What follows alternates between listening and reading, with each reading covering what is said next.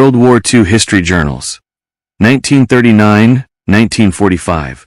By the History Journals and Liam Dale. World War II History Journals. 1939. The history of the world has rarely been peaceful, and sadly at one time or another, there have been battles fought just about everywhere, and most countries have experienced warfare. Whether fighting to form new nations, make laws, or oppose them, the instinct to go to war is a fundamental part of human nature. Yet despite modern-day attempts to have nations live together in peace and harmony, the great battles of the past have frequently become the stuff of folklore and legend. The ancient Greeks famously went to war over the beautiful face of Helen of Troy. The Romans built an empire based on war, and even the tales of Robin Hood are deeply rooted in the Crusades, which saw Richard the Lionheart fighting a holy war for control of the city of Jerusalem. However, the true cost of war fought long ago is often forgotten, as it was the victors who inevitably wrote the history books. But more recent conflicts have actually been subject to much greater scrutiny.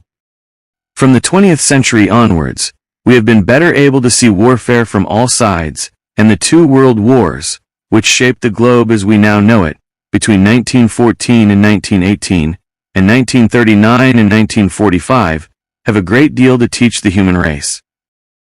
Ignoring the lessons of history has been the cause of many conflicts, none more so than World War II, and with the help of incredible archive footage and the development of photography, it is possible to build an accurate picture of how this war started, was fought, and concluded.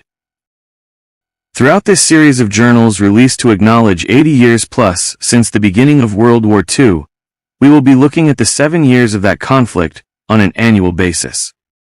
The conflict, the build-up to war, the major battles, the strategies and technological developments, the effect on civilians, and most importantly of all, will consider the role of the soldiers, sailors, and airmen who gave their lives fighting for the freedom of others.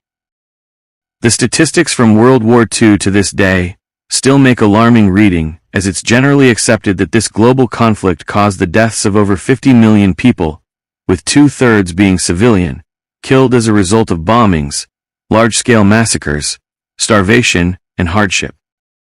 However, unlike the Great War of 1914 to 1918, which saw over 10 million military deaths and many more million civilian casualties, the Second World War is rarely seen as mindless slaughter. The future of just about every nation and the way the world was governed depended upon the Allies winning the war, because if the outcome had swung in favor of Adolf Hitler and his Axis powers of evil, the cost to humanity would have been even greater. The war was not just a battle between nations and people, but of hearts and minds.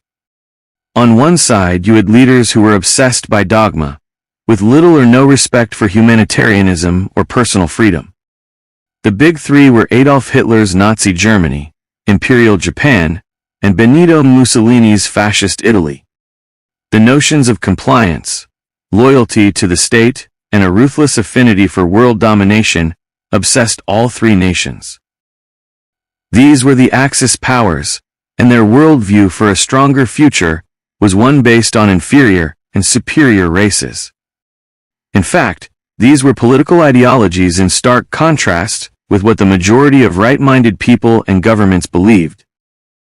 The forces that joined together to ensure that this new Axis world order would never become a reality were known as the Grand Alliance, more commonly referred to as the Allies. Some of the nations this collaboration included were Great Britain and the Commonwealth, France, the Low Countries, the Soviet Union, and then a little later the United States of America.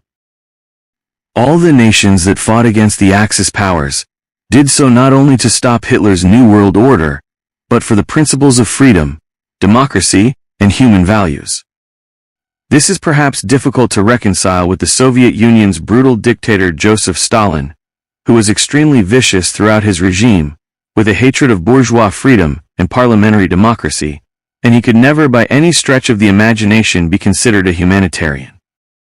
Yet despite Russia being controlled by Stalin and agreeing to a non-aggression pact with Germany in the build-up to the war, Adolf Hitler made a huge tactical error turning the Russians against the Nazis, and the Soviet Union played as big a part in the defeat of Hitler as any of the other Allied nations. War was officially declared on Germany on the 3rd of September 1939, 2 days after the German army invaded Poland, but the storm clouds of war had been gathering for many years before this. Europe had never enjoyed a real, lasting peace since the end of the Great War 21 years earlier. It had been described as the war to end all wars, but evidently, it was not. Throughout this time of uneasy peace, the more liberal Western powers had missed several opportunities to put an end to Germany's crusade for world domination. But hindsight is sadly only ever of any use after the event. After the armistice that ended the Great War in 1918, much of Germany felt that their homeland had been completely humiliated and stripped of any national pride. At the signing of the Treaty of Versailles, on the 28th of June 1921, Germany was held officially responsible for the war. The American President, Woodrow Wilson, joined with the British Prime Minister, Lloyd George, and the French Premier, Georges Clemenceau, to come up with a series of measures to maintain peace and security for the future, and claim reparations from Germany to compensate the losses the Allies had suffered. However, although the Treaty of Versailles was not solely to blame for Germany's unrest, it was viewed by many as a harsh settlement that would inevitably hurt the German people rather than the military leadership responsible for starting the war in the first place. In the Grand Hall of Mirrors at the Palace of Versailles, which modern-day visitors can enjoy in perfect peace and tranquility, Germany was forced to give up valuable industrial land, including the Rhineland, to France, Belgium, Poland, Lithuania, Denmark, and Czechoslovakia. The German politicians also agreed to complete disarmament and the abolition of all military service, the Army, Navy, and Air Force. But back in Germany, this earned them the title the November Criminals, and there was nationalist feeling abroad that the politicians had stabbed the military in the back. Through the 1920s, the German people faced terrible hardships as a result of the reparations the country was forced to pay, and they were constantly looking for a way out of poverty, caused by high levels of unemployment.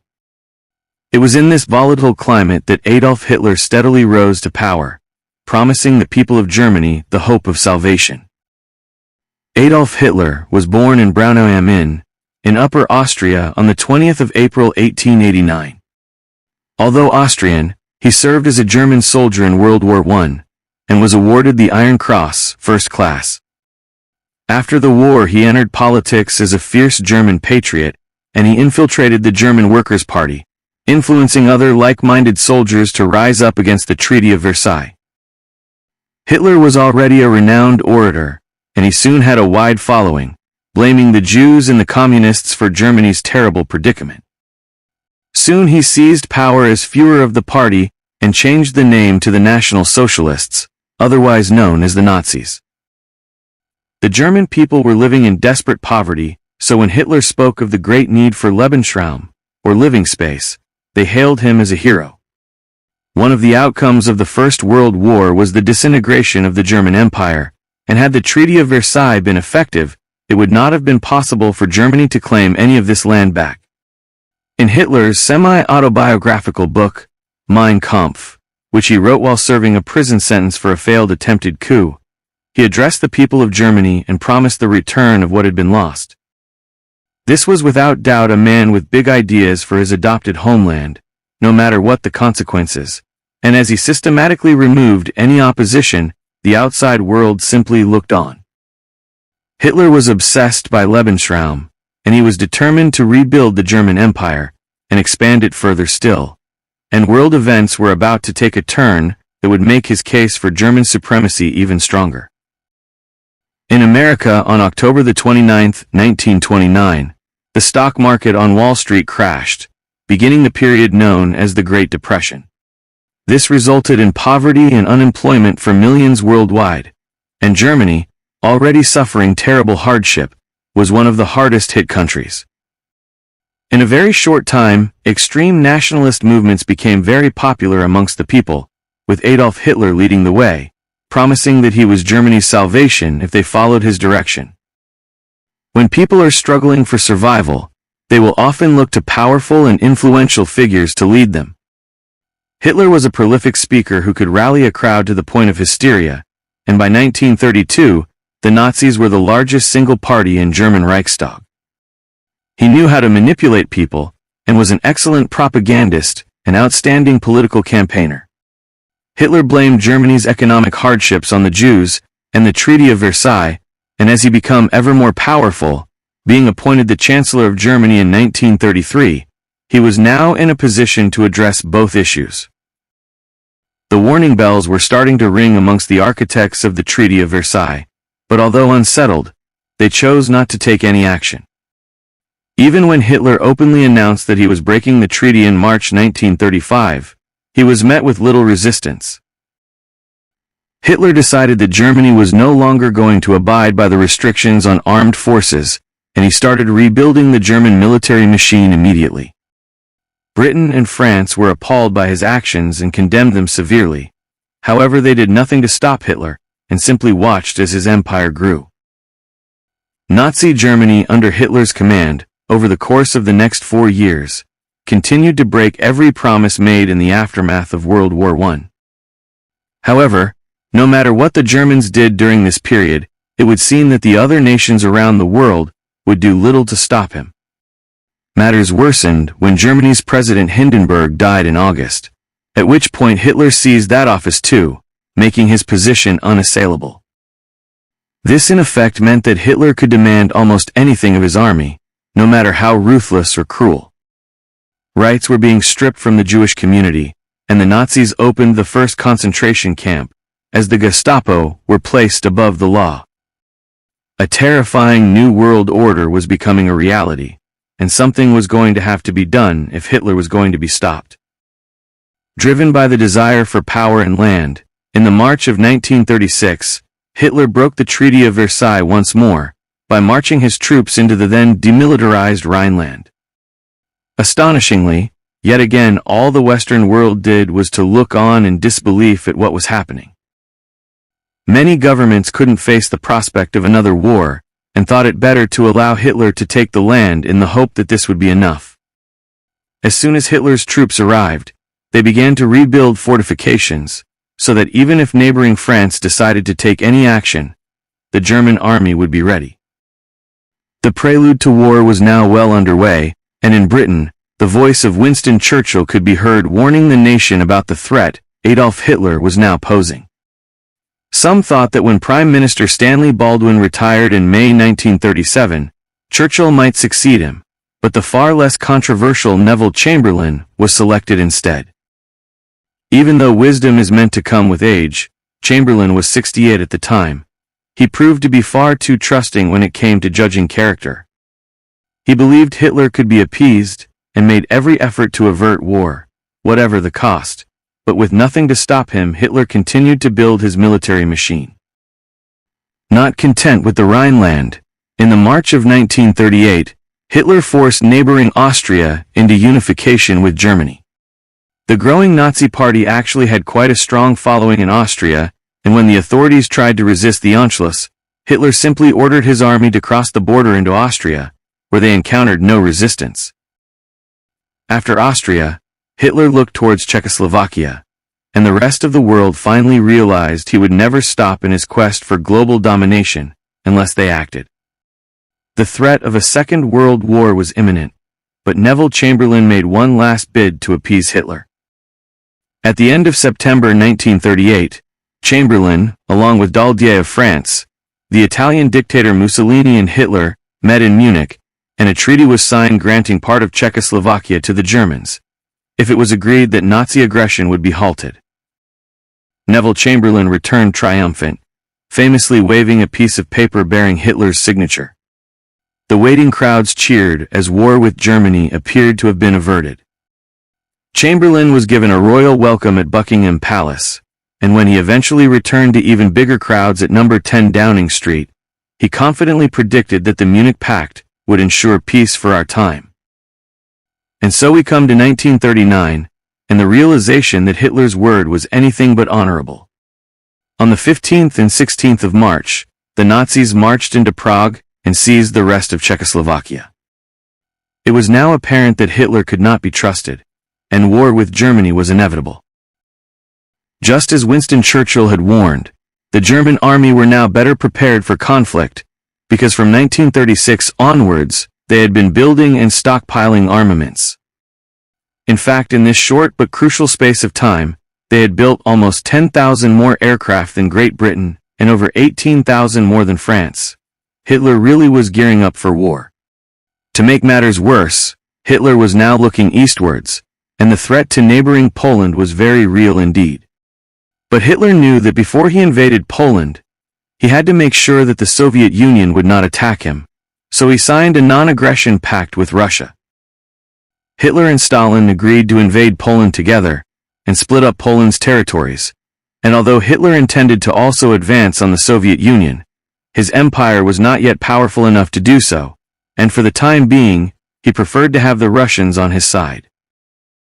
Hitler assumed that he would now meet with little opposition as he planned his invasion of Poland. The Western forces had done hardly anything so far to stop him, so why should now be any different? To an extent he was right. The British and French governments tried their hardest to persuade the Poles to make concessions to Germany, and Chamberlain even considered that some of Hitler's demands were reasonable for Poland. But there was unrest in Britain as more people and politicians realized that Hitler should no longer be appeased, and war with Germany was the only honorable course of action. On August 25, 1939, Britain signed a formal alliance with Poland, promising to come to the country's aid if Hitler invaded. Hitler had first planned to invade Poland on August 26. However, word of this new alliance may well have made him more cautious, especially as his ally Benito Mussolini announced that Italy would remain neutral if war broke out. Mussolini and his army were not ready for conflict yet, and the Italian dictator even attempted to set up an international peace conference on the 31st August. The French were also obliged to come to Poland's aid in the event of a German invasion, and they welcomed Italy's peace talks, but Hitler ignored them all, and a day later ordered his troops to storm across the border into Poland. Under the agreement of the Anglo-Polish Pact, and a threat of revolt in the House of Commons, Chamberlain was reluctantly forced to give Hitler an ultimatum: pull out of Poland by 11 a.m. on the 3rd of September, or face the consequences. The deadline passed with no word from Germany, and with a heavy heart, just a quarter of an hour later, Chamberlain did what he had to do. In a radio broadcast at 11:15 a.m. on the BBC, Prime Minister Chamberlain informed the nation that, as Hitler had failed to remove his troops from Poland, Britain was now at war with Germany. For the second time in 21 years, Germany was at war with her European neighbors, and on that fateful Sunday morning, a conflict began that would result in the Second World War. Almost immediately after Chamberlain's announcement was made, a siren was sounded in London, and many people hurried to find shelter from what they thought was the first attack by the Nazis. Luckily, this was a false alarm, although over the course of the conflict, that dreadful monotone sound would be heard throughout the country, spreading fear and panic into people everywhere, as the true horrors of war became all too real. Although too little, too late, Chamberlain's government set about stepping up the war effort, especially in the light of the huge loss of life suffered in the First World War.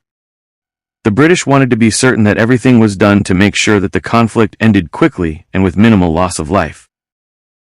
From March onwards, after Hitler had advanced into Czechoslovakia, a program had been drawn up in Britain for the mass evacuation of children from London and other major cities likely to be attacked by German bombers, to the relative safety of the countryside. By the end of 3rd September, it's believed that nearly 1.5 million evacuees had been moved. 2/3 of this number were children and their teachers, while the remaining third were women with babies or expectant mothers. The evacuation process was managed extremely efficiently. Each child was labeled with its name, address, and school number. They all had to carry a gas mask, toothbrush, comb, soap, towel, nightwear, handkerchief, spare underwear, and if they had it, an overcoat. All the children were sent to railway stations where they were issued with a blank ticket, as it was not known yet where their destination was going to be. The criteria were to get them out of the cities as quickly as possible before the anticipated air raids began, and it must have been a very traumatic experience for all concerned, not only for the evacuees. The people of rural Britain were expected to open up their homes to the children of complete strangers. But even at this early stage, everyone was prepared to do their duty for king and country. However, the first attack would not be an air raid over a city, it was many miles away out at sea. Within a few hours of war being declared, the Germans made their first strike against the Allies. At 7:45 p.m. on the 3rd of September, a German submarine torpedoed the SS Athenia, an ocean liner bound for Montreal. 112 people perished that night, as the first deaths of a result of the war were counted. But it wasn't all bad news on 3rd September for the people of Britain.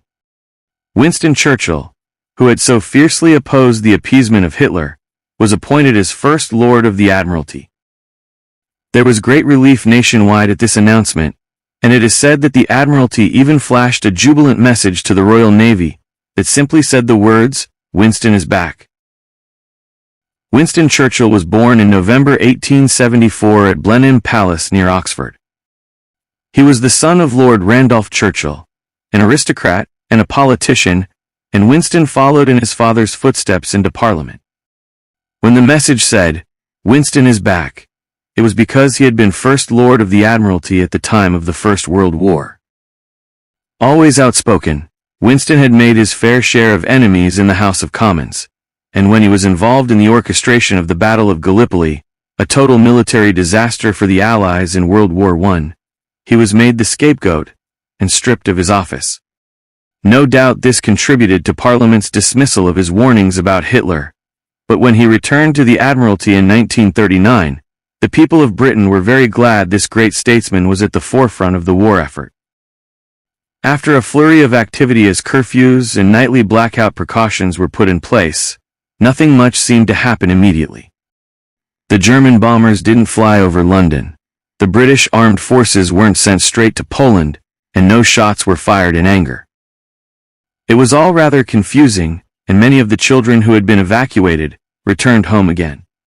In fact, the biggest casualties came as a result of the blackout, because road accidents doubled as cars were not allowed to use their headlights, and there were no street lamps, so many pedestrians were injured as a result of falls. Nevertheless, strict rules were put in place for the blackout, and air raid precaution wardens, better known as ARPs, were appointed. They were mostly volunteers who enforced the blackout, and later when the bombing started, staffed the air raid shelters as well. Early in 1939, the Military Training Act had been passed, which required all young men between the ages of 20 and 22 to do 6 months military training, and once war had been declared, a further national service, Armed Forces Act followed, with men between 18 and 40 liable for call-up to the Army, Navy, or Air Force. Also, many people signed up voluntarily throughout 1939, and gradually Britain became better prepared for what lay ahead. Yet all seemed strangely peaceful for a country at war. Apart from gardens being dug up so that people could start growing their own vegetables, and air raid shelters being built, the streets of Britain looked the same as they always had, and the events of the last quarter of 1939 became known as the Phony War. The Americans, who for the time being remained neutral, were also wondering what was happening in Europe between these warring nations. However, it wasn't only the British and French who were underprepared for war at this stage in the proceedings. Surprisingly, although the Germans were better placed than their enemies, they didn't attack immediately when war was declared, because there was still much to be done if the Nazi fighting machine was going to be able to carry out Adolf Hitler's orders. His revolutionary military tactics required large numbers of troops to maintain offensive lines, so very little was left to use elsewhere. Blitzkrieg, or lightning strike as the term translates, utilized the German tanks to invade Poland in great numbers and at incredible speed, sometimes covering up to 100 miles a day. The tanks stormed across the landscape, backed up by the mobile infantry and trucks, and supported overhead by the screaming dive bombers of the Luftwaffe. The British couldn't help Poland until they'd built up sufficient armaments, so production went into overdrive. If the RAF were sent to fight straight away, then there would be no protection for the United Kingdom, and although the government were duty-bound to help, they still had to ensure that their home territory was safe from attack first. Ironically, the French did have the troop numbers to be able to make a difference. They actually had 90 infantry divisions, compared to Britain's 10, and if they had combined with Polish troops at the start of the German offensive, they would have outnumbered the invaders by 40 divisions. The Germans might well have been overcome if the French army had been ready, because on the German-French border, only 23 divisions had been left for defense, with the Blitzkrieg demanding so many men.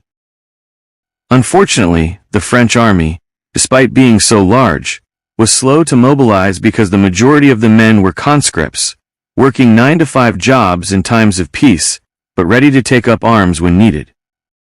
It would take 2 weeks for these men to leave their jobs, put on their uniforms and prepare for war, and they were just too slow. In those 2 short weeks, the German tanks and their Blitzkrieg strategy resulted in the occupation of Poland, at which point they sent their troops back to defend their German-French border. It was a crucial fortnight that gave Adolf Hitler a distinct edge. To make matters worse for the besieged people of Poland, 2 weeks after Germany's invasion, the Russians invaded, as agreed in the German-Soviet alliance, to take complete control of the country. There was little the Allies could do, and the few French that had fought their way into Germany were ordered back to guard the Maginot Line, a defensive boundary made up of trenches, pillboxes, and large guns that ran along France's frontier with Germany on the west side. All the French could do was watch and wait as the Germans and Russians between them crushed Poland. Meanwhile, the British had opted for a rather different tactic to fight back with. The RAF were embarking on extremely successful raids all over Germany, making drops on Hamburg, Bremen, and the Ruhr. However, these forays failed to cause one single civilian casualty. The RAF were not dropping bombs on the people. Their holes were filled with over 12 million propaganda pamphlets. The hope was that these leaflets would influence the German people to demand a peaceful settlement to the conflict, pointing out that Hitler was to blame for their country going to war. However, from the mid-1930s onwards, the population of Germany had themselves suffered at the hands of Adolf Hitler, and an atmosphere of terror kept many quiet, who would have otherwise spoken out against the Führer. Needless to say, the leaflets did very little to sway German opinion, and in Britain, Winston Churchill vehemently objected, saying they were nothing but a waste of time and resources.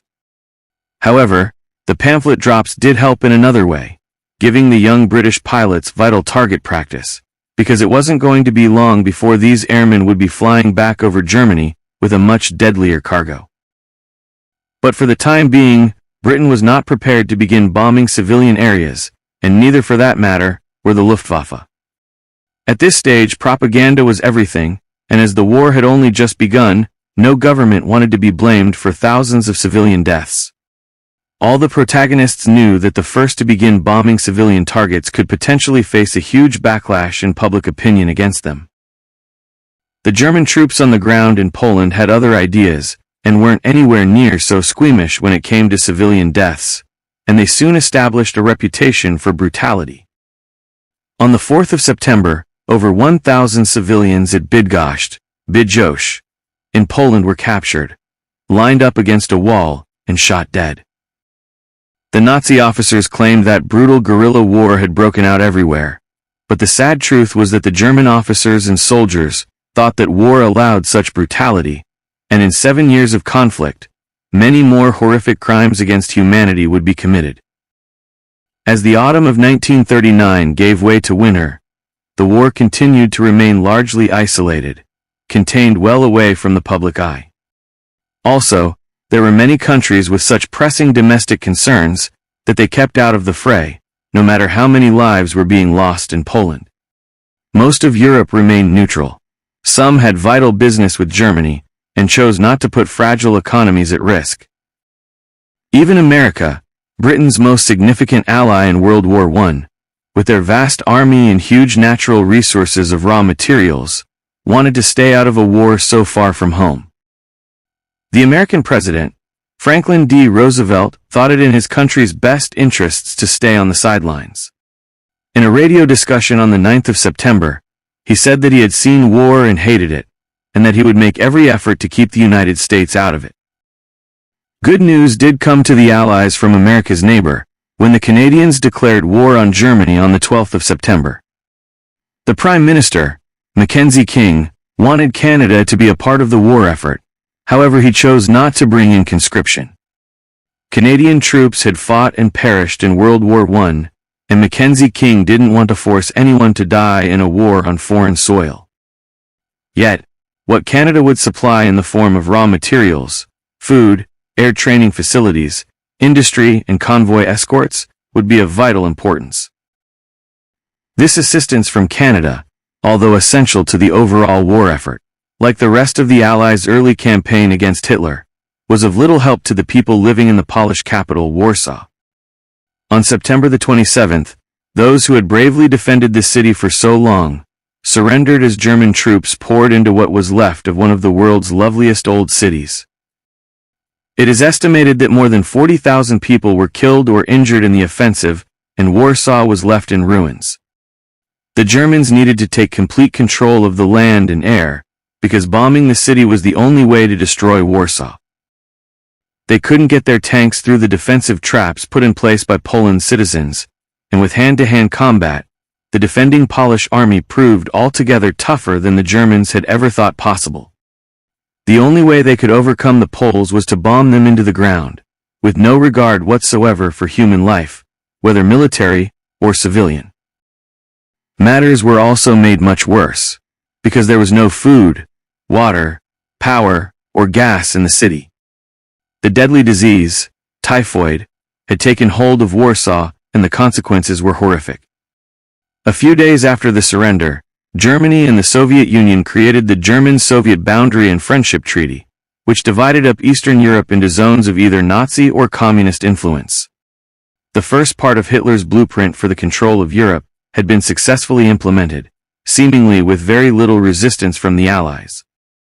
At this early stage in the war, Neville Chamberlain's war cabinet was still more concerned about forming alliances than fighting, and even Hitler was using this lull before the storm to build up his resources. Yet again, Hitler extended his hand in peace to France and England on the 29th of September, saying that he had no fight with them. All he wanted was the acknowledgement of the new powers in Europe. But the Allies were now wise to Hitler's manipulating and would not fall for his false promises again. Hitler could not be trusted, so therefore he had to be stopped. Although the Allies wanted to quickly put an end to Hitler's power, the phony war continued to persist. The RAF maintained their propaganda pamphlet drops while 500,000 French and British soldiers sat tight on the Maginot Line waiting for orders to fight. The Allied leaders believed that they were still not ready to start firing, as they wanted to be sure they were fully primed. Unfortunately for the Allies, they were unaware that the Germans were also significantly underprepared for any counterattacks. Because of all the troops needed in Poland, they had seriously weakened their defensive borders with France, and they didn't have a single tank on the Siegfried Line, the name given to the German defensive border, which ran along the boundaries with Western Europe. Also, there was only enough ammunition to last about 3 days. With the benefit of hindsight and wisdom after the event, the beginning of the war for many historians has been regarded as a wasted opportunity for the Allies, at a time when they had a good chance to overcome the Nazis. However, because the British and French governments were unaware of how poor the German defenses were. In fact, the Allies thought that the Siegfried Line was incredibly well prepared against attack. The phony war continued. If Prime Minister Chamberlain and his French counterpart had made the decision to send the Allied troops to Germany to fight, there might have been no need for a 7-year conflict. This proves how important quality intelligence is to a successful war campaign. It is in fact as vital as ammunition and military personnel. Only reckless leaders would send their troops into a battle where nothing was known of the enemy's tactics or numbers, and at this stage for the Allies, caution was very definitely their watchword. Because of the months wasted with appeasement tactics during the late 1930s, the Allies needed this time to really work out what they wanted to do next, how to mobilize the troops, and determine Hitler's plans. While this was going on, most of Western Europe, on the land at any rate, seemed strangely at peace. However, out at sea, it was already a very different story. As we saw earlier, the first casualties occurred out in the Atlantic Ocean, just hours after war was declared, and the fighting on the high seas continued throughout the early months of war. The notorious German U-boats, through the latter stages of 1939, appeared to rule the waves, and every day the reports came in of Allied shipping being sunk by these deadly submarines. HMS Courage, HMS Ark Royal, HMS Nelson, HMS Gypsy, and numerous other ships and cargo carriers had been targeted by the U-boats, and although not all were sunk, the Germans were successfully managing to control movement between countries by sea. The non-aggression pact between Hitler and Stalin had allowed the Nazi occupation of Poland, but towards the end of the year, the Russian Red Army had an agenda of its own and began an attack on neighboring Finland. The Finns were drastically outnumbered, and the Russians, adopting a similar form of offensive to the Germans, had hoped to take this Nordic country in a matter of weeks. But just like the Poles, the Finns had other ideas. They were an extremely tough fighting force, and were determined to give their all in the battle against the Red Army, which would last several months. Even as winter set in, they were not deterred by the dreadful conditions. The Finnish army used troops on skis, camouflaged in white, to fight Stalin's army, and they inflicted terrible casualties on the Russians, proving that in the conflict ahead, nothing was ever going to be a foregone conclusion. Apart from the action out at sea, throughout Eastern Europe and Finland, 1939 would end rather inconclusively for the Allies, as the people of Britain struggled to get used to the blackout and living without their children, and many wondered if the nation really was at war. Apart from the occasional German plane shot down over British soil, and the news of the war at sea, very little had seemed to happen in the first 4 months of the conflict. However, looking at the bigger picture, things were gearing up on all sides, and this was just a prelude to the appalling bloodshed yet to come. All the people of Britain had to do was look to the east, and see the burning embers of the destroyed cities of Warsaw in Poland, and Helsinki in Finland, to understand that the fighting and suffering was already happening. From a military perspective, at this stage Adolf Hitler and his Axis powers of evil certainly appeared to have the upper hand, as the Allied forces quite literally watched and waited. Nevertheless, despite the fact that the fighting had not yet reached Britain, the people were rallying together to make sure that no matter how many battles Hitler won, he would never win the war. As people sat down to their Christmas dinner, soldiers awaited orders, and evacuated children put on a brave face for their first festive season away from home, and they all listened to King George VI making a poignant Christmas radio broadcast to the nation. As 1939 drew to a close, the king spoke of the spirit of freedom and the need to risk all for its preservation, and over the coming years many of the people of Britain would pay the ultimate sacrifice, before the war fought in the name of freedom would be won. The new year would bring with it the fall of Norway, the Low Countries and France, and see the battle for Britain begin. And as this series of the War Journals continues, you can follow the incredible stories of strategy, sacrifice, stoicism, and courage in the next chapter, 1940.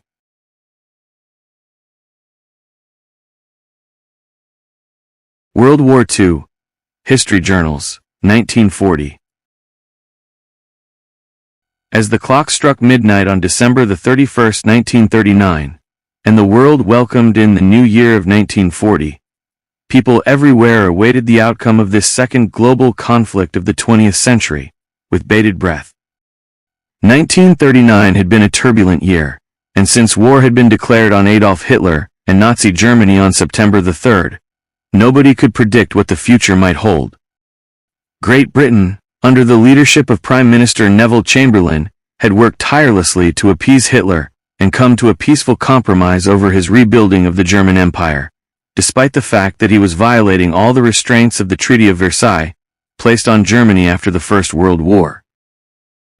Precious months had been lost by the Allies to prepare for the Nazi onslaught, and although there was something of a lull before the storm afforded the Allies by what was described as a phony war, between September and December 1939, they had a great deal of catching up to do.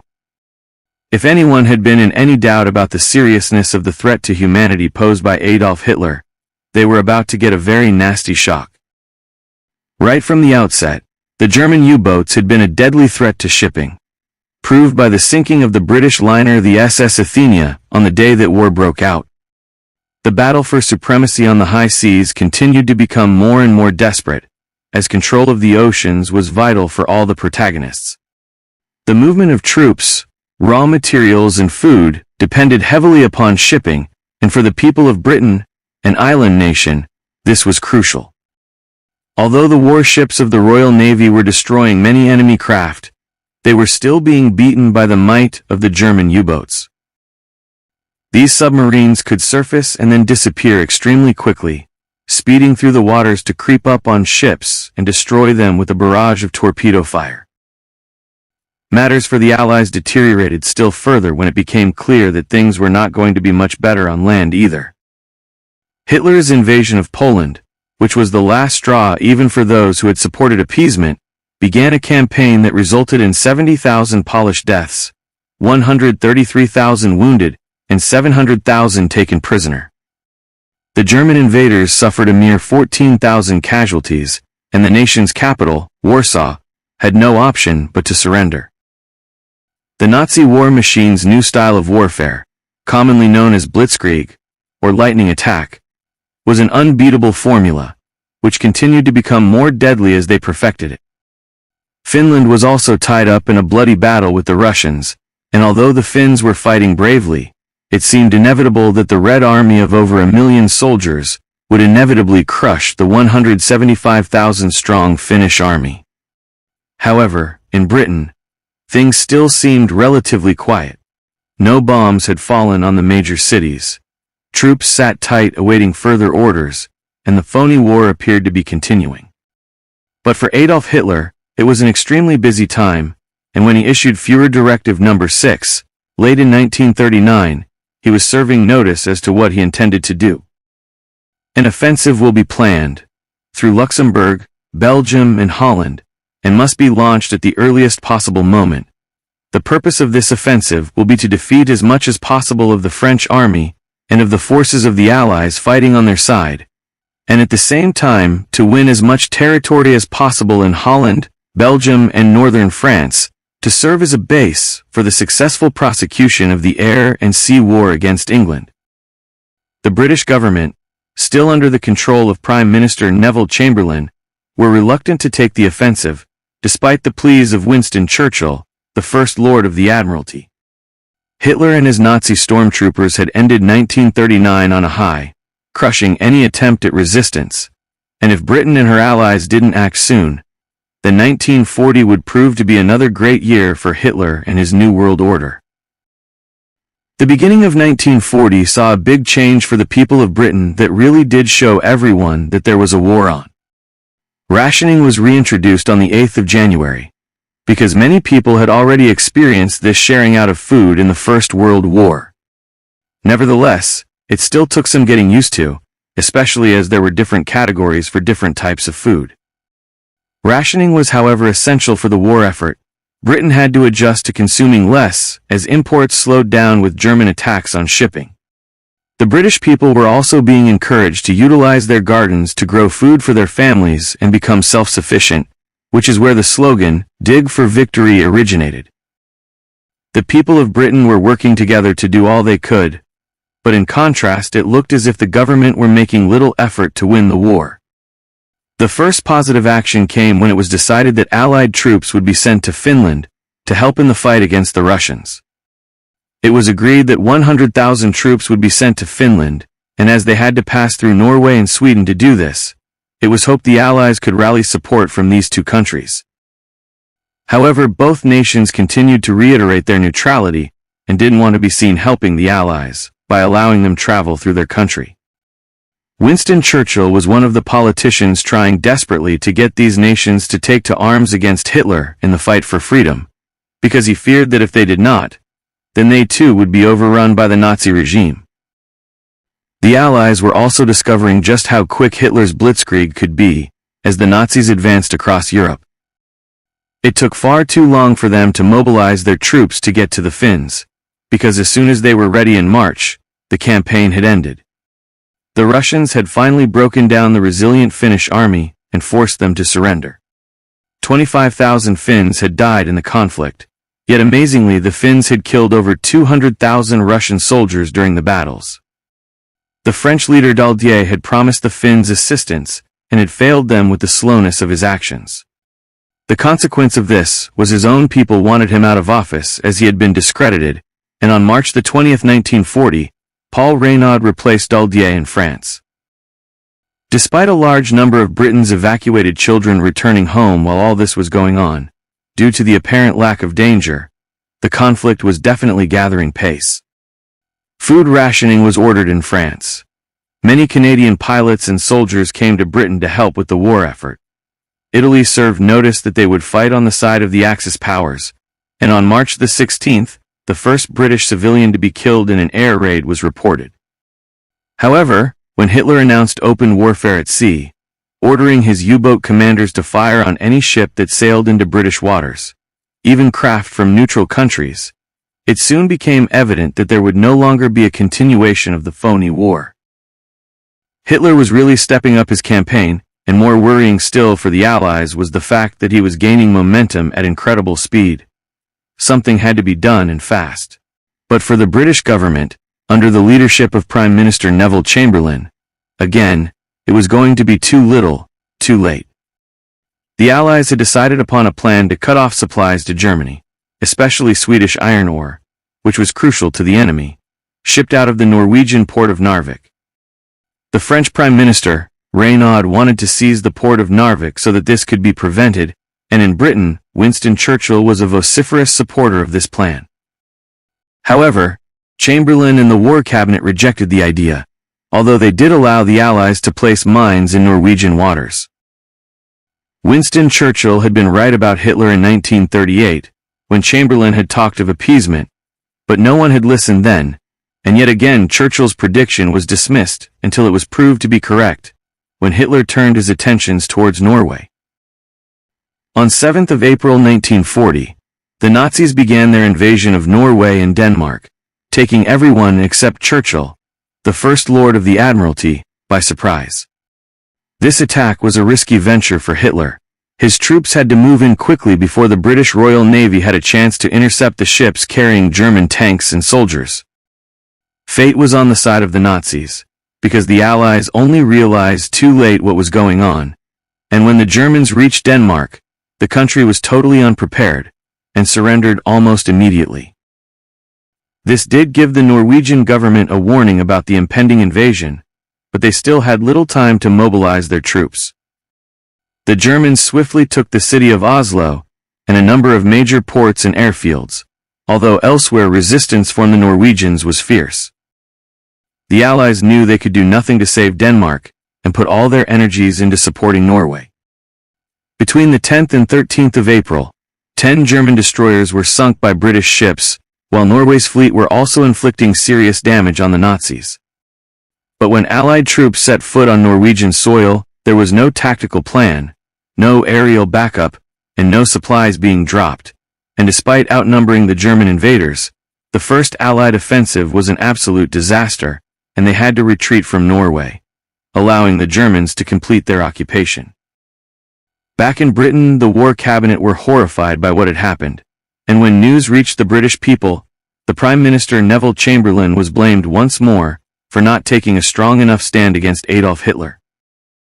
Already well past retirement age, Chamberlain knew that the nation no longer had confidence in his leadership, so he chose to resign.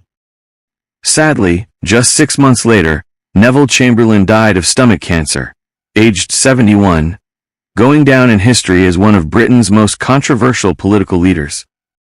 He had done what he had thought was best for Britain, perhaps without grasping just what a threat Hitler really was, something he didn't live long enough to find out. But the time for considering a negotiated peace had passed with Neville Chamberlain. What Britain and the Allies really needed now was a man of action. And fortunately for all concerned, just such a man was waiting in the wings. The House of Commons needed a total shake-up if they were going to move forward and step up the fight against Hitler, and party politics were put aside when a coalition government was formed. On 10th May, Winston Churchill, who had always understood the threat that Germany's Führer posed, was asked by the king to serve his country as prime minister. On his appointment, Churchill said that all he could offer was his blood, toil, tears and sweat. However, not even he could have predicted just how soon this promise would be put to the test. On the exact same day of Winston Churchill's appointment, and the coalition government was announced, the Nazis invaded Holland and Belgium. However, this was far more than an extension of Hitler's plans to expand the German Empire. It was a carefully planned strategy that required the Allies to come to the aid of Belgium. The operation, which the Germans called sickle stroke, was extremely elaborate and could well have crushed the Allied troops. The evening before the attack, Hitler confidently told his staff, "Gentlemen, you are about to witness the most famous victory in history." The German divisions were split into 3 groups. The first would invade Belgium and Holland, and hopefully draw many Allied troops to the north. Then a second group would attack the Maginot Line, and keep the Allied troops occupied there, while the third group advanced through the forests of the Ardennes and up through Belgium, to cut off the Allied forces in the north. With the Allies trapped there, the other German divisions could attack France with little resistance and quickly snatch power. The campaign started at 4:30 a.m. on the 10th of May, with the Luftwaffe bombing Dutch, Belgium and French air bases, while at the same time ground forces crossed the borders into Belgium and Holland. On the 15th of May, Holland surrendered, and just as the Germans had hoped, the Allied troops were sent to Belgium to provide reinforcements. While Western Europe was fighting the war in the north, the real focus of the attack was developing further south. A German panzer division with 1,800 tanks was edging through the Ardennes forest without anyone noticing. The Ardennes was virtually undefended as the French thought it could not be penetrated, but the Nazis were proving just how wrong they were. The situation rapidly deteriorated for the British Expeditionary Force, the BIF, and the Allied forces as the Germans encircled them and pushed them towards the north coast of France. At the same time, the French-Belgium border was being overrun by Nazis, as they pushed west into France at alarming speed. The Allies were completely surrounded, they couldn't break through the German lines, and it was no longer a case of fighting back, but simply a question of survival and the logistics of how to get the Allied soldiers to safety. Hitler increased his stranglehold and pushed thousands of Allied servicemen onto the open beaches of Dunkirk, where they had very little shelter and no protection from German air attacks. Things were looking extremely bleak, and for Winston Churchill, just weeks into his premiership, only a miracle would salvage anything from this terrible situation. Then, to the Allies' dismay and delight, Hitler, under counsel from his staff, ordered the panzer divisions to halt 15 miles out of Dunkirk. The German tanks had been the key to this campaign, and many either needed maintenance or had broken down, and also the coastal terrain was thought to be unsuitable for the vehicles. That Hitler really wanted to destroy the Allied troops is without question, but he was told that he could afford to wait for backup or leave it for the Luftwaffe to finish the job. The BIF and the Allies had nowhere to run. With the German tanks no longer advancing, the race was now on to evacuate as many of the Allied troops from Dunkirk as possible, before they were captured or killed. The odds were stacked against the men stranded on the beaches, and had Hitler not ordered his troops to stop when he did, there would have been no possibility of a miracle at Dunkirk. However, Hitler was about to learn a lesson that he would be unwise to forget. The people of Britain, with Winston Churchill running the war effort, had an indomitable spirit, and when the Navy requested volunteers with their own craft, whether sailing dinghies, tugboats, or motor cruisers, the response was phenomenal. Operation Dynamo was a fearless rescue mission on the part of the British, calling upon the RAF, the Navy, and a flotilla of civilian craft to bring the BIF home, to fight another day. On 27 May, the mass evacuation of Dunkirk commenced, but Hitler was determined to regain the time he had lost, ordering a full-scale air and land assault on the 30-mile stretch of beaches. The War Office had hoped to be able to save about 50,000 troops from the beaches, and as the ships sailed towards Dunkirk, which was lost in black smoke from heavy shelling, even this relatively small number seemed very optimistic. But the battleships and the flotilla of little boats were tireless, some making crossing after crossing to bring the men to safety, while the RAF dominated the skies to keep the relentless attack of the Luftwaffe at bay. The fates were definitely smiling on the Allies, although the men on the beaches may not have appreciated it at the time. A thick fog swamped the channel for several days, but this helped the ships remain hidden, while keeping many German attack planes grounded. On the 4th of June, as the last boat left for England, an incredible 338,000 Allied soldiers had been rescued, with minimal casualties. This was a truly remarkable achievement for the Allies, and a great morale boost for Winston Churchill and the British people. It was the miracle of Dunkirk, and in the dark days ahead, would offer hope when all seemed lost. Despite the jubilation, Winston Churchill kept the people of Britain focused, commenting that although Dunkirk was a tremendous achievement, wars were not won by evacuations. But when he stood up in the House to give a speech, he inspired the entire nation and served notice on Adolf Hitler that he now had a fight on his hands. We shall defend our island, whatever the costs may be. We shall fight on the beaches. We shall fight on the landing grounds. We shall fight in the fields and in the streets. We shall fight in the hills. We shall never surrender. As much of a miracle as the evacuation from Dunkirk was, there is no denying it was still a colossal military disaster that should never have been allowed to happen in the first place. Britain was facing a real threat of an invasion from Germany, and even though so many men had been saved, the roads of northern France were littered with Allied vehicles and ordnance. There has been much speculation about Hitler's judgment call over Dunkirk. Some think he was paving the way for peace talks with Churchill, while others believe he was so focused on reaching Paris, his attention wandered. Nevertheless, in the aftermath of the evacuation, his panzer divisions were storming through the French countryside at alarming speed. The French were totally unprepared, and despite fighting extremely tenaciously, they were no match for Hitler's heavily armored tank divisions. To the horror of the French, and the rest of the free world, the Nazis marched into Paris on the 14th of June 1940. Hitler had planned to destroy the city, but for today's visitors, thankfully he had a change of heart. So convinced was he by now of his own invincibility, Hitler magnanimously left Paris intact, believing that he would rebuild Berlin to his own design, and outshine Paris and every other city. To date, Mussolini had kept a fairly low profile, but now the Germans were in the ascendancy. He wanted to share in their glory, and on the 10th of June, Italy declared war on France and Britain. Nevertheless, Hitler told Mussolini in no uncertain terms to stay out of France until it was controlled by Germany, as this was to be an all-German victory. Britain tried to organize an Anglo-French union on the 16th of June, but it was too late, and even Prime Minister Reynaud resigned, leaving the newly appointed Marshal Pétain with no option but to surrender. Just a few days later, on the 21st of June, at Réthenitz near Compiègne, French representatives signed an armistice to end the fighting. It was perhaps no coincidence that the place where this armistice was signed was the exact same spot where the German armistice of 1918 was signed.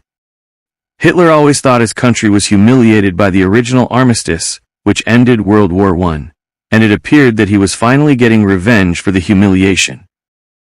The terms of the armistice were clear. Pétain's government would remain sovereign, but northern and western France were to become German occupation zones, and Italy would be permitted to occupy areas of southern France.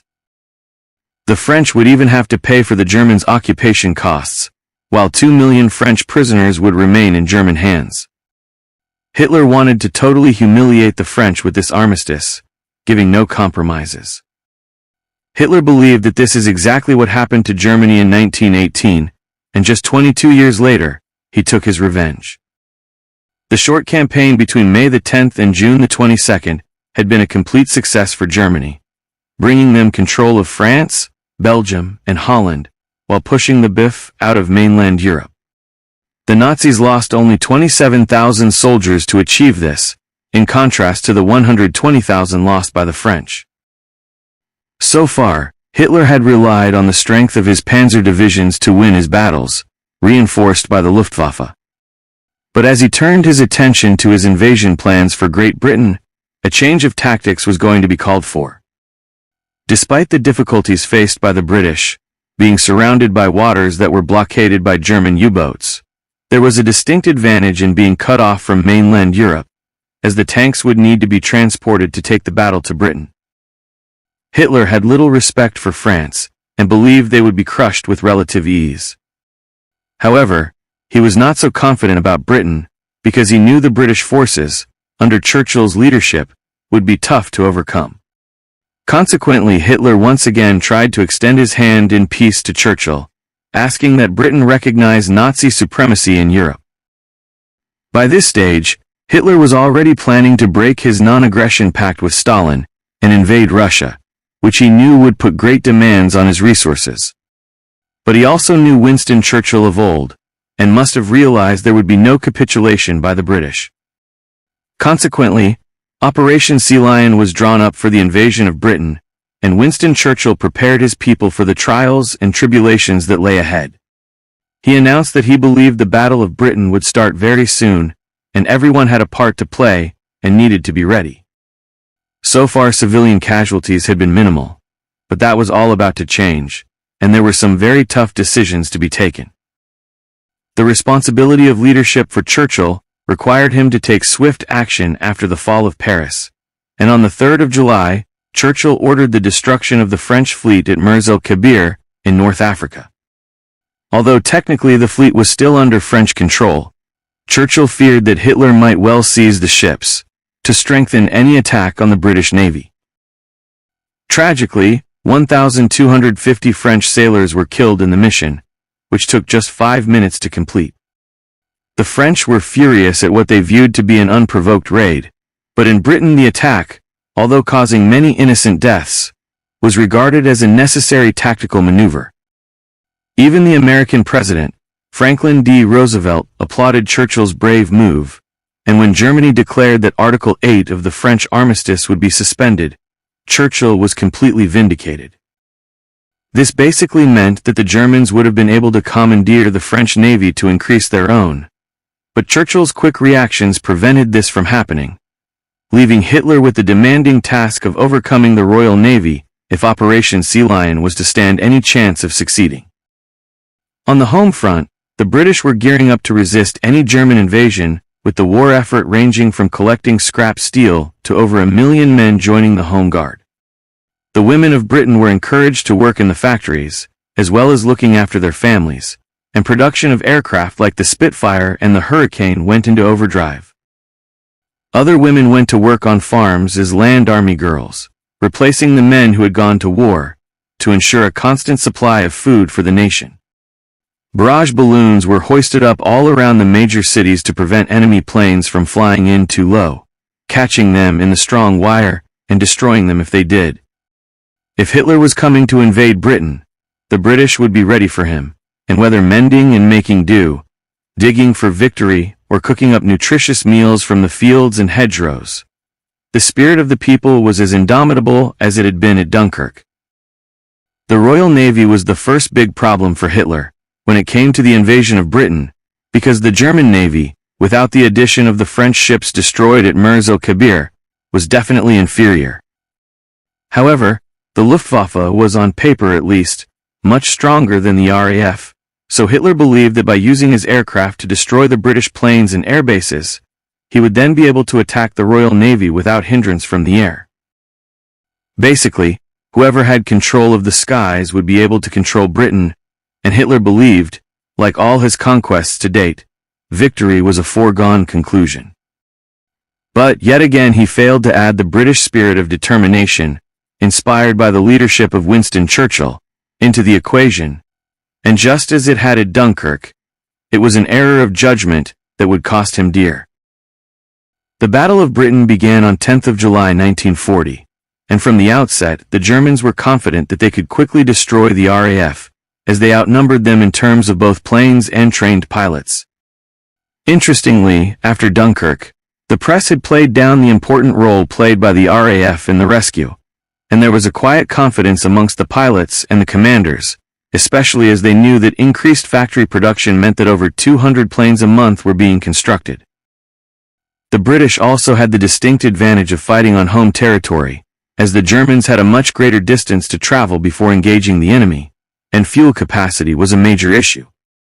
What's more, the British could also detect the incoming planes with a revolutionary new system called radar. Both the British and the Germans had been involved with the development of radio waves, although just before the outbreak of war, the British Air Ministry were concerned that the Germans were using this technology to develop a death ray. They approached radio researcher Robert Watson Watt for verification, but he assured them that this was unlikely and pointed them towards radio detection and ranging, which we all know today as radar, for plotting enemy positions. Consequently, at the start of World War II, a number of radar stations known as chain home were constructed along the south and east coast of England, and by 1940, as the Battle of Britain loomed large, the RAF were already in possession of a powerful weapon that the Luftwaffe failed to appreciate the significance of. On the 1st of August, Hitler sent out the order, which demanded that the Luftwaffe overpower the English Air Force with all the forces at its command in the shortest possible time. The targets for the Germans were planes, air bases, and aircraft factories, because to achieve Hitler's objective, the RAF had to be taken out at every level. Hordes of German, pronounced M-E not me, Me-109 and Me-100 planes, were sent to fight the British in the skies over the southeast of England. As soon as the radar system picked up the presence of the incoming planes, the RAF would take to the air to meet with them in the clouds.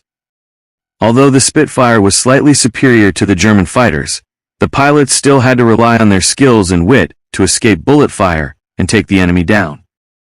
Many people on the ground looked upwards during the summer and autumn of 1940 to see the skies littered with the desperate dogfights. Losses were heavy on both sides, and there was no indication of who was gaining the upper hand. The Luftwaffe kept sending fighters over to Britain, and the RAF kept utilizing the radar system to go and meet them. Bombers were also being sent over from Germany to destroy the airfields, and in the south of England, the bases suffered serious damage as a result of this. The bravery of the RAF pilots was really starting to make a significant difference, as typified in this account of a skirmish with the Luftwaffe. I was forced to retire owing to engine failure, but dived on a Ju-87. After a 3-second burst, it went into an inverted dive straight into the sea. My engine started again, so I went after another Ju-87 and attacked him before he was able to dive bomb the convoy. He dived into the sea at high speed. After this, my engine packed up for good. Fortunately, the pilot did manage to get back safely after this, and he flew again the next day, determined that the Germans would never be victorious. Many more tales of courage and valor can be found from this period, and without the bravery of these young fighter pilots, the outcome of the Battle of Britain would have been very different indeed. In fact, at the height of the skirmishes on 20th of August 1940, Winston Churchill stood up in the House of Commons and delivered the ultimate tribute to the RAF, saying, "Never in the field of human conflict was so much owed by so many to so few." British newspapers were reporting the plane losses like football match scores. Some days the Luftwaffe won, and other days the RAF. Pilots were being sent from all over the world to help the RAF, from Canada, New Zealand, India, and South Africa. Even though the Americans were yet to enter the war, there were also U.S. Air Force pilots who volunteered to fly for the Allies. The radar system was also proving to be of major importance. The chain home stations could estimate how many enemy planes were incoming, how far away they were, and at what altitude. Although the Luftwaffe made a series of small raids on the radar stations early on in the operation, the British restored them within a few days. Also, radar-like signals were broadcast from other locations to cause confusion, and eventually the Germans stopped trying to bomb them, evidently unaware of just how vital the system was to the RAF. The battle continued into the autumn, and for 2 weeks between the 24th of August and the 6th of September, the RAF lost 290 fighter aircraft, while the Luftwaffe lost 380. However, for the Germans, over half of these losses were bombers, while it was the fighter planes and pilots that were essential to winning this particular battle. And with the RAF now facing serious pilot shortages, it looked as if defeat was just days away for the British. Then, just as had happened at Dunkirk, a change of tactic by the Germans opened a window of opportunity. The Luftwaffe pilots were ordered to stop bombing the ports and airfields of southern England, and to move inland and start bombing Britain's cities. With the benefit of hindsight, historians view this as a significant error of judgment, because with the Luftwaffe heading further inland, the RAF had longer to marshal their interception, while the southern airfields were allowed a much-needed period of respite to repair and replenish. One of the major reasons for this change of tactics was Hitler's desire to target Britain's cities in revenge for air raids on German cities. But this was all the result of a misunderstanding. A German plane being pursued by an RAF fighter dropped its bombs over London, and Winston Churchill, believing that this was a deliberate action, retaliated, sending British bombers to Germany. From the 7th of September onwards, the Luftwaffe headed for England to bomb London. Hitler was furious about the Allied attacks, and was determined to destroy Britain's cities, and many believe that this cold-blooded need for revenge distracted the Führer and helped the RAF to recover. They were just as busy in the air, but when they landed, they could rest without fear of bombing, and they took advantage of the situation to repair their equipment and runways. Hitler continued to step up his bombing raids, and the Blitz, as it was known, became a time of terror for the British. On 15th September, the Luftwaffe sent their biggest fleet yet. With 200 bombers and a vast fighter escort, Hitler wanted to bomb London into the ground. The RAF threw all that they had at the attack, and destroyed 60 of the bombers, serving notice to the Germans that they were far from being a spent force.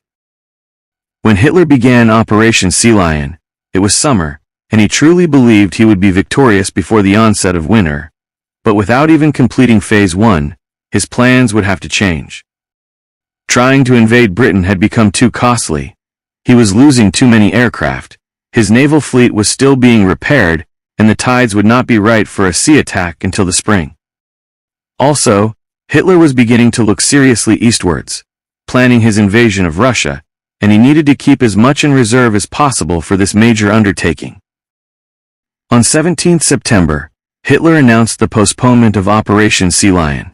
The battle for Britain had been won, at least for the time being.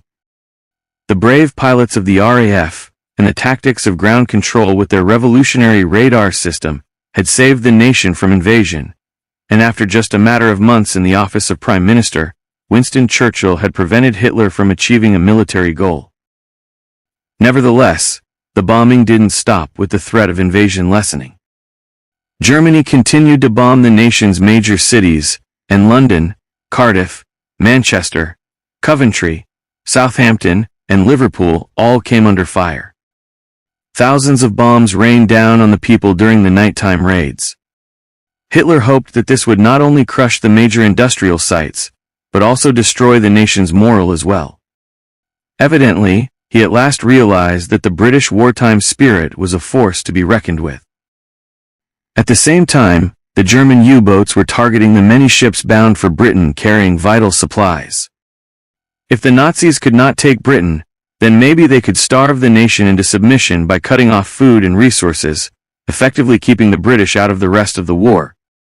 Also, the bombings continued through 1940 and well into 1941, but rather than achieving Hitler's aim, the attacks helped to unite the people of Britain even more, and as the raids got worse, the levels of public determination to beat the Nazis simply grew and grew.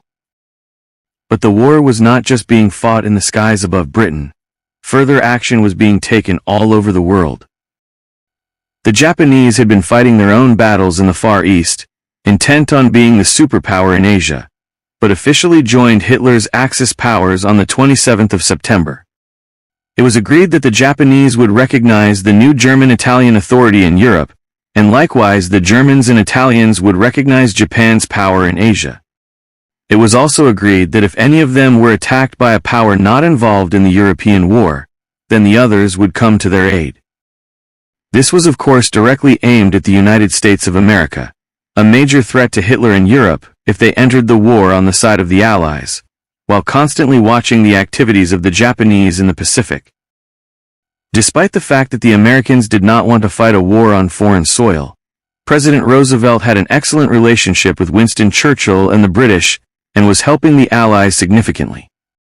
The USA had recently swapped 50 warships for a 99-year lease of British naval and air bases in the Western Hemisphere, and looking ahead, on the 16th of September, Roosevelt introduced conscription.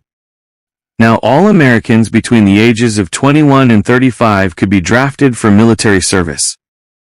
Although it would be more than a year before America would suffer a direct attack from the Axis powers, President Roosevelt was already preparing for what was to come. Elsewhere, the Italians were really beginning to step up their war campaign. They had already taken parts of British Somaliland, in the Horn of Africa, during the summer months, and were now invading Greece. On October the 28th, Mussolini marched his troops into Greece with the jubilant cry of, "Führer, we are on the march." Hitler, however, was furious at Mussolini's actions, viewing this as a tactical debacle. The Italian troops were not ready for war, but Mussolini was inspired by Hitler's success and was determined to emulate it in the Mediterranean. As Hitler expected, the Italians suffered a humiliating defeat at the hands of the Greeks, and on the 21st of November, the Italians fled the country. The world was now definitely at war, and as 1940 drew to a close, London experienced the full power of Hitler's Luftwaffe, when over 22,000 firebombs were dropped on the capital on the 30th of December. It was a chilling end to the year, as Britain fought on alone, with Hitler's Axis powers growing stronger daily. These were dark times for Britain and the rest of the democratic world, and as thoughts turned to what 1941 would bring, any hopes of peace on earth and goodwill to men seemed futile, while Hitler's reign of terror continued.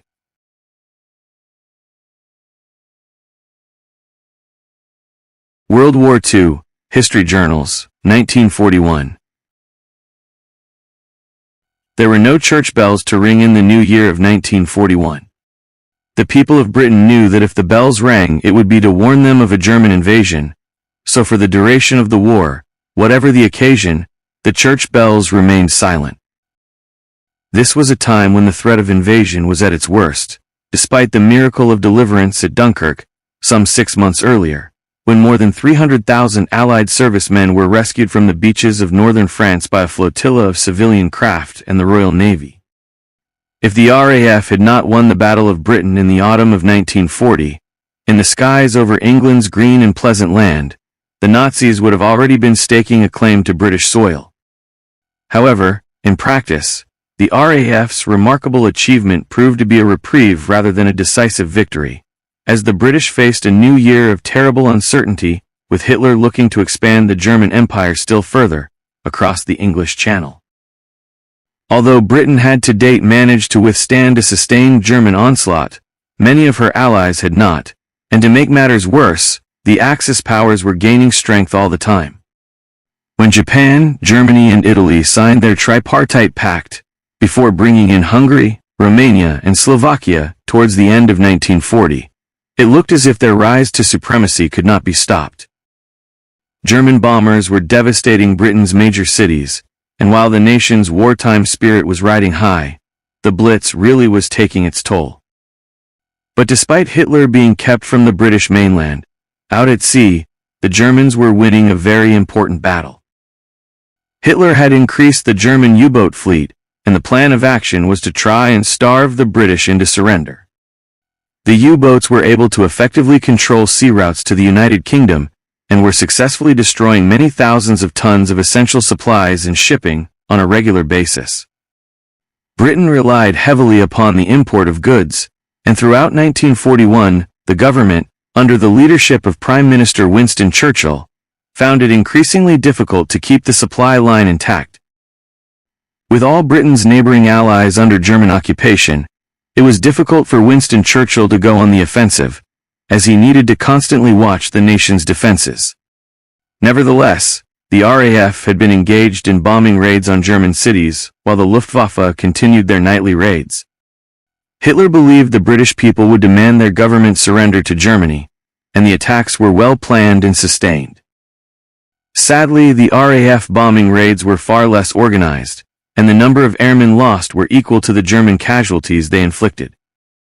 Winston Churchill's promise that there would be no surrender still stood firm, but in the early days of 1941, any assistance, especially from America, would be very gratefully received. However, if anyone had said at this stage in the proceedings that before the year was out, Hitler's own errors of judgment would actually help the Allied cause, few would have believed them. But such were the twists and turns of fate in 1941, that this would indeed prove to be the case. In the build-up to World War II, there were many Americans who adopted an isolationist policy, but fortunately for the free world, Franklin D. Roosevelt, who had been president since 1933, recognized the threat that Adolf Hitler posed, and did everything he could to help the war effort, short of entering the conflict to fight on the side of the Allies. Roosevelt undoubtedly enjoyed an excellent relationship with Winston Churchill, and when he delivered his State of the Union address on 6 January, the British Prime Minister must have been greatly encouraged.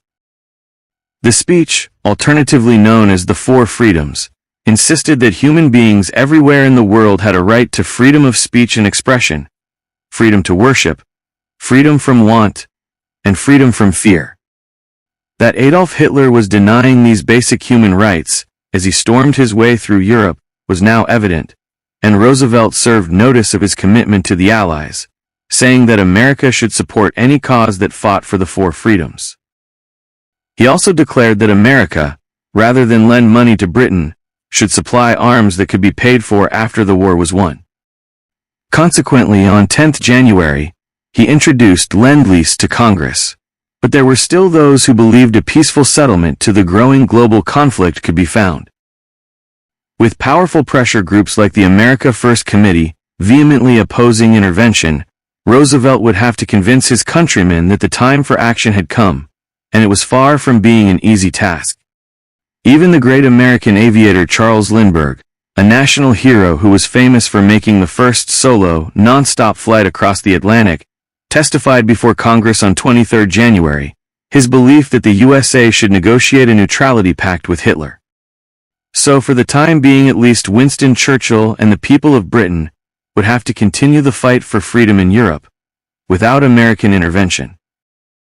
While seemingly standing alone in Europe, the British were also making progress with the BIF, the British Expeditionary Force, who were hard at work fighting off the Italians in Africa.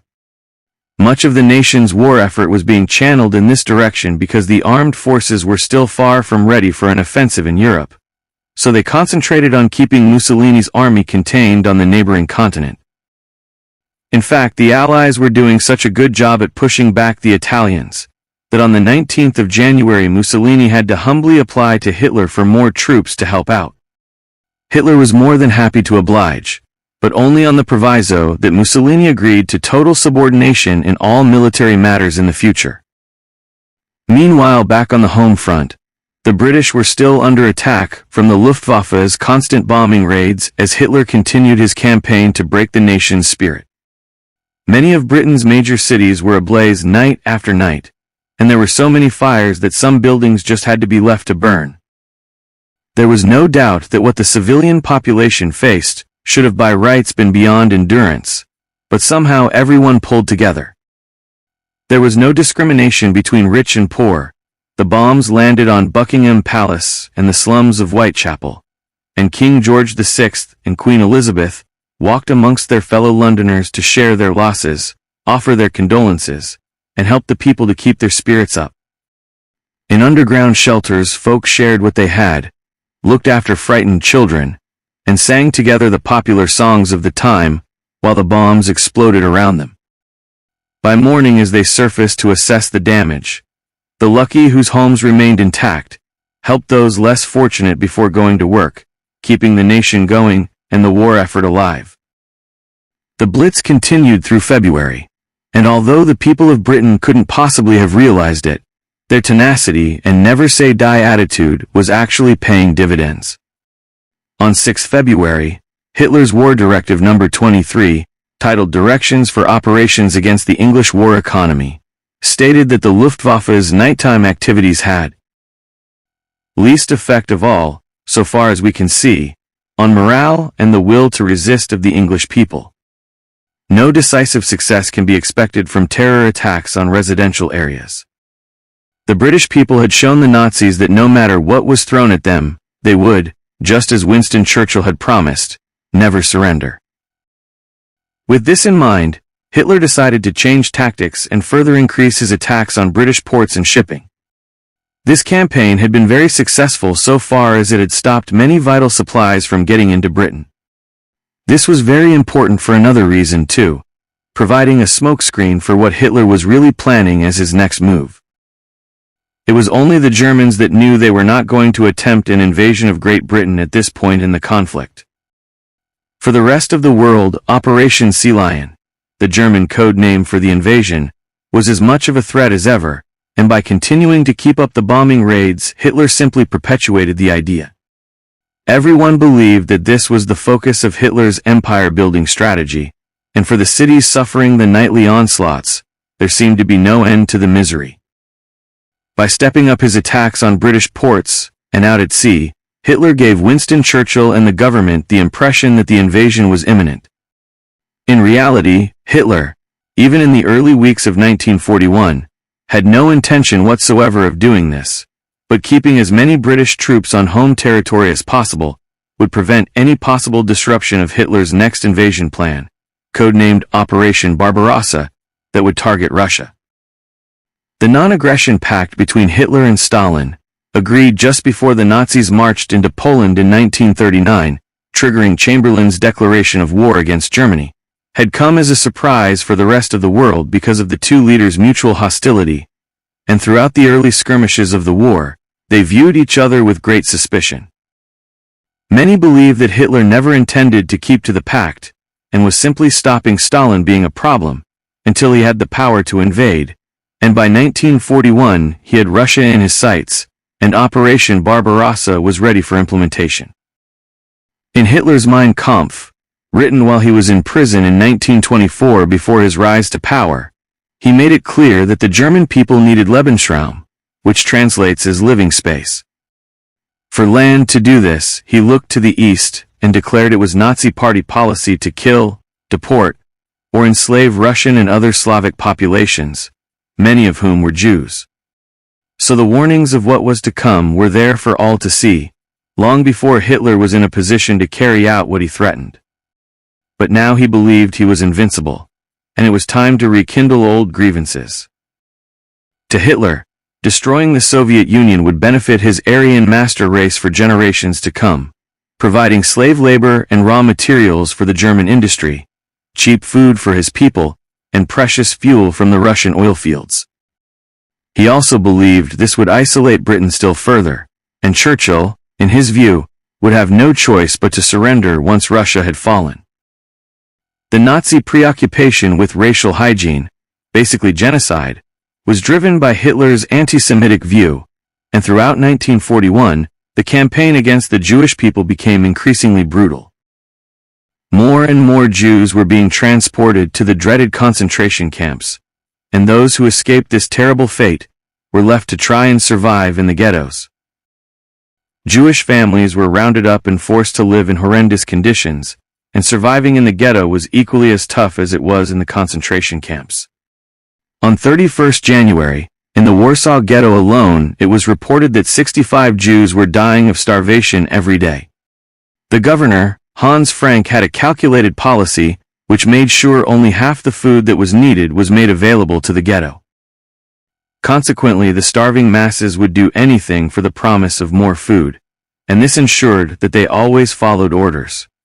Frank coldly claimed, "Killing a Jew by hunger saves a valuable bullet, needed for the master race's inevitable conquest of the world. And matters were about to get much worse for the Jewish people as the Nazis started their first experiments using gas chambers for their mass extermination programs in the concentration camps. Not that the Jews were alone in their suffering. Homosexuals, ethnic minorities, Freemasons, the disabled and the elderly were all systematically targeted, and it would be another year before the rest of the world truly learned of the evil depths Adolf Hitler and his Nazis were capable of sinking to. While Hitler was busy planning his foray into Russia, the Italian army under Mussolini were running into stiff opposition from the Allies. In Africa alone in 2 short months, the Italians had lost 130,000 soldiers as prisoners of war, 380 tanks, and 845 guns. On February the 14th, Hitler had to send the first wave of his Africa Corps to help in the battle against the British. Field Marshal Erwin Rommel, the German commander known as the Desert Fox, had also been promised additional armored divisions, but as a result of Mussolini's incompetence, these could not to be sent before April, and until then, Rommel was expected just to hold ground. But he wasn't called the Desert Fox for nothing. He wanted to attack the British using hoax tanks. These would be dummy vehicle bodies mounted onto Volkswagen engines, and as absurd as it may sound, it was a workable idea because Volkswagen engines powered some of Germany's most successful military vehicles, like the Kübelwagen and Schwimmagen. Several years earlier in 1934, Adolf Hitler had commissioned Ferdinand Porsche to produce the first people's car, otherwise known as the Volkswagen. Hitler wanted a cheap, reliable family car that was affordable to the people of Germany. Just as the first KDF wagon was ready to come rolling off the production line, war broke out, and civilian car production was halted. However, Porsche, being the clever designer he was, took the blueprints of this exceptionally resilient vehicle and adapted them for military requirements. So these fake tanks with their Volkswagen machinery couldn't have been more authentic, especially as they had a revolutionary air-cooled engine that proved invaluable in the heat of Africa. Despite the progress being made against the Italians and their German reinforcements, February proved to be one of the worst months for Allied shipping. The German U-boats were sinking many merchant craft, the Luftwaffe were consistently scoring more direct hits on shipping, and Hitler's new acoustic mines that were detonated by the sound of a ship were inflicting terrible casualties. The British were really struggling, with the last U-boat hit being the U-104, destroyed before Christmas 1940, and in fact the Germans had lost only 32 submarines since the outbreak of the war. To make matters worse, the Axis powers were gaining ground at an alarming rate. Romania allowed Germany to use the country as a base to attack neighboring Bulgaria, Yugoslavia, and Greece. Quickly the Germans took Bulgaria, with little resistance, and the beleaguered nation joined the Axis powers on the 1st of March. Days later Hitler put further pressure on Yugoslavia, and the situation in the Balkans became very worrying indeed for the Allies. The British knew how grave the situation was, as the Nazis were now poised to take their Greek allies as well. Winston Churchill was in desperate need of help, and on the 11th of March, relief finally seemed to be getting through. President Roosevelt signed into law the Lend-Lease bill that he'd promised in January. This bill effectively made the United States a partner of Britain in the war, making America, as one politician described it, an arsenal for the democracies, seeking to carry out Roosevelt's pledge to send to these countries in ever-increasing numbers, ships, airplanes, tanks, and guns. Assistance could not have come at a better moment for the British. It was estimated that the war was costing £11 million a day, and the economy was getting to the point where it could no longer support the conflict. Economically, however, since the Luftwaffe had spread the bombing raids wider, the intensive spending on wreckage clearances and repairs, that had been seen when London alone the focus of the Blitz, had subsided a little. And then, just when a glimmer of hope appeared on the horizon, the people of Britain were taken completely by surprise, when on the 8th of March, new bombing initiatives began over much of the nation. Many believed that Hitler had been saving his aircraft for use elsewhere, but now, Some of the largest attack forces since the Blitz began were now being reported. 244 bombers were sent over Portsmouth on the 11th of March, killing 750 citizens in 2 nights of intense air raids. Cardiff, London, Manchester, and Birmingham were all targeted again by these relentless Luftwaffe onslaughts. Burning buildings were lighting up the night sky once more, and try as the firefighters might to extinguish the flames, the bombs just kept on coming. Night after night the intensity of the raids increased, and on the night of the 16th of March, 122,292 incendiaries were dropped on London by what was reported to have been several hundred planes. Everyone was yet again on heightened alert, expecting a Nazi invasion any day. The smokescreen was doing its job. Hitler was indeed on the move elsewhere. On the 27th of March, he ordered his troops to smash Yugoslavia into submission. There was a popular uprising against the Nazis as the ordinary people stormed the streets shouting, "Long live Britain," and "Down with Hitler." But what of the German response? The Nazis stormed through Yugoslavia, continuing to brutally kill civilians, long after the battle was won. After 12 days of intense fighting, Yugoslavia surrendered to the Nazis. Hitler's blitzkrieg once again reigned supreme, and the Germans immediately invaded Greece, just as the British had feared they would. The Nazis were, for the time being at least, unstoppable. The bombs kept falling on Britain, and the tanks kept rolling through the Balkans. In May, Liverpool was bombed for 7 consecutive nights, killing thousands of people and destroying hundreds of homes, while Rommel's desert fighters were forcing the Allies into retreat in Africa. But it wasn't quite all doom and gloom. On the 9th of May, Allied forces boarded a German U-boat. Although positive, it was nothing out of the ordinary. But what they recovered on board was: the British were able to retrieve an intact Enigma cipher machine with codebooks. This was immediately sent to Bletchley Park in Milton Keynes, where the wartime codebreakers were based, and they set to work, solving this particular enigma in record time. The experts worked night and day at Bletchley, and when they cracked the code it was possible for military intelligence to decipher German transmissions, and at last they could predict where the lethal U-boats would strike next. The cracking of the Enigma code didn't come a moment too soon, with Hitler and his growing Axis powers completely dominating the conflict, and he continued to pile on the pressure. On the 11th of May, in the region of 500 German bombers flew over London, delivering their most deadly attack to date. Eyewitnesses reported that by morning, all that could be seen along the skyline of the capital was a mass of black smoke as hundreds of fires still burned. The trains couldn't run. A third of the streets were impassable due to rubble. 150,000 people were left without power or water, and 5,000 homes were completely destroyed. The Blitz, far from easing, had reached a new level of horror. Britain was trying her hardest to fight back with barrage balloons and anti-aircraft guns. But the guns were rarely accurate, and the balloons could only stop low-flying aircraft. Every day seemed to be filled with more bad news for the Allies, and on the 24th of May the British battlecruiser, HMS Hood, was sunk by the German battleship, the Bismarck, killing all but 3 of the 1,416-strong crew. Just days later, the Bismarck was sunk in the North Atlantic by the Allies, but any hope of stopping Hitler was slipping away from them. In the same week, hordes of German paratroopers landed on the island of Crete, and although the Allies knew that the paratroopers were coming, thanks to the cracking of Enigma, they were simply unprepared for the bombings and the sheer number of troops. On the 1st of June, just a week after the Germans had landed on Crete, the British had no choice but to withdraw, despite putting up a brave fight. Then 2 weeks later, the Germans pushed the Allies back over the Libyan-Egyptian border in what had been meant to be a major British counteroffensive to relieve the siege of Tobruk. Churchill had great hopes for this operation, codenamed Battle Axe, but sadly after losing 91 tanks to the Germans' 25, the Allies were defeated yet again.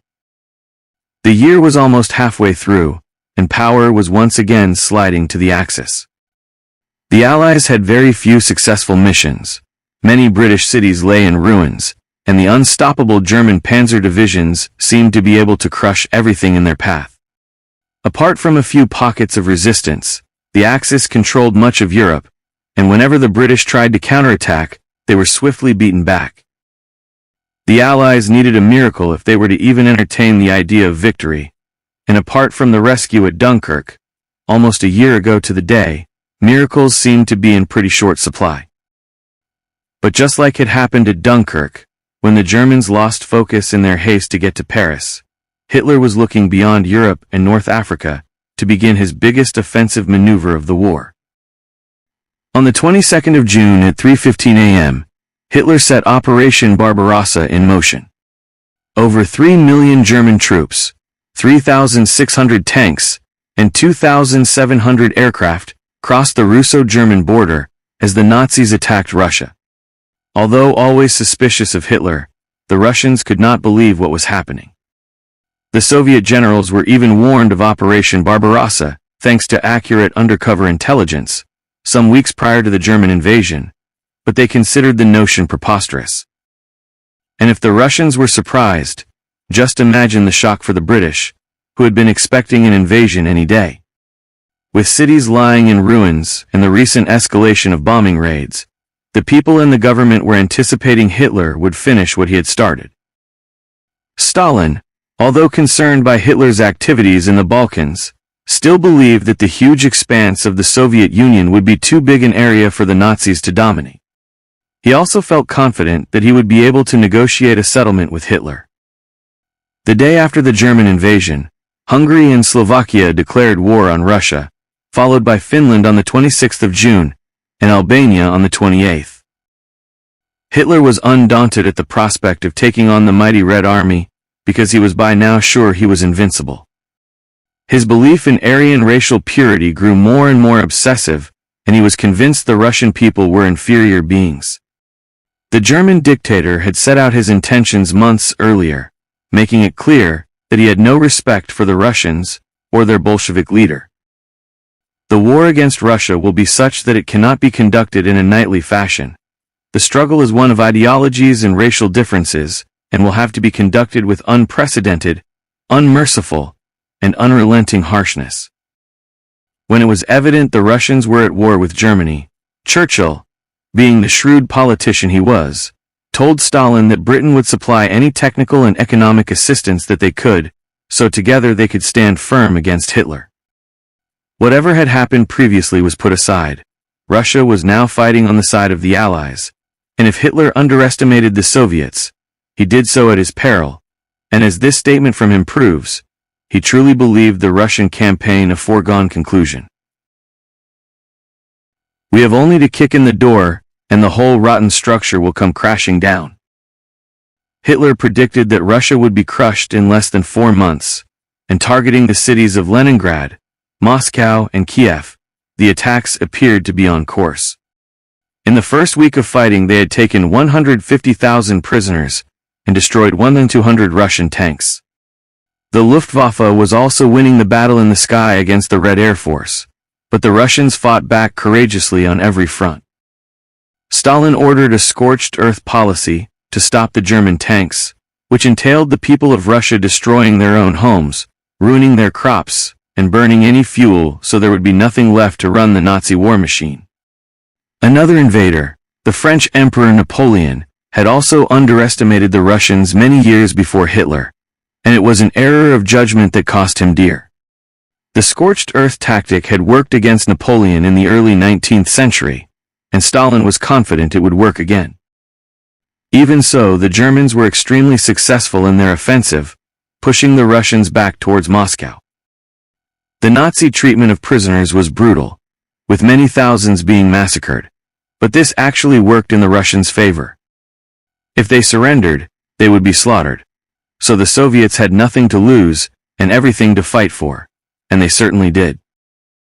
Also, the Russian climate began to play its part as the autumn rains came early, and turned the Soviet roads into quagmires.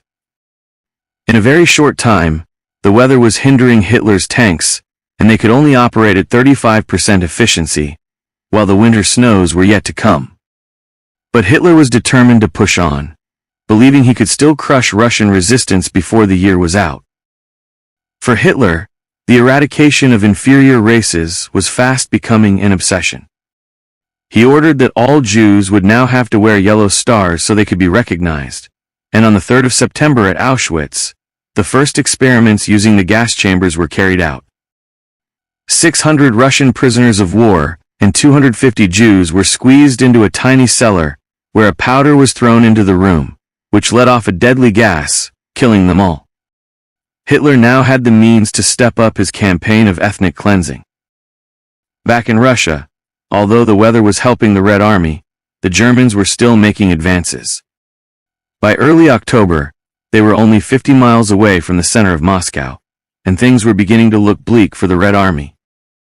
That was until a Russian spy in the Far East discovered that Japan had no intention of attacking Russia in the future as Germany's ally, as they were concentrating all their efforts in the Pacific. With no fear of a Japanese attack from the east, Stalin could mobilize his eastern divisions and bring them into Moscow to keep the Germans at bay. The battle for Russia was going to be long and bloody, and would not be concluded as Hitler had hoped in 1941. October turned to November, and the fighting continued, while the weather turned more severe. At least 100,000 German soldiers got frostbite in the winter of 1941, and there were 2,000 amputations as a result. The Nazis were simply not prepared for the winter, wearing very light clothing, compared to the well-insulated uniforms of the Red Army. In December, Hitler even tried to call off all offensives until the spring, because of the dreadful weather and the severe losses they were suffering, which many of his generals supported. But Hitler was becoming ever more erratic in his decision-making, and was determined not to suffer a defeat as Napoleon had, after retreating from Moscow, and he changed his mind at the last minute. On the 16th of December, he announced that there would be no withdrawal of troops, and the fighting must go on. Many of Hitler's high commanders believed this to be suicide, but no one dared argue with the Führer. Now, while the Germans struggled on through the Russian winter, tensions were definitely mounting in the Pacific. 1941 had seen Japan consistently and confidently expand their empire in the Far East, and America was getting increasingly concerned about what was happening so close to home. The United States had always been a major power in the Pacific, and it appeared that the Japanese were getting ready to challenge this. By the end of the 1930s, Japan had become extensively militarized, including a huge modern navy, and as they escalated the conflict with China, in the Second Sino-Japanese War, Japan had no choice but resign from the League of Nations. America at this time showed its disapproval by terminating its commercial treaty with Japan. The impact of this became clear when the U.S. put an embargo on scrap metal and gasoline shipments to Japan, followed by a complete oil embargo early in 1941. Japan's lack of any oil of its own gave the growing Axis power a real difficulty. 80% of Japan's oil had been supplied by America, and they looked around for an alternative source, with a view to possibly seizing the Dutch East Indies. However, one thing was absolutely for certain: any such act of aggression would immediately bring America into the war. So the Japanese were well aware that they could not control the Far East completely unless they could supply all of their own raw materials, especially oil, and the prospect of going to war with America was therefore going to have to be seriously considered. Nevertheless, the Americans were a military force to be reckoned with, and the Japanese commanders were without doubt sharp military strategists. They realized that if they were to stand any chance of victory over the USA, they would have to strike first, with the element of surprise. What's more, they would have to strike decisively, to totally devastate the United States in the Pacific, and the Japanese plans to destroy the American fleet began to take shape way back in 1940. Fleet Admiral Isoroku Yamamoto first requested naval intelligence on Pearl Harbor, Hawaii, in February 1940, and by the spring of 1941, he'd had spies put in place.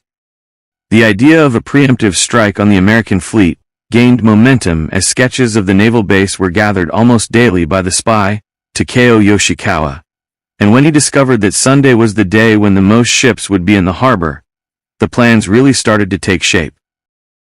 Through the summer of 1941, the Japanese pilots trained in the skies over the island of Kyushu, with Major General Minoru Genda planning the attack. His strategy was very clear, as was his intent.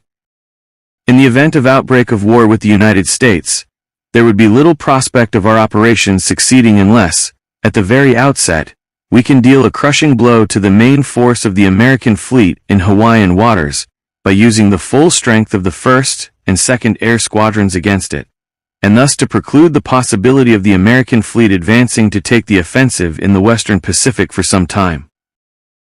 It was simply a case of deciding when the offensive should take place, and on the 7th of December 1941, a Sunday, at approximately 7:45 a.m., the first wave of Japanese planes attacked Pearl Harbor. Many of the American crewmen were still sleeping, and as a result, 75% of the anti-aircraft guns were unmanned. The Japanese took full advantage of this, and just as had been planned, the Americans were taken totally by surprise. In less than 30 minutes, the majority of the American fleet had been destroyed by Japanese aircraft. 2,400 servicemen were killed, while 16 ships and over 160 planes were lost in the attack. The mission had been a complete success, and as the American fleet went up in smoke, the Japanese simply flew on to their next targets, and in a few hours, they were delivering deadly blows to Hong Kong, Malaysia, the Philippines, Wake, and Guam. This day of infamy, as American President Franklin D. Roosevelt so eloquently described the attack on Pearl Harbor, came as a terrible shock to the politicians and people of America, as war had not actually been declared on the USA by Japan. The Japanese had planned to break off negotiations with America 30 minutes before the attack was due to take place, but the message arrived several hours after the destruction of the fleet was complete. In fact, the Japanese government only drafted a declaration of war after they heard the attack on Pearl Harbor had been successful, and the American ambassador received it in the evening of the 7th of December. The American people were appalled, and to a person, they wanted revenge for the unprovoked attack. On the 8th of December, the day after Pearl Harbor, America officially declared war on Japan, and any thoughts of isolationism were quickly put aside. President Roosevelt at last had the backing of the American people to take up arms against Japan, and by definition the rest of the Axis powers. Because of the tripartite pact between Japan, Hitler, and Mussolini, Germany and Italy declared war on America on the 11th of December. In these shocking few days, the war became truly global, and many saw it as the beginning of the end for the Axis powers. Churchill, as always, put the matter into focus, saying this about America's decision to join the war. Hitler's fate was sealed, Mussolini's fate was sealed. As for the Japanese, they would be ground to powder. Declarations of war now came thick and fast. Japan had also declared war on Britain, and Churchill reciprocated on the 8th of December, while the Netherlands also declared war on Japan. China officially did the same the next day, followed on the 12th of December by the USA and Britain declaring war on Romania and Bulgaria, and Hungary on the 13th. The impact that the attack on Pearl Harbor would have across the world marked the end of Hitler's total domination of Europe. And as the British looked forward to a Christmas of hope, with the promise of American reinforcements, the tide in favor of the Axis powers was about to turn. There has been a great deal written about Pearl Harbor, and much speculation about how such an attack could have crippled the mighty American fleet. The conspiracy theorists would have us believe that both Franklin D. Roosevelt and Winston Churchill knew full well that the Japanese were going to attack Pearl Harbor on the 7th of December. After all, it was certainly in Churchill's interest for the Americans to enter the war, and maybe Roosevelt felt the same way. When Churchill went to bed after the Americans' declaration of war, he said, "Being saturated and satiated with emotion and sensation, I went to bed and slept the sleep of the saved and thankful." We'll probably never really know whether the rumors surrounding Pearl Harbor have any foundation, but these tactical maneuvers will of course go down in history as one of the war's best-kept secrets. However, we do know that on the 17th of November 1941, the American ambassador to Japan cabled the State Department to notify them that the Japanese were planning to launch an attack on Pearl Harbor. It would seem that the cable was ignored. That 1941 was an eventful year throughout is without question, despite the fact that the most significant event did not take place until December. Conflict in the Balkans and in Russia meant that Hitler's military forces were far more stretched than they had ever been, and with Mussolini unable to play his part in Africa, German reinforcements had been required there too. Hitler was also more proactive with racial hygiene, rounding up large numbers of Jews and devising methods for their mass executions. It's interesting to note that during the First World War, when Adolf Hitler was fighting for his adopted German homeland, he already had highly developed anti-Semitic views. Some theorists believe this may have been triggered by his father's illegitimacy, as there have been suggestions that Hitler's paternal grandfather was actually a Jew. However, it was far more likely to have been the company Hitler kept as a struggling artist in the land of his birth, Austria, that influenced him the most. He fell in with an anti-Semitic group who believed the Jews were responsible for all the nation's ills, and as soon as he could, Hitler moved to Germany, where, by the outbreak of World War I, he'd become a fierce patriot. When Hitler was blinded by a gas attack in 1918, he had what seems to have been some kind of nervous breakdown, and while he was recovering in hospital, he shared his extreme views with those around him. Hitler believed that his purpose in life was to save Germany, and to do this he would first need to rid Europe of all Jews. Quite how he planned to do this, he didn't say, but by the end of 1941, he had created the means to finally put his plans into action, in the gas chambers of his concentration camps. Adolf Hitler had spent 23 years nursing his poisonous grudge, and the consequences for anyone of the Jewish faith were about to become catastrophic. In fact, as 1941 drew to a close, the world, now irrevocably at war, was a very dangerous place indeed, especially for anyone who stood in the way of Adolf Hitler's master plan. What promised the new year of 1942 would bring with it was yet to be seen. But for Winston Churchill and the people of Great Britain, they were no longer fighting the Nazi dictator alone. During the course of the year, both Russia and America had joined the Allies, and at last there was a faint flicker of light at the end of the dark tunnel of war. Adolf Hitler and his Axis powers had between them taken on more battles than they could possibly win, and only time would tell how long it would take for them to realize this.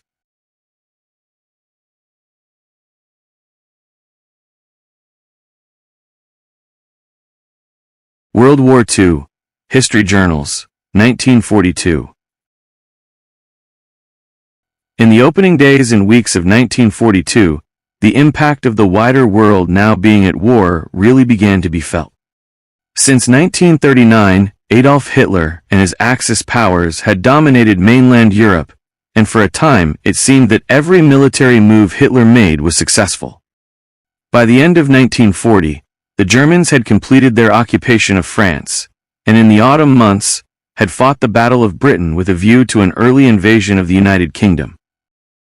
As an island nation, standing alone against Hitler, the British faced the terror of the Blitz, as the Luftwaffe bombed London and other major cities, night after night.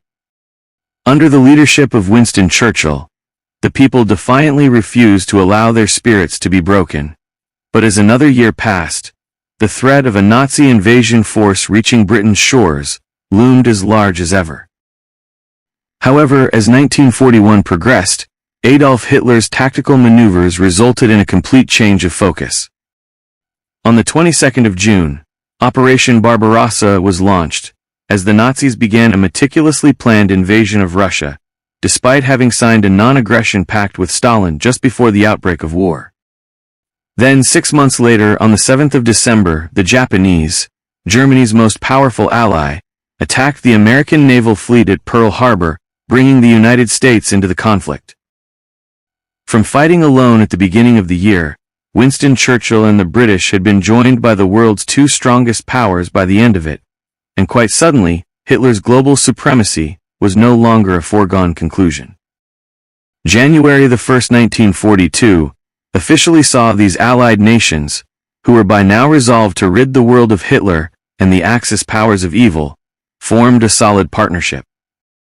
On this day, Great Britain, along with the United States, Russia, China, and 22 other countries, signed a solemn agreement that they would continue to fight the Axis powers until a united world peace was settled. With Winston Churchill and President Roosevelt at the forefront, 4/5 of the world was signed into the United Nations. Alone, there was little many countries could do to stop Hitler's well-oiled war machine, but joined together, there was at last a glimmer of hope for the future of mankind.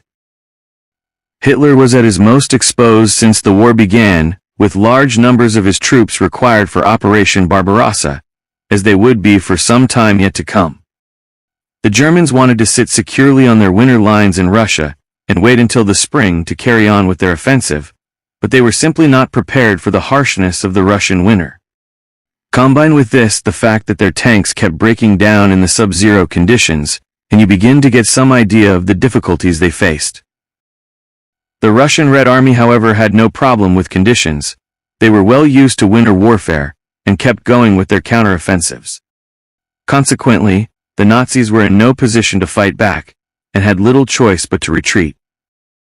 It was something Adolf Hitler had been quite unaccustomed to, but back home in Germany, the news was very cleverly twisted by his propagandists. There was no mention of retreat.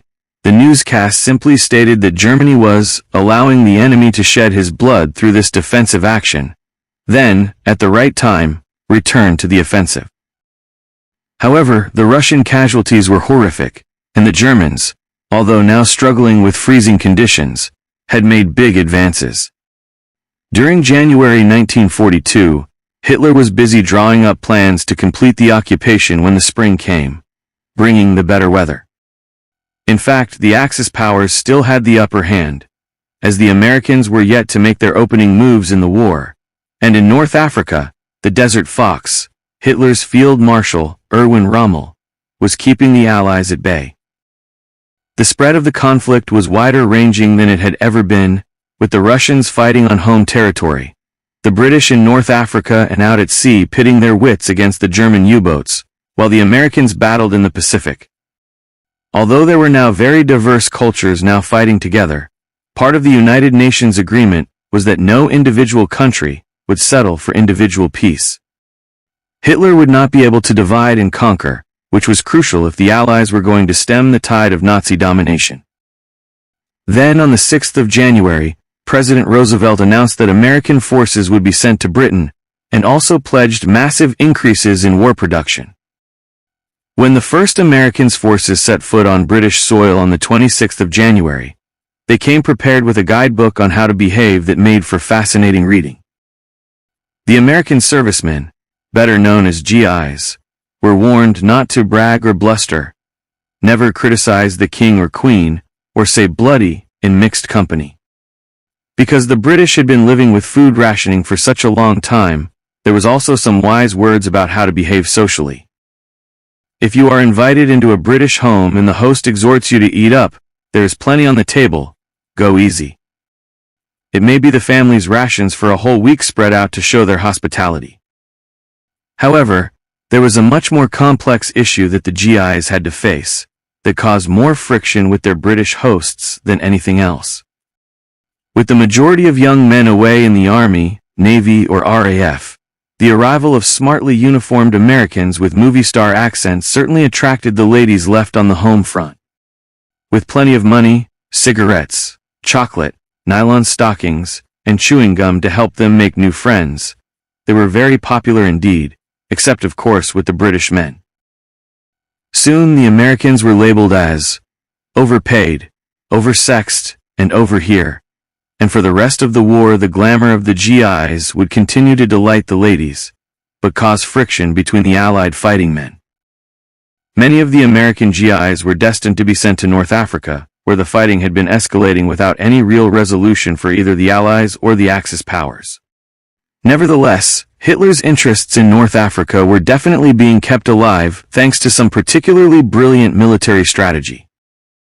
Erwin Rommel was one of the Nazis' most decorated commanders, having led the panzer divisions who helped crush French opposition in 1940.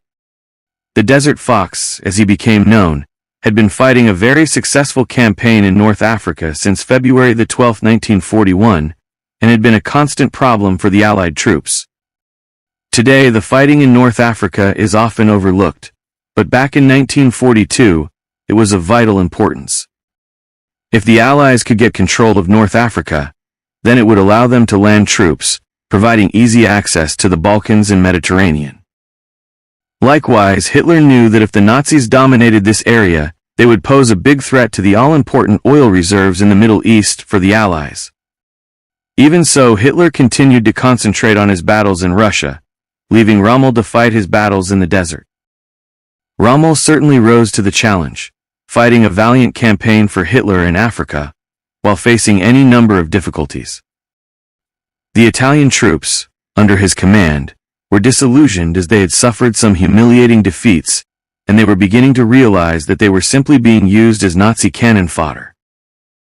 Rommel's divisions were also not getting enough supplies sent through, yet despite such setbacks there seemed to be nothing that could stop the Desert Fox. Back in Britain, Prime Minister Winston Churchill knew that something had to be done about Rommel, and he must have been aware that the British people would be looking for answers from his war cabinet when he gave this speech. It is impossible to explain to Parliament and the nation how it is our Middle East armies had to stand for 4.5 months without engaging the enemy, while all the time Russia is being battered to pieces. This was very bad for morale, because as the British public were suffering the continuing horrors of the Blitz, very little progress was being made in Africa, even though it was a vital front to hold.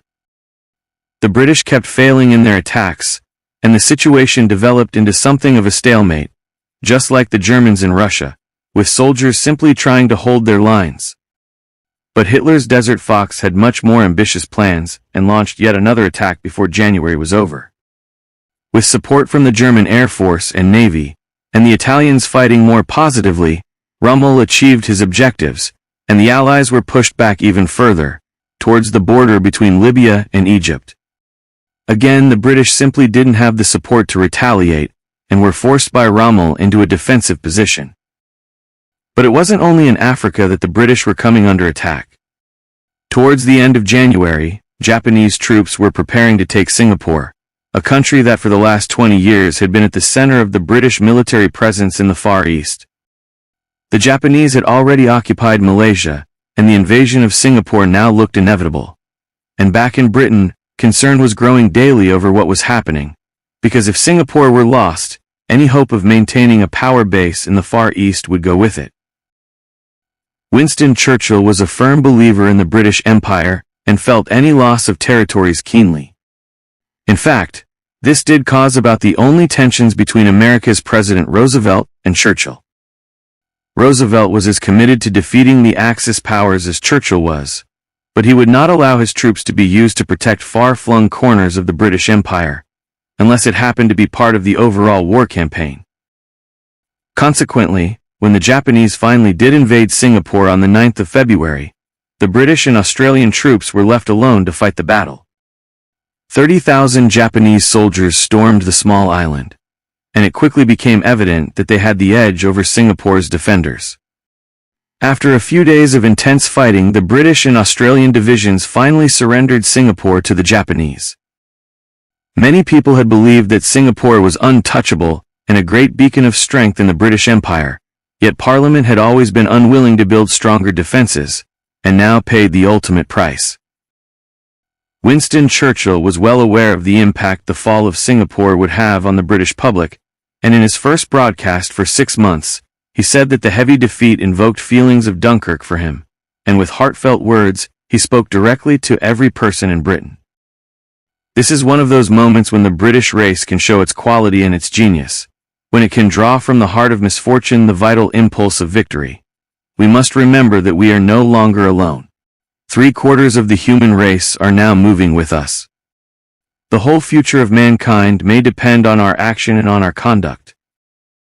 However, 130,000 captured Allied soldiers were about to face the most inhumane treatment at the hands of the Japanese, as prisoners of war.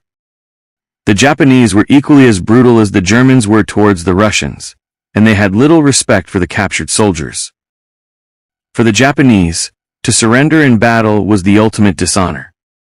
Japanese soldiers were taught that it was better to commit suicide than to be captured and humiliated by the enemy, a tradition that dated back to ancient history and the samurai warriors. Consequently, the Allied prisoners of war suffered appalling hardship, crammed into tiny barracks, where there was little food or water and hardly any sanitation. To make matters worse for the Allies, the Japanese were able to seize the huge British arsenal that was left in Singapore. This included over 55,000 rifles with 18 million rounds of ammunition and 2,300 machine guns with 500,000 rounds. One of the major contributing factors to this humiliating defeat by the Japanese was the British belief that the north side of Singapore was secure. They therefore concentrated on defending the southeast, so when the Japanese seized the island's 52 British fortress guns, sadly they were all facing in the wrong direction. The year had begun with such high hopes for the Allies. With the Americans and Russians now determined to beat the Germans, people were expecting to see instant results. Yet Hitler and the Axis powers forged ever onwards. The Germans may have been locked in a bloody battle with the Russians, but they were far from ordering a full-scale retreat. Hitler was throwing all he could at this offensive, and was still positive that he could win. The Japanese were equally buoyed up with confidence, and even surer of their dominance in the new Eastern Empire. The world was quickly realizing that the Japanese were as ruthless as the Nazis, and the combination of the two nations in the Axis powers was very dangerous indeed. And if the news from the Far East wasn't bad enough, the war in North Africa was going from bad to worse. For the Allies, both the Russians and the Americans saw Africa as a minor issue and a bit of a sideshow compared to offensives elsewhere. However, for the British fighting in North Africa, this was the war, with most of the nation's troops stationed there, with the sole purpose of defeating Rommel's Afrika Korps. Erwin Rommel was without doubt an outstanding commander, and his courage, speed, improvisation, quick thinking, and occasional recklessness characterized his tactics. By comparison, the British, with their static positions and obvious counter-offensives, had little chance against such imaginative warfare, and Rommel and his troops continued to dominate. Rommel was nevertheless a gambler, and most of the time it paid off, often helped by the predictable response of the British forces. To improve their position, the Allies were in desperate need of a new strategy, but for the time being all they could do was hold their ground and try not to be pushed back any further. Back in the Pacific, the Japanese continued to take further control of the Far East. After Singapore, the Japanese set their sights on the island of Java, in the Dutch East Indies, but before they could contemplate setting foot on land, they would have to take control of the waters around the island. On the 27th of February, 2 Dutch cruisers were blown up and sunk by the Japanese in the Java Sea, quickly followed by attacks on 2 British destroyers, the Electra and the Jupiter. The occupation of Java and the neighboring islands of Bali and Timor were of huge importance to the Japanese, because they were the last significant land masses before Australia, where Japan intended to invade next. After gaining control in the Java Sea, the island itself surrendered just a few days later on the 7th of March. At midday, the Netherlands news agency stationed out in Java made its last bulletin to the troops, by simply closing with the words, "Now we shut down. Long live our Queen. Goodbye, till better times." And with that, another country fell from Allied control and into the hands of the Axis. For the people of Britain there was little to be cheerful about in the news.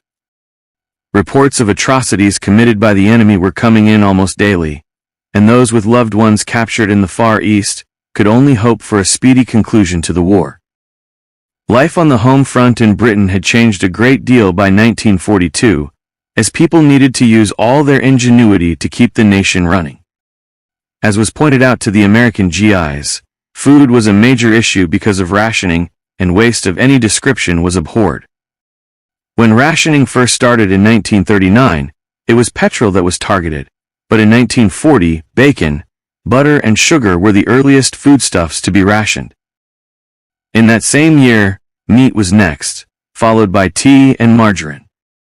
As supplies became even more limited in 1941, jam, cheese, and eggs were rationed, while halfway through the year, clothing coupons were introduced, and coal was restricted in exactly the same way.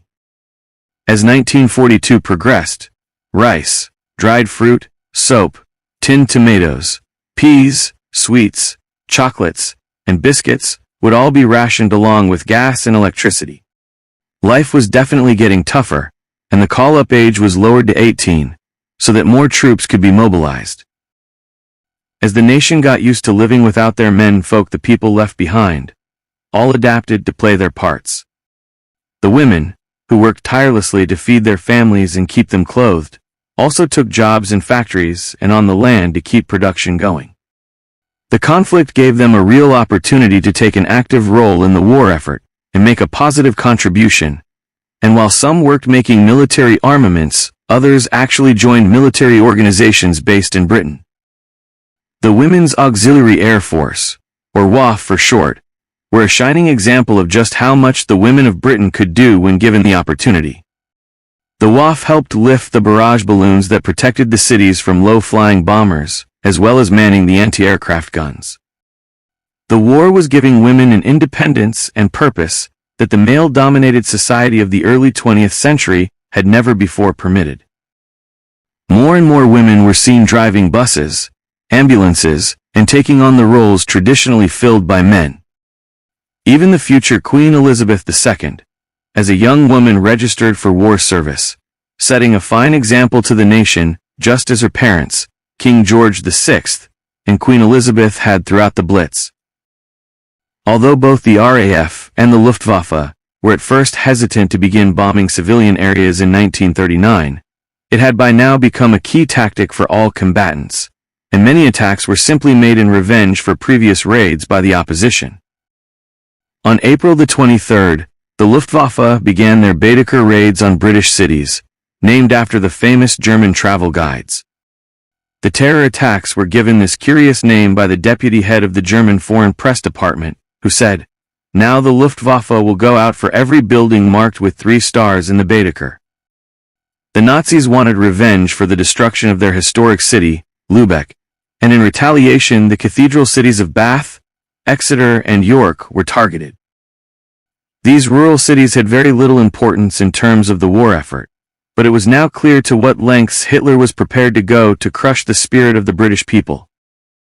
The Luftwaffe were scoring more and more direct hits on their targets, and the RAF believed that the Germans must have developed a new kind of electronic target beam to help them succeed with such regularity. But the Allies were also stepping up their bombing initiatives, and were focusing on many more important German cities, so that every time the Luftwaffe struck Britain, the RAF were ready to retaliate tenfold. Hitler could order these attacks on historic cities almost with a click of his fingers, and the frightening reality of how much power this man had came to light on the 26th of April. In a speech full of foreboding and warnings of what would happen if Germany lost the war, Hitler took absolute control of the nation. To mark this day, a proclamation was read out to the Reichstag, stating what as Führer, Hitler now had the authority to do.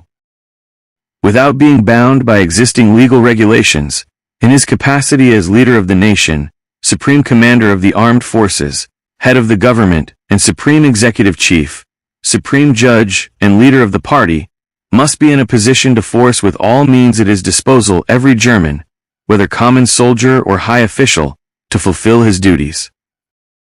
This gave Hitler the authority to abolish any laws that might have stood in his way, granting him absolute power over the life, and more importantly perhaps, death of every German. And as Hitler screamed that he would ruthlessly eliminate everybody who does not stand up to his task, it was applauded with respect, although it has been recorded that the crowd's reaction lacked the now familiar hysterical and frenzied response. Maybe the people of Germany were beginning to fear that the man leading them may have gone too far in his quest for power and world domination. Whatever the German people might have feared on a personal level, the truth was that nobody could from this moment on legally take issue with the Führer's plans. Could Hitler have recognized that things were going to get a lot worse before they got better? If so, he needed the assurance that his people would not be able to turn against him. And a few days after he made this announcement, Hitler began his summer offensive in the Crimea, determined to concentrate his Soviet campaign in the south of Russia. This was, however, also because he needed the all-important oil fields in southern Russia, and he hoped that Rommel's Afrika Korps, who were storming across North Africa, would soon be able to make further advances into Iraq and Iran. This way, the various branches of the German military machine would be able to join up in the Middle East before finishing the Russian campaign together. By the end of May, with the better weather, the fighting that had started so well for the Red Army had taken a disastrous turn for the worse, as the Russians lost almost 500,000 soldiers as the Germans stepped up their attack. In North Africa, Rommel was also enjoying further victories over the Allies, and after a month of intense fighting, Hitler's Desert Rat had captured Tobruk, taking with it 35,000 prisoners, 70 tanks, and vast quantities of vital supplies. To add insult to the Allies' injury, 6 months into 1942, the German U-boats were riding high, having inflicted significant levels of damage on the Allies. Over 6 million tons of shipping and supplies were destroyed in 1942, which was double that of the previous 2 years. As a result, the Allies were desperately low on supplies and oil, and if the U-boats continued to score these hits, the British were in danger of being forced out of the war.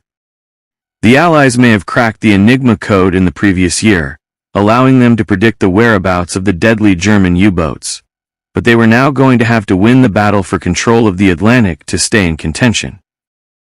Both Winston Churchill and Franklin D. Roosevelt were experienced politicians and knew that something had to be done quickly and effectively to improve Allied progress. Since the Americans and Russians had joined the Allied cause, very little had gone in their favor. It was decided that new assaults must be started to stop Hitler and his compatriots in their tracks. Churchill announced to the world that together the Allies were planning the earliest maximum concentration of war power upon the enemy, declaring that if it became necessary, a second, third, and even fourth front would be opened, in the hope of trapping the Axis powers in what he called a ring of steel. And as the weeks and months of 1942 passed by, time was of the essence. One of the Allies' most important plans was to increase the number of their bombing raids, and the concentration. On the 30th of May they launched the first 1,000-bomber raid on the city of Cologne. The aim of these new bombing initiatives was to saturate important industrial sites, and also to demonstrate to the enemy just how powerful the bombing fleets at the Allies' disposal could be. As the sun set, 1,047 aircraft took to the skies to bomb Cologne, with as many planes as possible gathered together for the mission, from the up-to-the-minute Lancaster bombers, right through to obsolete and vintage aircraft. Together this impressive fleet were able to drop a staggering 1,445 tons of bombs in just 90 minutes on the target area.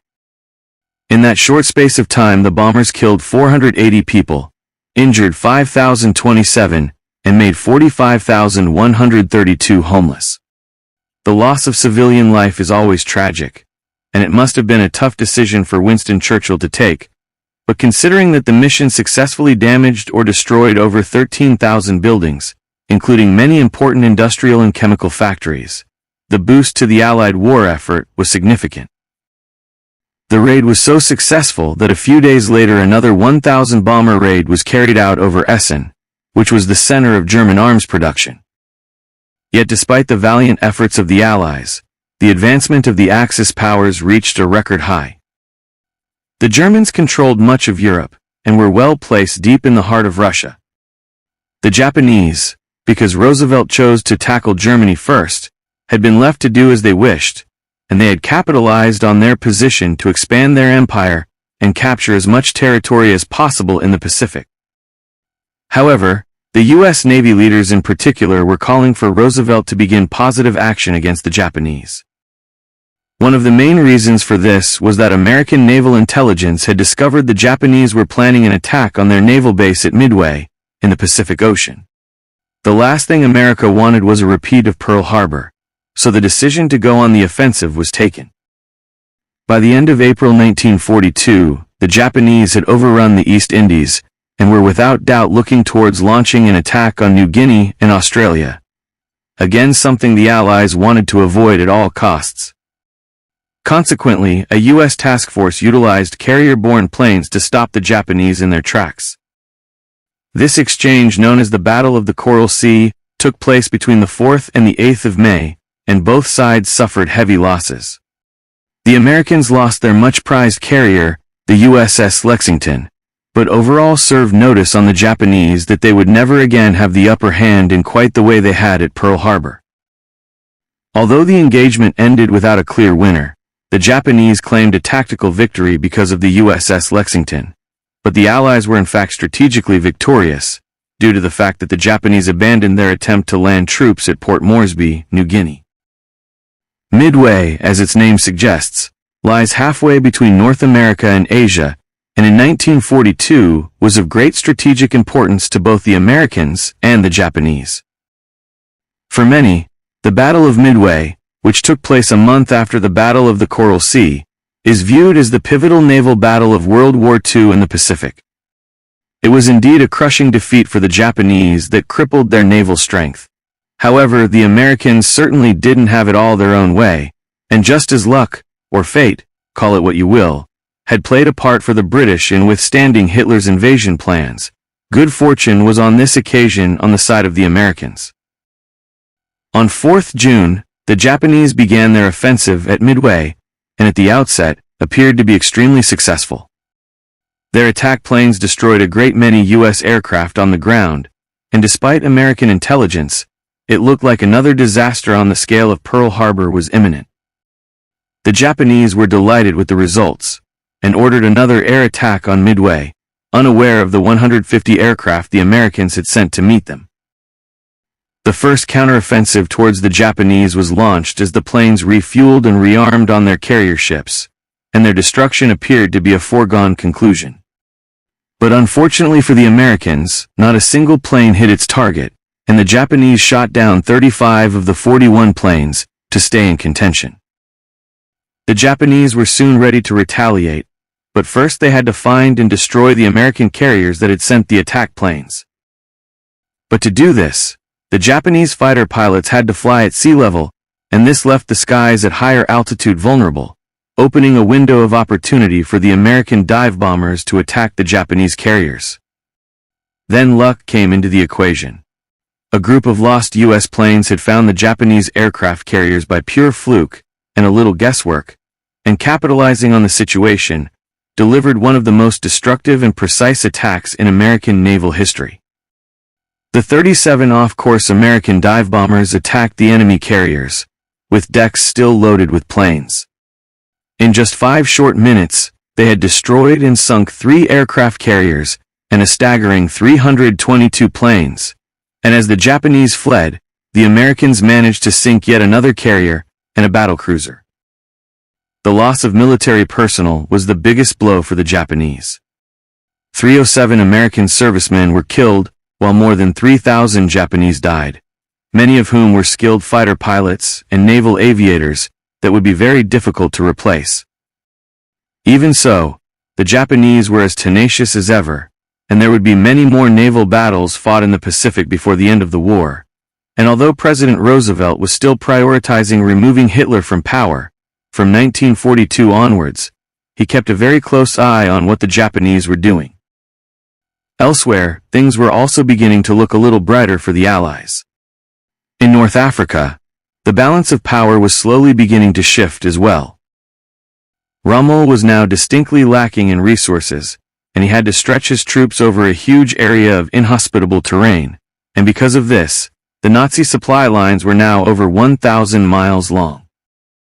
Meanwhile, the British were finding it relatively easy to inflict heavy losses on the Italian supply ships that sailed from Italy to Tripoli to meet the Africa Corps. Also, they were building some very strong defenses in Egypt, and it was becoming evident that they were soon going to be more than a match for Rommel, giving the Allies a very strong foothold in Africa. After being wrong-footed by Rommel for so long, this was great news for the Allies, and in particular the British, but Winston Churchill was being put under extreme pressure by Parliament to do more. He had been blamed for the fall of Tobruk earlier on in the year, and at this stage in the conflict the politics of warfare were equally as important as the practicalities. But it wasn't only Churchill's war cabinet that needed to be inspired by his leadership. The Americans and Russians also had to feel confident that Britain was a worthy ally, rather than just a country that needed to be supported. Consequently, the campaign in North Africa became vitally important for Churchill, and he opted for a change in command. General Claude Auchinleck, known to his men as the Yacht, had considered Tobruk as being of limited military importance, which had given Churchill a considerable political problem when it was taken by Rommel. So, after a visit to North Africa, the British Prime Minister replaced Auchinleck with Major General Alexander, a distinguished commander in the BIF, who had been the last British soldier to leave the beaches of Dunkirk back in 1940. But the question of who to put in command of the Eighth Army still had to be addressed. Needing to see some positive results very quickly, Churchill's preferred choice was William Gott, an impetuous, charismatic character, whose nickname, Strafer, suggested he was the best man for the job. Sadly, he was killed in a plane crash on his way back to Cairo, so Churchill had to think again, and Lieutenant General Bernard Montgomery was recommended. Affectionately known by his men as Monty, he was without doubt a great leader, but to suggest he could be difficult would be something of an understatement. It has been said that he was great to serve under, difficult to serve alongside, but hell to serve over, and through the latter stages of the war, it was something that the Allied commanders would just have to get used to. However, that he was vain, opinionated, and loved self-promotion, made him the perfect man to fight against the equally narcissistic Rommel, Hitler's desert fox. The first thing Montgomery did was get to know his men, and he did this on a very personal level, meeting soldiers in the field, and he created a spirit of unity between the different divisions of the Eighth Army that soon transformed the troops into a fighting force to be reckoned with. Montgomery took command of the Eighth Army on the 13th of August, and by the end of the month, he was engaged in his first exchange with Rommel at the Battle of Alam Halfa. Montgomery's strategy allowed Rommel to bring the fighting to the British, and it worked, resulting in a convincing victory for the Allies. Monty was criticized for not attacking the Germans in retreat, but he was already meticulously planning for a much bigger showdown with Rommel. Churchill discovered that despite giving Monty direct orders for a swift attack, he was not a man to be swayed by anyone, not even a prime minister, and it took until October for Montgomery to be ready for action. By this time he had the advantage of nearly 4 Allied soldiers for every German, the same ratio in aircraft and 3 tanks to 1 statistic, so crucial in the desert terrain. Finally, on the 23rd of October, Monty was ready for the Second Battle of El Alamein, in which the Allies were victorious, once again forcing Rommel to retreat. Monty had predicted that the battle would take 12 days to complete, and he was right. Although Churchill had been forced to be patient, the maverick lieutenant general had delivered. It was one of the most important and decisive land battles won by the Allies in the whole of World War II, and it proved to be a real turning point. Back in Britain, Monty was a national hero and promoted to the rank of full general, before receiving a knighthood from King George VI at Buckingham Palace. Also, things were beginning to look more promising for the Allies in Russia, after the Germans had been locked in battle for the whole year without making a great deal of progress.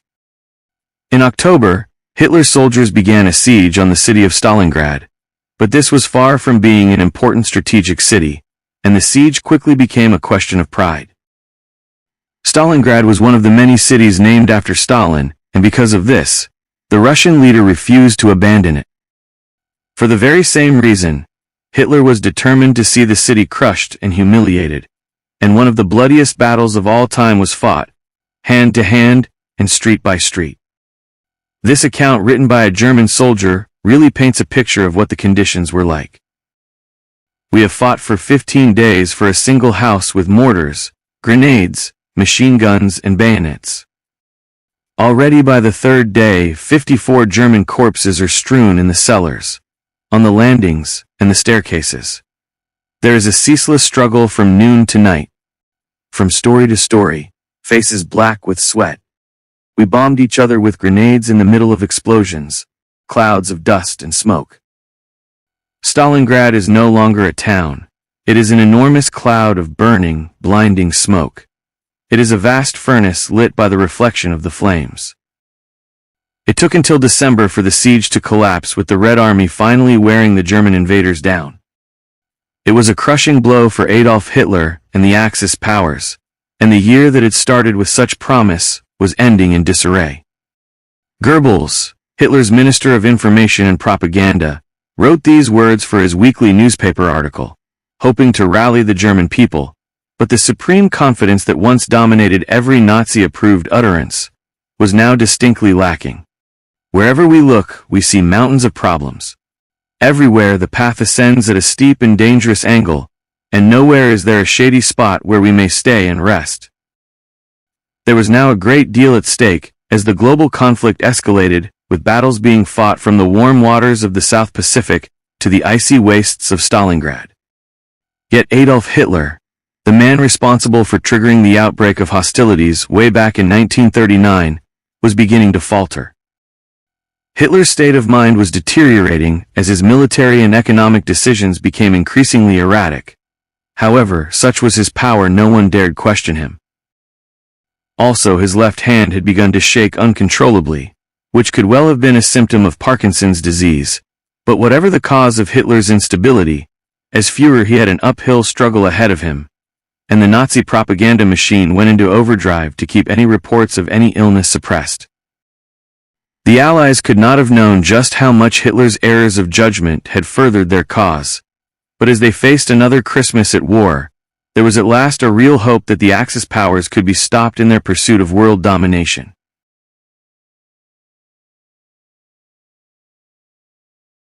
World War II, History Journals, 1943. All around the world as the new year of 1943 began, the effects of a global war were really taking a firm hold. Hardship and deprivation were now simply a way of life, but for the Jews and other ethnic and social groups targeted by Adolf Hitler's racial hygiene program, they were literally fighting for survival. However, at least by this stage, news of the terrible atrocities committed in the ghettos and concentration camps had reached the Allies, making leaders Winston Churchill and Franklin D. Roosevelt more determined than ever to end Hitler's reign of terror with the utmost expediency. The Allied position was stronger than it had ever been, yet Hitler and his Axis powers were still in a dominant position, even though towards the end of 1942, the chinks in the Axis armor were opening wider and wider. The German army on the Eastern Front were still surrounded in Stalingrad, and to all intents and purposes were on the brink of defeat, while in North Africa, Hitler's desert fox, Rommel, and his troops were still holding some ground, but were most definitely being given a hard time by the British Eighth Army and their commander, General Montgomery. And in the Pacific, the Japanese were still counting their losses after the Battle of Midway, as they struggled to restore their navy and get more pilots and navigators battle-ready to replace those killed in the decisive victory for the Americans. Yet despite the strengthening position of the United Nations, they were still failing to work closely enough to make an impact, and often seemed to be fighting their own separate battles. To make matters worse, Stalin, the Russian leader, was understandably viewed with great suspicion, having only recently joined the Allies after being part of a non-aggression pact with Hitler, and he became ever more isolated.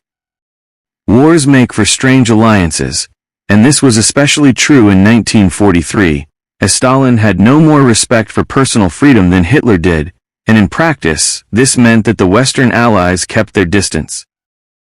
Because of this, Stalin experienced a sense of isolation, with America and Britain reluctant to provide support for Russian troops who were fighting the Germans. Although the Red Army were doing a sterling job, pushing the Germans closer to a mass retreat across Russia, Stalin persisted in urging Churchill and Roosevelt to open a second front in Europe. Stalin knew that if the Allied troops landed in northern France, then Hitler would have to send many of his fighting men, engaged in the campaign against the Russians, to protect Hitler's occupied territories further west. Churchill and Roosevelt acknowledged that fighting the Nazis on more than one front was the right tactic, and probably the only way to ultimately beat Hitler. But it was all a question of timing. After a great deal of arguing, they decided that invading German-occupied France could only be successful if there were significant troop numbers to pose a serious threat to Hitler. The last thing Churchill needed now was another Dunkirk at such a critical stage in the war. The rescue of more than 300,000 Allied fighting men from the beaches of northern France in 1940 had been, as Churchill put it, a miracle of deliverance, but it was the result of a crushing defeat at the hands of the advancing Nazis. A repeat performance could turn the tide of the war, now poised to go either way, back in the Germans' favor. Stalin had no choice but to accept Churchill and Roosevelt's decision not to open up a second front in Europe for the time being, but this did cause some resentment, as he believed that they were saving the blood of their soldiers, while the Russians were shedding theirs for the greater good. Nevertheless, Churchill and Roosevelt had to take great care in their treatment of Stalin, because it was vital that Russia did not make another deal with Hitler. If Russia agreed to a peaceful settlement with the Germans, it would make it a great deal harder for the British and Americans to win the war. Despite there being differences of opinion between the Allied nations, Hitler's position was far from being unassailable, and early in 1943, the Red Army made significant progress, when on the 31st of January, the first trapped German soldiers under siege at Stalingrad surrendered. Stalin knew that he now had the upper hand, and was ready to ensure that his army would continue to pile on the pressure to force a full German retreat along the whole of the Eastern Front. The Red Army finally won the battle for Stalingrad on the 2nd of February, with the complete destruction of the German Sixth Army, as, just like Napoleon before him, Hitler had failed to subjugate the Russians in their homeland. Meanwhile, Churchill and Roosevelt met in Casablanca to discuss the Allies' next move. Stalin was invited to the Casablanca conference, but declined. However, Charles de Gaulle and Henri Giroux were both there representing the French. While confirming that opening a second European front was not yet feasible, the Allies turned their attention to other fronts where they could strike a destructive blow. To date, Montgomery's activities in North Africa were beginning to produce results, and most of the Anglo-American forces were stationed close by. As a result, the Allies believed they would soon have control of this vital landmass, so they needed to decide what to do once Hitler and the Axis powers had been driven out of North Africa. After lengthy discussions, it was finally decided that an advance to attack Sicily and Italy would be the most logical tactical route to take, and this was one of the aims that was stated by Roosevelt in the Casablanca Declaration. The other resolutions were, firstly, the Allied demand for the unconditional surrender of the Axis, secondly, an agreement to aid the Soviet Union, and lastly to settle the differences between de Gaulle and Giroux, as they became joint leaders of the Free French. Straight away, more forces were put into the North African campaign, and the Anglo-American troops continued to beat Rommel into retreat along the coast of Africa. Because of the extra concentration on this continent, by the end of January, Rommel, who was very ill at the time, was forced back to Tunisia. Although German losses were escalating, Hitler had no intention of simply giving up on North Africa, and he dispatched a further 250,000 men and 400 aeroplanes to aid his Desert Fox in his campaign to win back North Africa. For a time, this improved Rommel's progress, and with the welcome reinforcements, he was able to launch a number of attacks with varying degrees of success. On February the 14th, the Battle of the Kasserine Pass broke out between the American 1st Armored Division and Rommel's newly replenished Panzer Division. The Americans, who launched the attack, aimed to push Rommel back further towards the coast in the hope that he would soon flee the continent altogether. But the Americans were not dealing with any normal commander, and despite Rommel still being extremely ill, he was able to muster a very successful counterattack. Using his preferred blitzkrieg style of assault, Rommel was able to cut off 2,000 Allied soldiers, and when the American 1st Armored Division attempted to fight back, the move was badly planned, driving them directly into the German artillery, resulting in their annihilation. This was hard-hitting proof that the Germans were prepared to fight until the bitter end, and were still able to inflict some very serious casualties on the Allied forces, even when the odds were against them.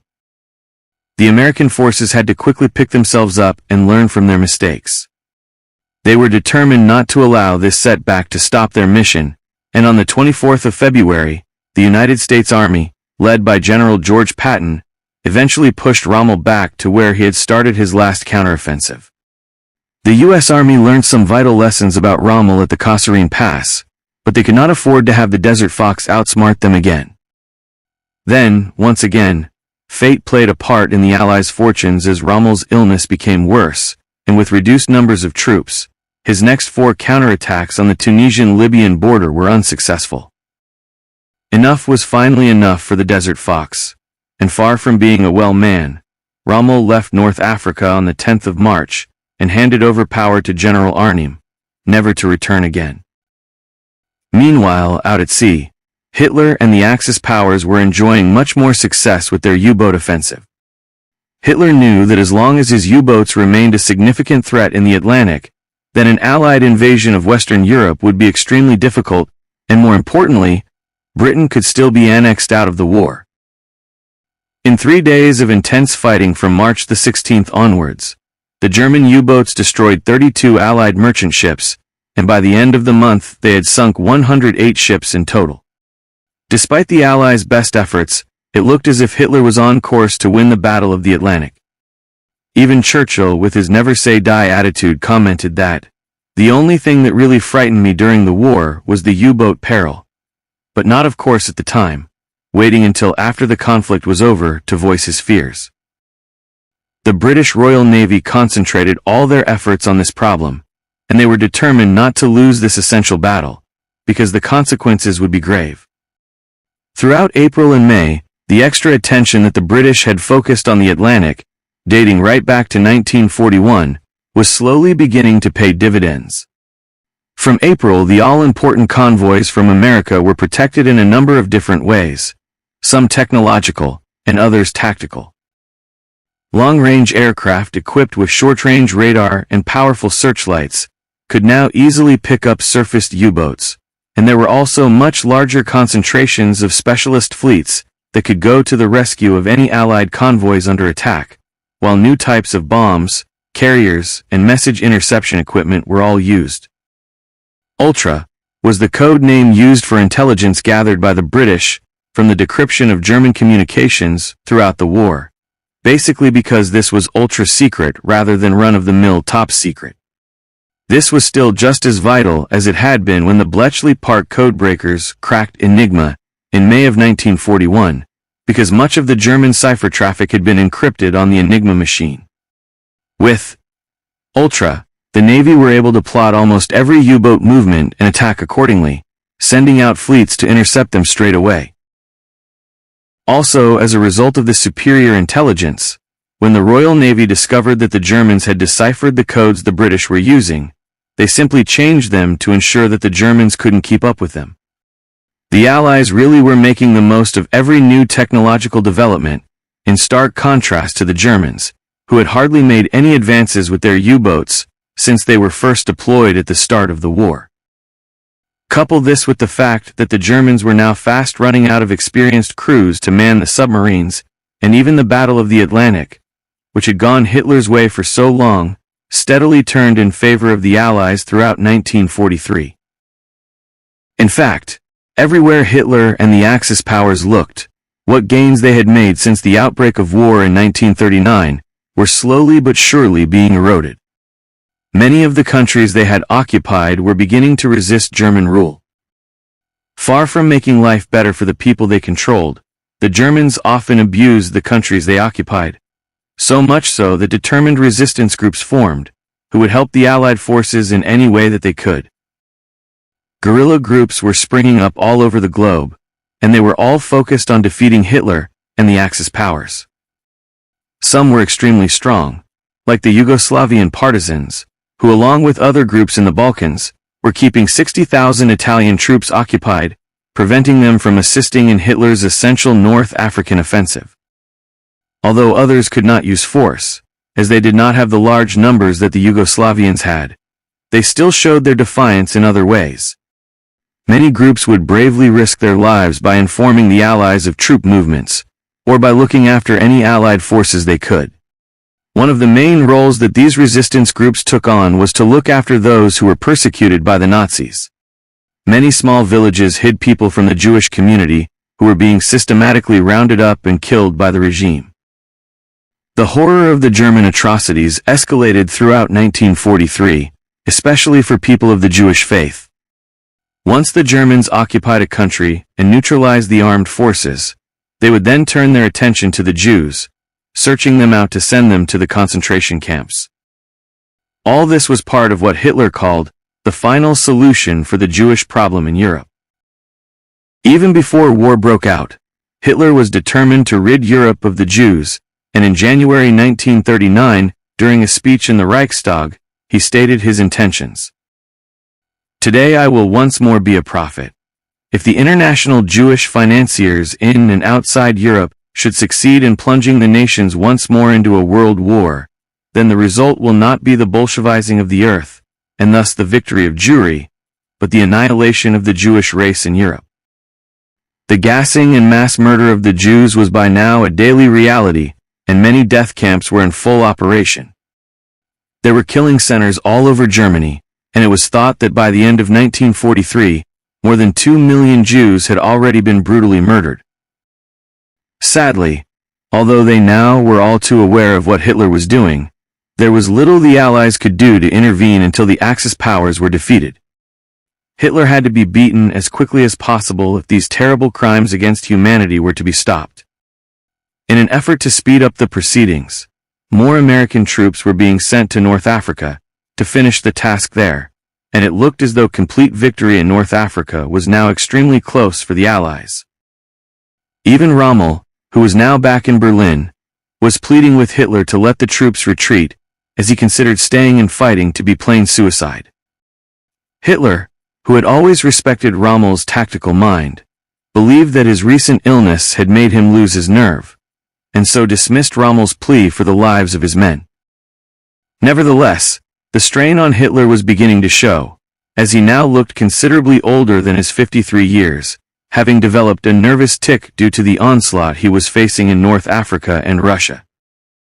Having made such inroads, the Allies had no intention of slowing down their operations in North Africa, and thanks to Ultra, they were able to second-guess almost every single air and naval movement of the Axis in North Africa. Consequently, the Allies were able to destroy vital supplies to Hitler's troops, who were by now almost completely cut off, and the situation got so desperate, they had to resort to distilling fuel from wine and spirits to keep their remaining 100 tanks operational. The Axis were surrounded, and couldn't even escape by sea. When Monty attacked again in early May, the Allies were able to quickly capture Tunis, and a few days later on May the 13th, the Afrika Korps finally surrendered. At 2:15 p.m. a telegram was sent to Winston Churchill. "Sir, it is my duty to report that the Tunisian campaign is over. All enemy resistance has ceased. We are the masters of the North African shores." It was good news indeed for the British Prime Minister. Over 250,000 German and Italian troops were taken prisoner in the attack, the largest number of soldiers that had been captured by the Allies since the outbreak of war. American General Dwight D. Eisenhower, who had been instrumental in planning the Allied victory, recorded a broadcast for his countrymen back home, as both Britain and the USA enjoyed a much-needed morale boost. This was a humiliating defeat for Hitler, and the long battle in North Africa had cost the Axis over 1 million soldiers, 8,000 aeroplanes, and 2 million tons of shipping. But the Allies, despite their obvious jubilation, had to maintain their momentum, keeping both Hitler's and Mussolini's men on the run, before they had the chance to regroup and retaliate. Since the shake-up in North Africa with Monty commanding the troops, and the arrival of American reinforcements, victory had come relatively quickly. Speed was now of the essence, and Churchill met with his North African commanders to plan the invasion of Sicily, which had been laid out in the Casablanca Declaration. Codenamed Operation Husky, it was Churchill's favored course of action. Otherwise the troops would have had to return to Britain to wait for the Second European Front to open. Churchill was keen for the Allies to capitalize on their advantage, and he definitely saw Italy as a backdoor into Germany, although not everyone agreed with him. But it was recognized that by occupying Italy, the balance of power could only swing even further in favor of the Allies. Operation Husky needed to be carried out at speed because there were very few German troops in Sicily after the victory in Africa, and it was vital that the Allies struck hard and fast. However, the weeks were passing, and the invasion was yet to begin, with the clock ticking. While all the preparations were going on for Operation Husky, another operation, codenamed Chastise, was about to boost Allied morale. Although Chastise may not sound immediately familiar, when you realize that the Royal Air Force Squadron, number 619, that carried out the mission are also known as the Dam Busters, you'll certainly have heard of them, and one of the best-known events of 1943. On 16th of May, 133 aircrew flying specially adapted Lancaster bombers took off for the German Ruhr area. Their targets were 3 dams on the Eder River, and they were carrying a revolutionary type of bouncing bomb, designed by Barnes Wallis. The mission was successful, and the resulting flooding caused havoc, and certainly hampered the German war effort. The dam buster raids were however costly, with 53 of the aircrew killed, and 3 captured as prisoners of war. The dashing wing commander in charge of the operation, Guy Gibson, was awarded the Victoria Cross and became something of a celebrity, only to be killed on a mission in 1944. For Churchill, the public relations implications could not have been better timed, helping to convince the Americans and the Russians that Britain was capable of being an effective ally. Also for those on the home front still being bombed every night by the Luftwaffe, it felt like sweet revenge, while the hardship caused in Germany as a result dented public morale considerably. It was now becoming evident that Adolf Hitler was not as invincible as he had made everyone believe, and matters continued to deteriorate for the Führer. There was further good news for the Allies from the Atlantic on the 22nd of May, when Grand Admiral Dönitz withdrew all his U-boats from the North Atlantic. 33 U-boats had been destroyed in May alone, and to make matters worse, the Germans were sinking fewer Allied ships. Dönitz was forced to accept the fact that the lengthy campaign to destroy the Allied supply lines from America had failed. The submarines that were withdrawn from the North Atlantic were sent south in the hope of greater success from there, but the British Navy with new intelligence systems, and various tactical and technological innovations were always just one step ahead. July 1943 proved to be a critical month for Hitler, as he returned to the fray, turning his attention back to the Russians. On 5th July, the Battle of Kursk began. The Germans, with just under 500,000 men, 10,000 artillery pieces and 3,000 tanks, attacked Kursk in a desperate effort to restore German pride. This was Operation Citadel, and after 4 days of fighting in what proved to be the world's largest tank battle, the Red Army stopped the Germans dead in their tracks, having taken only 12 miles of land. While the Germans were slowing down in Russia, the Americans were only just getting started in the Pacific. It was essential to step up operations, to at the very least, keep the Japanese under control until the war in Europe had been won. The Americans had been working hard to push the Japanese back towards their homeland, starting with the battle for the East Solomons in August. Through the course of many sea battles, the Americans hoped to push beyond the Solomon Islands towards New Guinea, and then reach the Philippines before moving towards mainland Japan. The American admirals called the tactic leapfrogging, as the U.S. forces would hop from island to island as they pushed ever closer to Japan. The many islands that are scattered across the Pacific actually helped the Americans in their campaign. The only way to get supplies and men onto an occupied island at speed, and in any numbers, was by carrier. However, these were easy targets for the American dive bombers, and after several losses, the Japanese no longer dared to send in ships when the Americans were on the offensive. This meant that once the Americans were attacking an island, all they needed to do was neutralize the stronghold from the air or sea before moving on to the next one. They could safely do this because the Japanese would not risk their shipping to counterattack.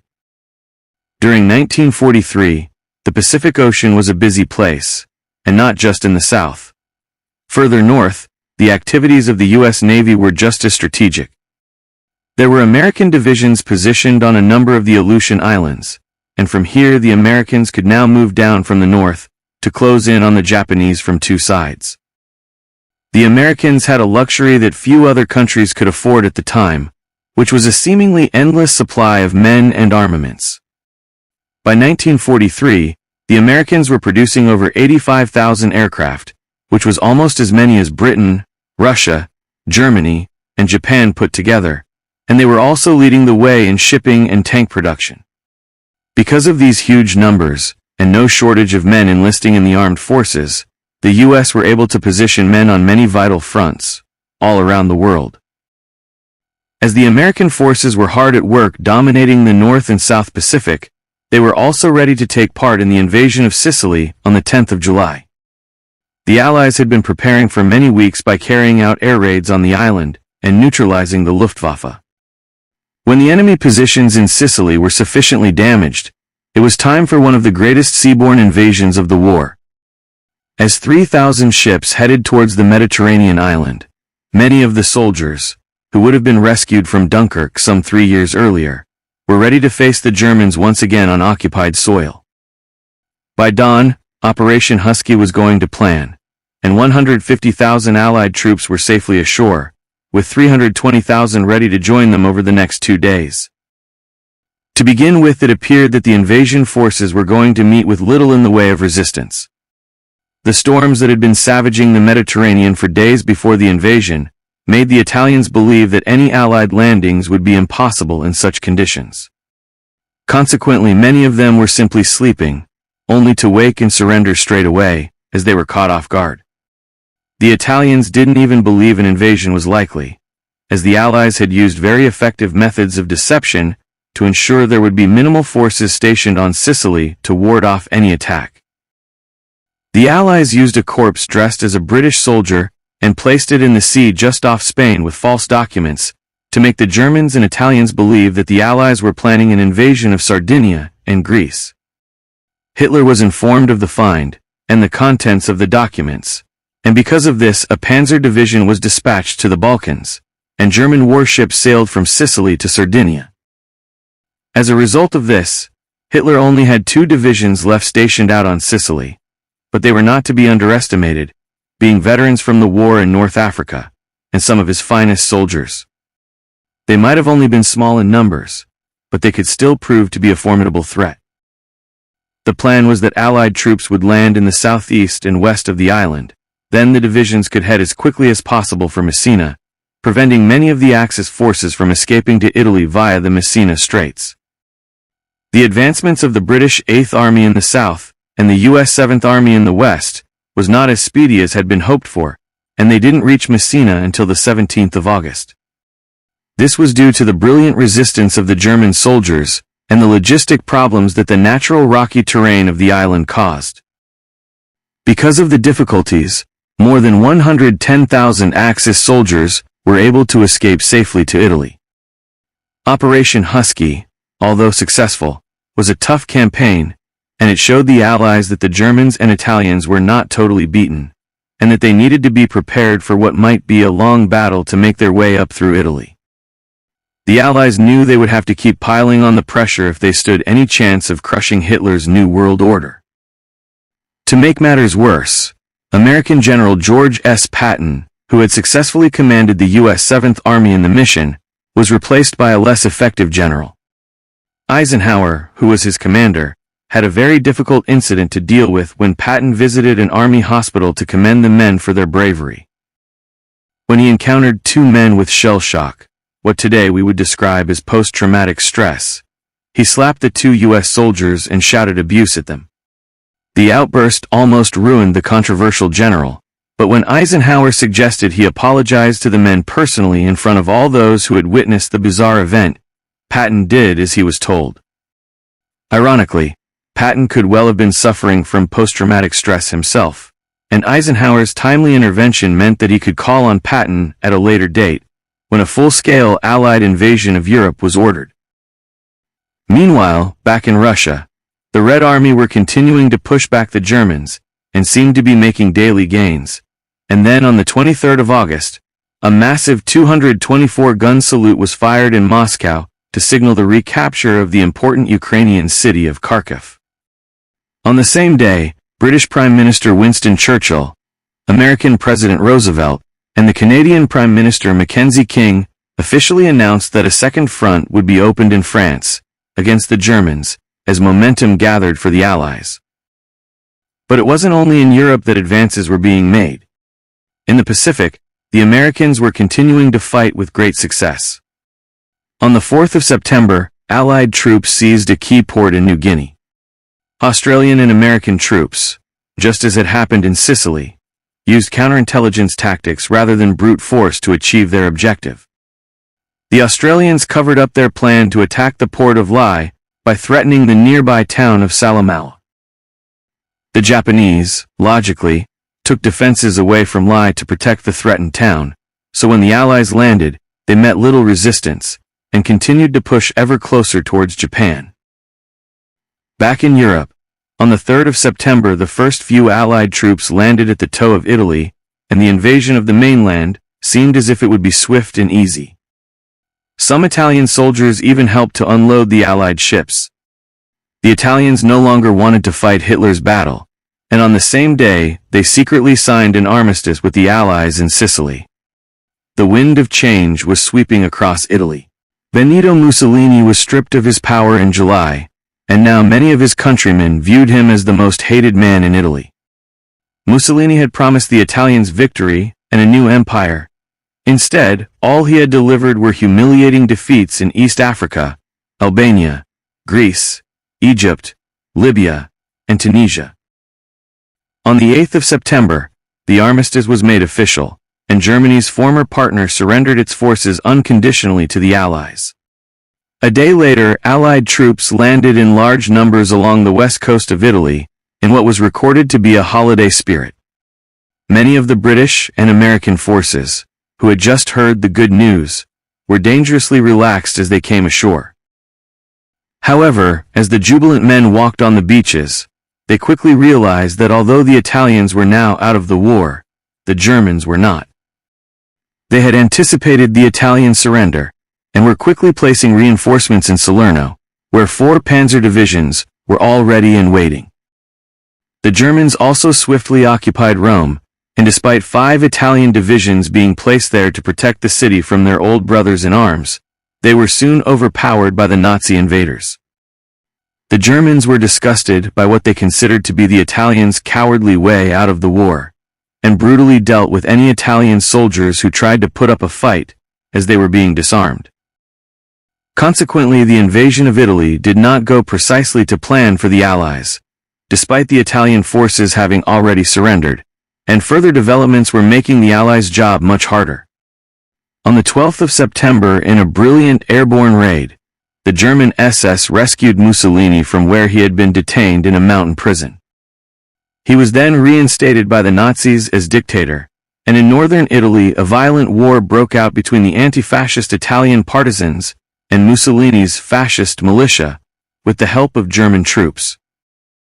Italy was now practically a German-occupied country, and to make matters worse in the north, there was now civil war.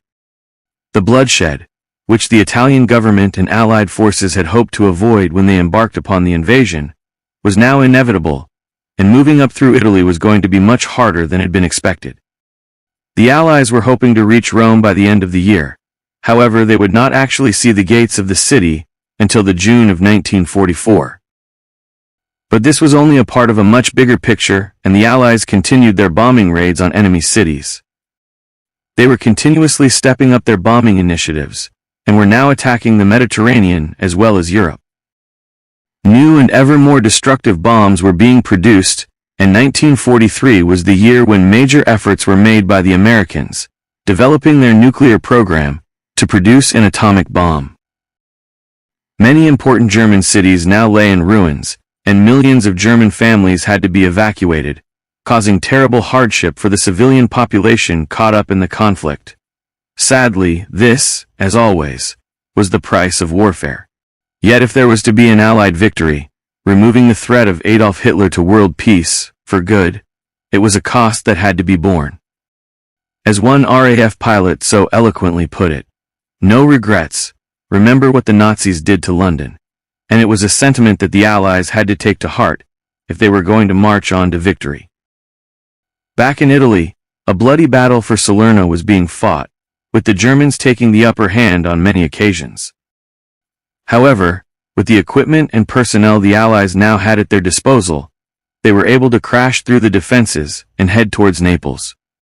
When the Allies did reach Naples, they found that the civil war, which was being fought in the north of Italy, had now spread south, and Naples already looked like a war zone. Hundreds of partisans lay dead in the streets, while the city had been battered to ruins by Allied bombing raids and German soldiers destroying the city so that there would be little of military use when the Allied tanks came rolling in. The civilians of Naples were in dire need. The fighting had destroyed the sewage systems, and the 1 million people who lived there were now threatened by outbreaks of deadly epidemics, and food was in very short supply. For the Allies, it was another stark reminder that in war civilians are always the hardest hit. The Germans had already moved to the north of the city to ensure they held a good defensive line, so there was very little fighting in the streets of Naples between the Germans and Allies. The autumn weather was now beginning to set in, and this, coupled with the hilly terrain, was slowing the Allied forces' progress. But there were no such setbacks for the Americans in the Pacific, as they continued beat back the Japanese. Despite their Europe-first strategy, the Americans had become a powerful force in the Pacific and were determined to keep the Japanese threat at bay. Their power and sheer weight of numbers meant that they could advance with 2 thrusts in the South Pacific. One task force could work up from New Guinea, while the other moved across the center. The Americans were gaining considerable ground, and their island-hopping tactic was proving to be extremely successful. Churchill was so positive about an Allied victory that for the first time he set up a meeting to discuss how the Pacific must now be officially tackled. On the 25th of November in Tehran, Churchill and Roosevelt met with the Chinese leader Chiang Kai-shek to discuss what the next moves would be in the Pacific. The Allied leaders knew that the time to strike had never been more auspicious, and that 1944 would be a vital year in their campaign. A few days later, Stalin made his first journey outside of Russia since 1917, to join Churchill and Roosevelt in Tehran to discuss in greater detail the Second Front in Europe. After some intense talks, an announcement was made stating that the 3 leaders have concerted plans for the destruction of the German forces. We have reached complete agreements as to the scope and timing of the operations, which will be undertaken from the east, west, and south. They talked about the Second European Front that would definitely happen in 1944, and also made it clear that the Allies would continue to work their way up through Italy to meet the Germans in the south. Stalin also agreed that once German forces were beaten in Russia, he would turn his attentions to the battle against the Japanese. The tide had truly turned for the Allies, and Hitler and his Axis powers' dreams of world domination now looked unlikely to become a reality. As 1943 drew to a close, the Russians were celebrating a year of advances for the Red Army as the Germans were pushed ever further back towards Poland. Next, Stalin was planning to clear the Ukraine early in 1944, before marching into Poland, Romania, and finally Germany itself. But unfortunately, in Italy the Allied advances were not going quite so well. However, things were progressing, if a little slowly, and this was a time of great hope. The Allies were not yet in Rome, and the Germans were putting up a brave fight, and by the end of the year, the Allies had only managed to advance 70 miles north of their main landing points in Salerno. Nevertheless, although they may not have been moving at blitzkrieg speed, they were still making progress, and the Germans were continuing to slowly retreat. Also, at the Tehran conference, the finer details of Operation Overlord had been laid down, and the campaign was really beginning to gather momentum. For this to become a decisive action that would herald the end of the war, a truly massive invasion force would have to be ready before the middle of 1944 in order to take Hitler and the German army by storm. On Christmas Eve, it was announced that the man chosen to be the supreme Allied commander in Europe was American General Dwight D. Eisenhower, who had been responsible for overseeing Operation Husky. There had been some disagreement between Roosevelt and Churchill over this, as the British Prime Minister preferred General Montgomery, but in the end, it was Stalin who had the casting vote. That Eisenhower was capable was beyond question, with his affable style and quiet confidence, and as he had already proved he could handle commanding such diverse characters as the difficult Monty and Old Blood and Guts Patton, as the American general was nicknamed, it was, with the benefit of hindsight, a very good choice. The task ahead was so great that all of these men would need to work together if Hitler were to be beaten, and there was none more qualified to lead them than Eisenhower, despite the fact he had not seen active service in his entire military career.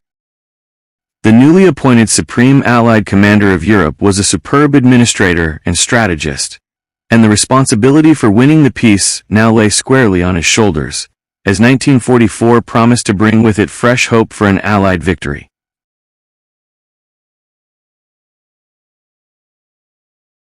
World War II History Journals, 1944. 1944 was a year that began full of promise for the Allies, as the war was beginning to slip from the grasp of Adolf Hitler and the Axis powers, and many believed that by the end of year, peace might well be restored throughout Europe. During 1943, the fifth year the world had been at war, the Allied nations had at last turned the tide against Hitler, and it was now time to consolidate their much-improved position.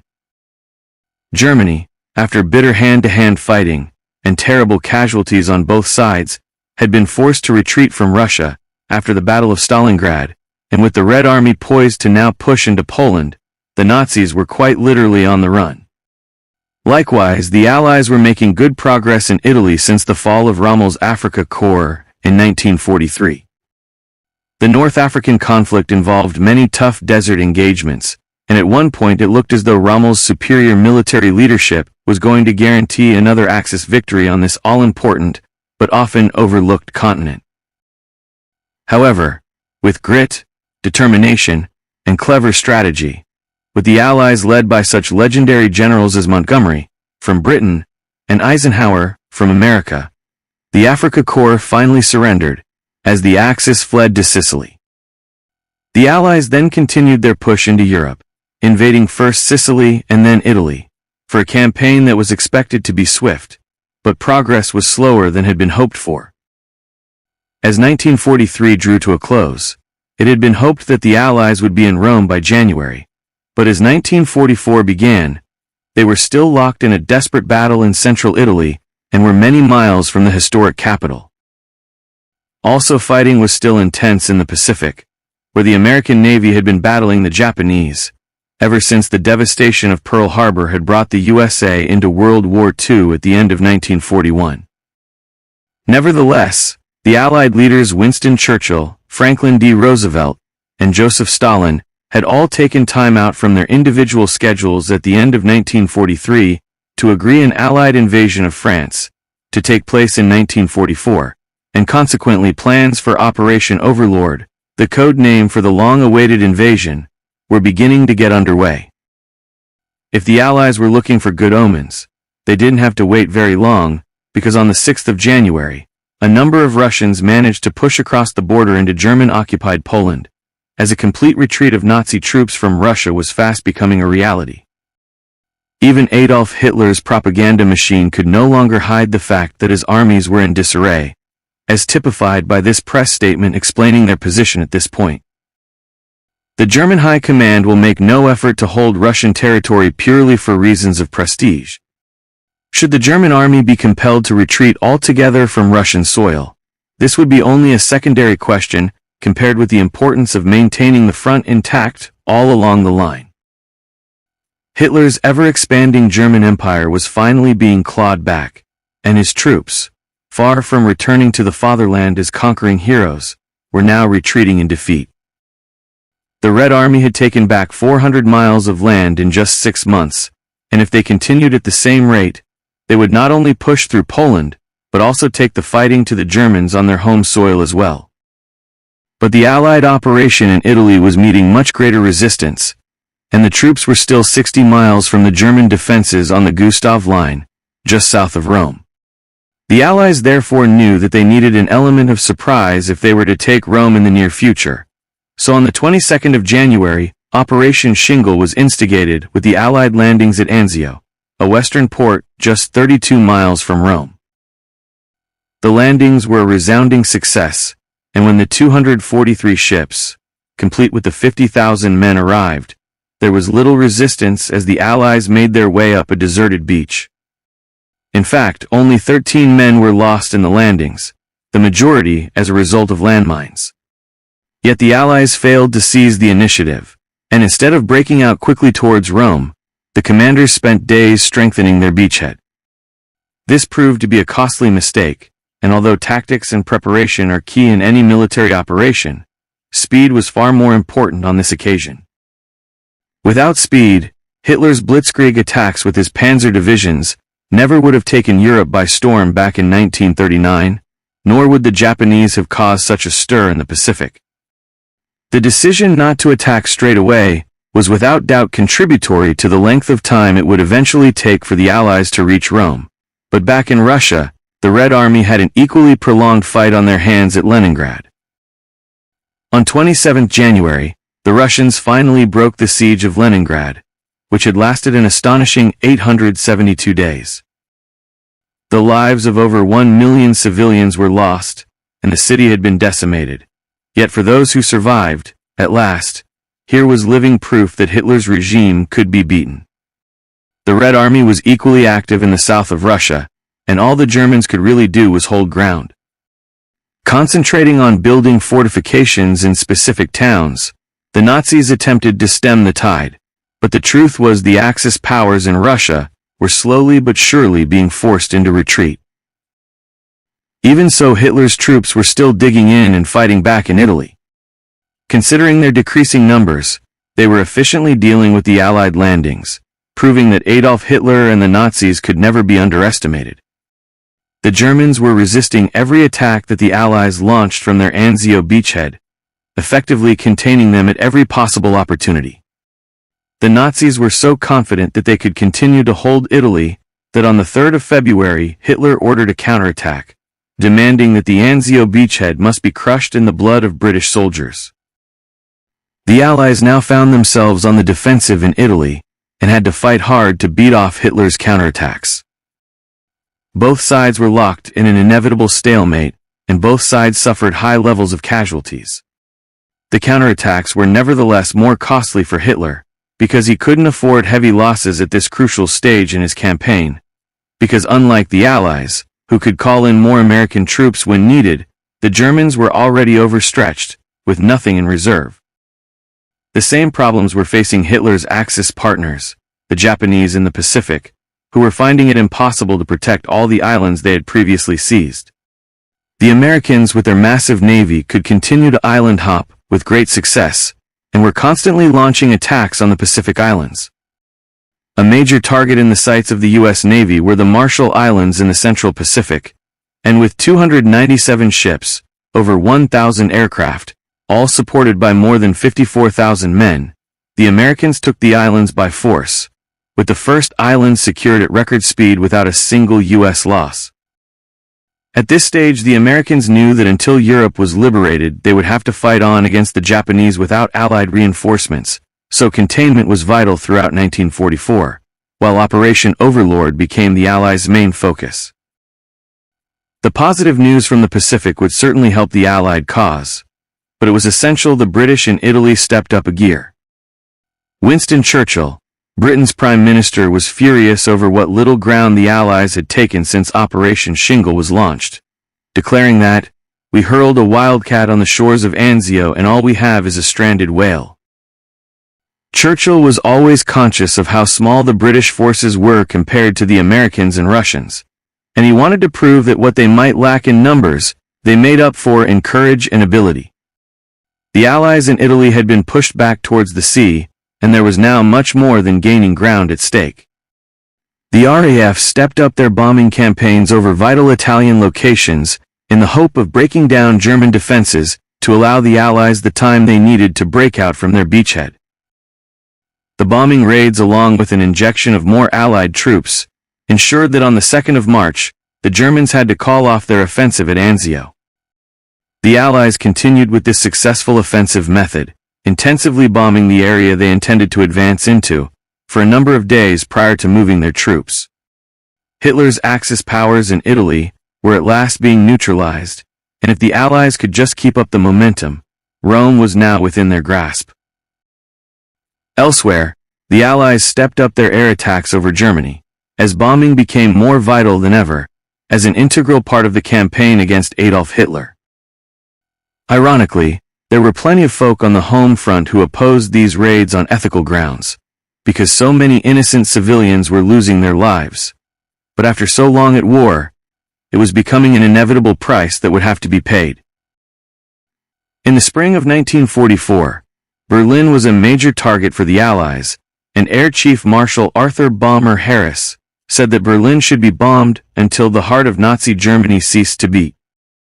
Whatever reservations were felt about the Allied bombing tactics, the general consensus was now that it was time to simply win the war as quickly as possible, and bombing, although an indiscriminate attack, caused the maximum amount of damage, at devastating speed. Interestingly, after the war, there was a sense of national guilt over these air attacks, and Bomber Harris was the only major British commander not to be awarded a peerage, while the bomber aircrews were also denied a distinctive medal of their own. Whatever we today consider to be the rights or wrongs of bombing civilian targets, in 1944, the time had come for the Allies to do whatever was necessary to stop Adolf Hitler and his megalomania, and as plans for Operation Overlord were being completed, the outcome of World War II could still swing in either direction. The man charged with the weighty task of being Supreme Allied Commander of the Allied Expeditionary Force was American General Dwight D. Eisenhower, who had already proved himself capable of handling the likes of the opinionated Montgomery and the flamboyant Patton. Interestingly, Eisenhower, unlike those he had commanded so successfully, had not seen active service, but was a superb administrator with the added bonus of an affable personality. His efforts to meet the men he commanded in the field were greatly appreciated, and as the preparations for Operation Overlord came to fruition, every single one of them, from the lowest rank to a 5-star general, would be needed if the Allies were going to win the war. One of the most important decisions had been about which route the proposed invasion of France should take. Some favored the shortest option, from Calais to Dover, which is what the Germans anticipated, but the actual destination selected was the Normandy coast, between Caen and Cherbourg. To throw the Germans off the scent, though, for every air reconnaissance flight over Normandy, 2 flew over the Pas de Calais, and it was a ploy that evidently worked. Once in France, the troops would break out from the beaches with 2 thrusts, meeting up to march on the vital coal-producing area of the Ruhr in western Germany, before marching into the German heartland, and finally, Berlin. But there was one major obstacle that had to be overcome before the advance on Normandy could be achieved.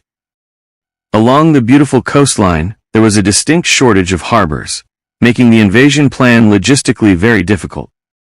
A number of highly skilled engineers came up with the idea of using a floating harbor, and 2 of these floating harbors, or mulberries as they were code-named, were created, one to be located in the American sector, and the other in the British. With the plan for D-Day set, the Allies now needed to concentrate on gathering up the men and machinery required, and perhaps even more importantly, keep the whole operation hidden from German intelligence. Eisenhower envisaged the eventual landing of over 2 million troops onto the beaches of Normandy, so soldiers were flown in from America, Canada, and other Allied nations.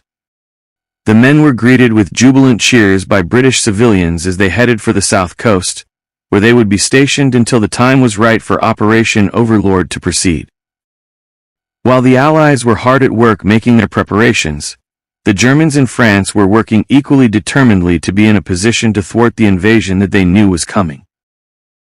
Despite Rommel's failure to hold the North African territories for Hitler, the Desert Fox, as he was affectionately known, was still one of Hitler's most prized commanders, and he was put in charge of organizing the German defenses in France.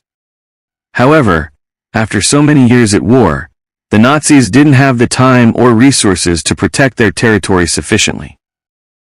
They had no idea as to where the Allies would attack, so had to stretch their defenses thinly across the beaches of northern France, and many of the German bunkers were built on or above beaches that not a single Allied soldier would step foot on. Even so, with all the defensive precautions Rommel was putting in place, Hitler was now very confident about the whole matter, certain that a cross-channel invasion would be stopped, so that all the divisions he had brought to France could be returned to the Russian front. Across the English Channel, though, Winston Churchill was feeling nowhere near as optimistic. He was concerned that the invasion plan was too grand, and if the Allies put everything they had into this operation, and it failed, the war would be lost. However, persuaded by the Americans and Russians to go ahead with Operation Overlord, Churchill once more rallied the people of Britain to give everything for this make-or-break mission. As spring and summer of 1944 approached, the Allied soldiers worked constantly to increase their skills and knowledge of warfare. They were frequently reminded of the vital importance of this mission, and Eisenhower made numerous visits to the troops to ensure that all was going to plan. By May, the forces in Britain were ready for anything. They had trained long and hard for many months, and were fully prepared for the invasion. Also, thousands of ships, aircraft and vehicles had congregated along the south coast, and Eisenhower seemed suitably impressed with what had been achieved, joking that it was only the number of barrage balloons floating constantly in British skies that kept the island from sinking under the waves. Everywhere people looked, there was row upon row of military equipment, and British civilians got used to sharing their island with this impressive arsenal. The Allies had gathered 1,200 fighting ships, 12,000 aircraft, 4,000 landing aircraft, and 800 cargo ships. This was beyond anything the Germans could counterattack with, as they no longer had the raw materials or manpower for such an enterprise. But before any invasion could begin in earnest, the Allies had to clear the path for the landing parties. The American and British air forces carried out a number of bombing raids on significant German-held targets in France, including the all-important French railways, which the Germans relied on for transporting supplies. The French resistance also played their part on the ground, as they eagerly waited for the Allies to liberate them from the much-hated Nazi occupation, an indignity they had now suffered since 1940. Keeping Operation Overlord secret was not an easy task, with so much activity going on in southern England, with so many men and so much equipment, and there was an incident that to this day has never been explained that suggested the Germans knew the whole plot. In a series of crosswords in the Daily Telegraph, code words used for the forthcoming invasion started to appear. First of all, the code names for two of the landing beaches appeared together, Utah and Omaha, making British intelligence very suspicious indeed. Then when the word Overlord itself appeared in the same crossword with Mulberry, the code name for the artificial harbors, alarm bells really did start ringing. But no one was more surprised than the English teacher who set the clues when MI5 arrived at his house to question him. In the end, the incident was put down to coincidence, but so close to D-Day it was very worrying indeed. Fortunately for the Allies, events were looking brighter elsewhere in Europe, as the British and American forces were finally making headway in Italy. The Allies had an incredibly tough time in Italy, but their efforts finally paid off when they captured Rome on the 4th of June. The 2 million Roman civilians were ecstatic with the arrival of the Allied troops, as one of the most important cities held by Hitler and his Axis powers had been liberated. The Pope even joined in the celebrations by announcing, "Yesterday Rome was trembling for her sons and daughters. Today she is able to look with renewed hope and faith to her salvation." As the Germans retreated further to the north of Italy to take up their defensive lines, the freedom of Rome, just a day before Operation Overlord was due to proceed, must have appeared to be a very good omen indeed. All that was now needed was the order to go, as the Allied troops were moved into position ready to respond to the call that would ultimately determine the outcome of World War II. But despite the meticulous preparation, planned to coincide with the best possible tides, the elements took a hand in history. As the 5th of June dawned, it was evident that what should have been pleasant early summer weather was anything but. The storms hitting the south coast of England and the north coast of France were horrendous, and definitely unseasonable, in fact, the last thing that anyone could have predicted. Consequently, with all the troops already aboard their ships, Operation Overlord had to be postponed, but the window of opportunity for the Allies was very small indeed. The invasion force had to set out when there was a low tide in the early hours of the morning. The only days in June that allowed for this were the 5th and 6th, and then the 19th and 20th, and the prospect of keeping the operation secret for another 2 weeks was not an option anyone wanted to contemplate. When the forecast was little better for the next day, and Eisenhower was told of a small gap in the bad weather that gave Overlord a slim chance, he gave the order to go, as D-Day, the 6th of June 1944 went down in history. Even so, the atrocious weather wasn't all bad news for the Allies, because it really did mean they had the element of surprise on their side. Rommel was so convinced the Allies would not attempt an invasion in such poor conditions, he actually went home to Germany for his wife's birthday party. The Germans had also been tipped off about the radio messages that would be broadcast by the BBC to let the French resistance know that the invasion was coming, and even when this happened, on the 1st and the 5th of June, the Germans still refused to believe the Allied troops were on their way. As the ships sailed across the stormy sea, the men had a little time for thought and reflection. The assault of German aircraft that the Allies were expecting were nowhere to be seen, and with the anti-aircraft guns pointed to the skies, not a single shot was fired. Much of this was due to the remarkable achievements of the RAF, with their Spitfire and Lancaster bombers, making sure that not one Luftwaffe plane flew over the invasion fleet, because this would have without doubt given the Germans notice that they were about to be attacked. Interestingly, although when you mention D-Day, people think first of the Navy and the Army, the air forces of Britain and America made vital contributions to the success of Operation Overlord. The American Air Force dropped paratroopers into the area around Cherbourg, close to the beaches of Utah and Omaha, where the American troops were due to come ashore. Sadly, many paratroopers drowned as Rommel had flooded any suitable landing areas in the district, and one of the paratroopers, Private Steele, famously got caught on the church spire at St. Marie-Église, where to this day a replica of him can be found, to commemorate the events of D-Day. At the other end of the landing beaches, near Caen, the British 6th Airborne Division were given the task of taking a strategically important bridge, after landing under the cover of darkness in silent Horsa gliders. Major John Howard and his men landed on target, and won the first victory of the Normandy campaign, achieving their objective, and ever since this has been known as Pegasus Bridge, in honor of the flying horse insignia of the British 6th Airborne Division. Back at sea, as the invasion fleet got ever closer to the beaches of Normandy, the Germans finally realized what was happening, and they launched everything they could at the Allies.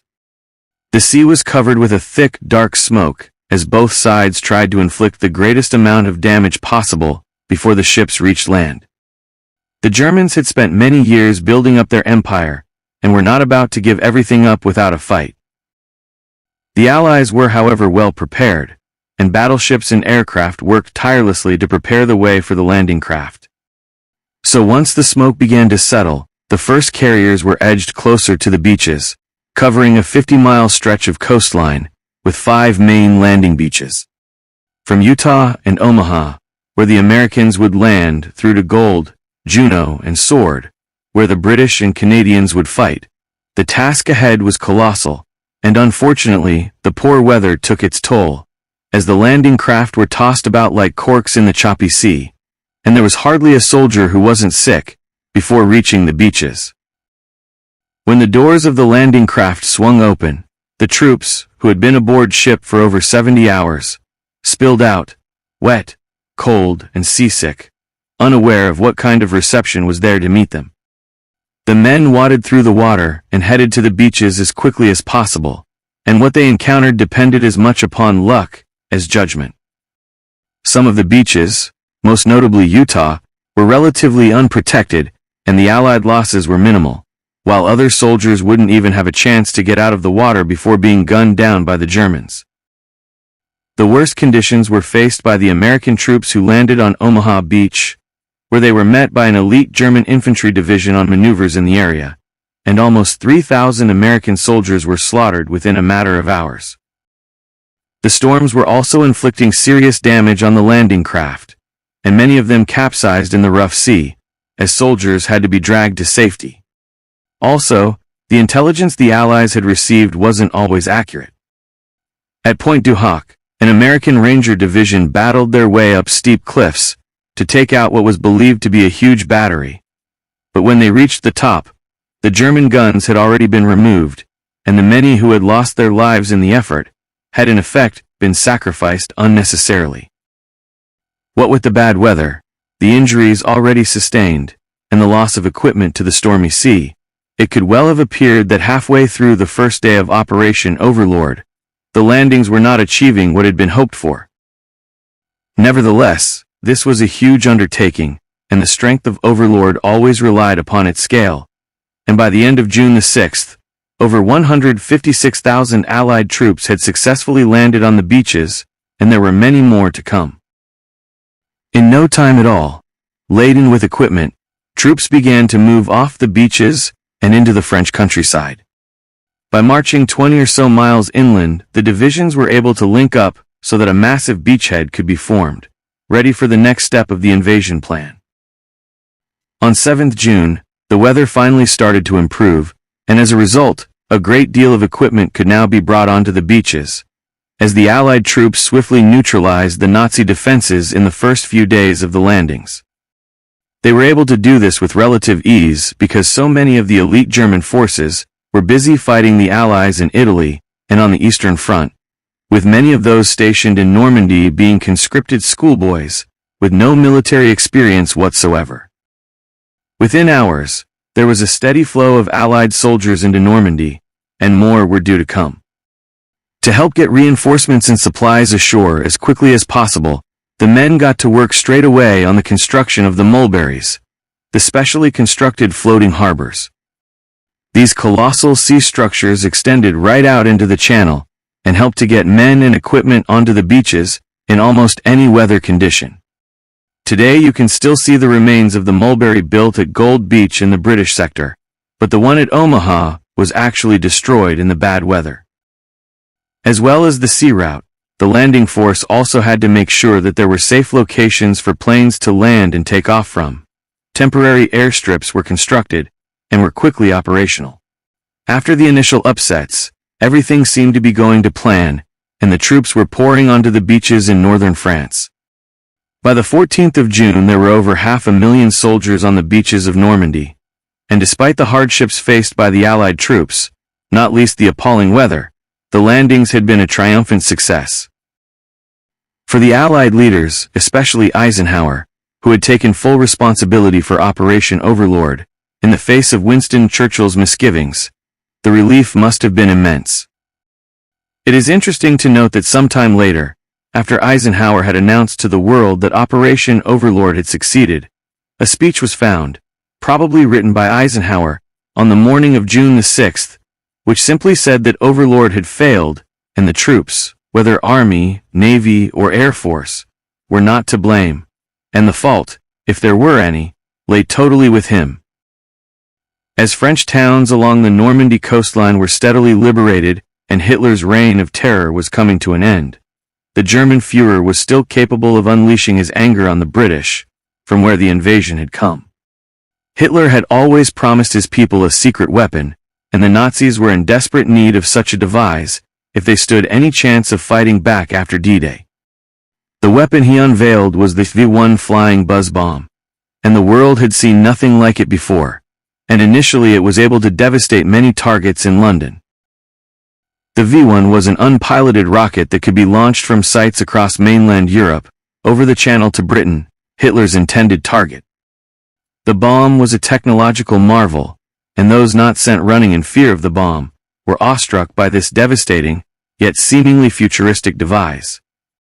Luckily, despite the initial panic they caused, many of these bombs were shot down before they hit their targets, and only a third of the 2,452 V1s launched in June ever reached their destination. Although the bomb was causing a number of casualties, Germany could not produce and launch the numbers of V-bombs needed to cause any real problem for the British at this late stage in the war. Even though the V1 was not going to win the war for the Germans, the troops in Normandy were still extremely concerned at what was going on back in Britain. They wanted to waste no time in breaking out of their beachhead as quickly as possible to end the war before more damage was done to their loved ones back home. In the early weeks after the D-Day landings, the Allies were able to advance quickly into France, because the Germans still believed that this was a diversionary tactic, and the main attack was still to come at Calais, giving the Allied forces the time to link divisions and head out into Normandy. The Americans headed to the northwest region of France, where they were able to take control of the port of Cherbourg, which meant further troops and supplies could be brought in safely. The British, with General Montgomery at the helm, marched towards Caen. But this proved to be a much harder fought battle, as the invasion force finally met with much stronger Nazi opposition. The Germans had eventually mobilized their forces to meet the Allies, and a month of heavy fighting dominated the Caen end of the landing area, and Monty's troops suffered some serious losses at the hands of the Germans. The British armored divisions lost 200 tanks, and were not able to breach the determined German defenses. Monty knew his first attack had failed, and had to call his men back to rethink tactics. However, although the Allies may have lost this battle, Monty knew it was nothing compared to the size of the whole operation, and they could still win the war. It was mid-July, and there were now over 1 million men who had landed on the beaches of Normandy, and because of these huge numbers, Allied divisions could be sent to fight anywhere they were required. So Monty decided to keep the German divisions busy fighting in the north of France around Caen, keeping the American forces clear to be able to head south, where they faced little or no opposition, allowing the Allies to ease into a position where they could attack the Germans from the rear. The Nazis may have been determined to beat the D-Day invasion back into the sea, but they were woefully outnumbered, and as the weeks passed, it became evident that they were the ones that now needed a miracle if they were to stand any chance of holding on to France as an occupied territory. There was also great news from Russia, as by the 31st of July, the Red Army were only 12 miles from the Polish capital of Warsaw. In fact, as early as April 1944, the Russians had recovered almost all of their pre-war territory and were working hard to liberate other countries in Europe. The Red Army were now far superior to the fleeing Germans, and with the Second Front underway in France, Stalin knew it was only a matter of time before the Nazi army would be completely crushed. The Americans had also made many significant advances in the Pacific as well, and in the summer had occupied a vital territory, which would enable them to directly attack the home islands of Japan. For the Allies, the American fighting forces took the important Saipan Islands in the Marianas, which were only 100 miles away from Tokyo, which allowed their B-29 bombers to launch safely and begin bombing raids on Japan. For the first time since Japan entered the war, the Allies could now directly attack their homeland, and while the Allies in Europe got ever closer to Germany, the Axis powers of evil, that even at the beginning of 1944 had still appeared an impossible enemy to overcome, were now seriously facing defeat on all sides. Hitler was clutching at straws to stay in the war now. It had been months since a successful counterattack had been launched, and his troops on every front were retreating. In the Pacific, the Japanese were being pushed back, and the campaign that they had launched in India was failing to make any headway. In Europe, the Germans were being pushed further and further towards Berlin, as the Russians on the Eastern Front and the British and Americans in the West began to close their net around Hitler and his troops, wherever they happened to be. By the end of August, after another unsuccessful counterattack from the Germans, the battle for France had been all but won. Nevertheless, 300,000 German military personnel were able to escape from France before the Allies cut off the Fulfils pocket, but they had to leave behind ordnance and equipment, just as the British Expeditionary Force had done way back in 1940, when they had escaped from the beaches of Dunkirk. The Germans by now realized that they were seriously outnumbered, and having neither the manpower nor equipment to stay in control of France, they retreated back to the German border to take up their defensive position. Victory in the Battle of France was now in sight for the Allies, and the French people could at last look forward to regaining their freedom after so many years under Nazi occupation. 2 million Allied soldiers made their way through France, liberating the nation as they went. However, despite many of the Germans having surrendered, there were still pockets of Nazi resistance in the country. By September, the Germans had lost 500,000 men, and the Allies half that number, with fighting still intense in places. And although many believed that the war had now been won, towards the end of September, the Allies, under Montgomery's command, were given a stark reminder as to why the Nazis should never be underestimated. The Allies suffered heavy losses as a result of Operation Market Garden, a mission aimed at securing the many bridges in Belgium, to create a clear path all the way to the North German plain. It was a risky operation because it meant stretching the Allied troops very thinly. However, the rewards would have been great, accelerating the end of the war, in effect providing a shortcut into Germany. Unfortunately, the Allies cut too many corners, and the Germans penalized them severely for this. In the end, Monty had to call the offensive off as the Nazis refused to relinquish their positions, and only 2,500 of the 10,000 Allied soldiers involved in the mission survived, or evaded capture to fight another day. The Allied commanders learnt a costly yet important lesson at Arnhem, because even in defeat, the Nazis could still inflict terrible damage.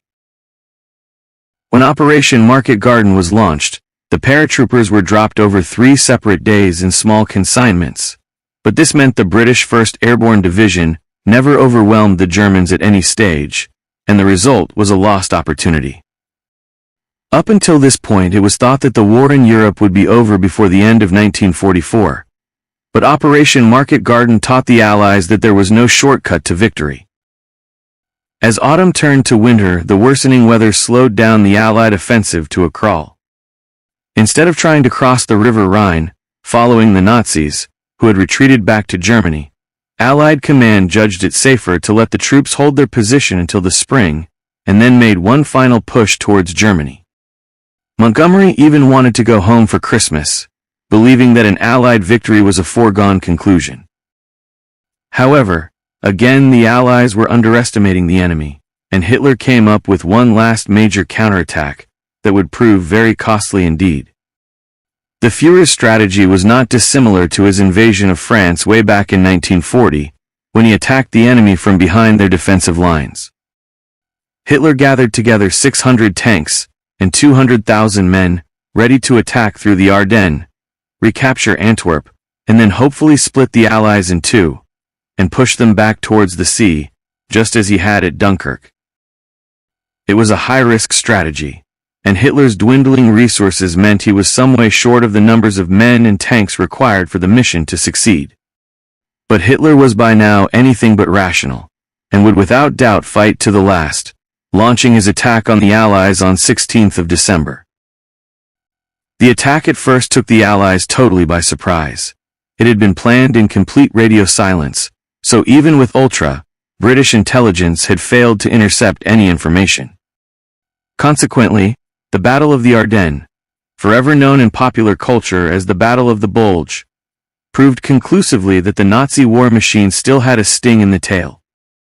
The Americans were thrown into panic and confusion as the Germans attacked, and the majority of the casualties inflicted on the U.S. divisions during the entire battle were sustained in the first 3 days.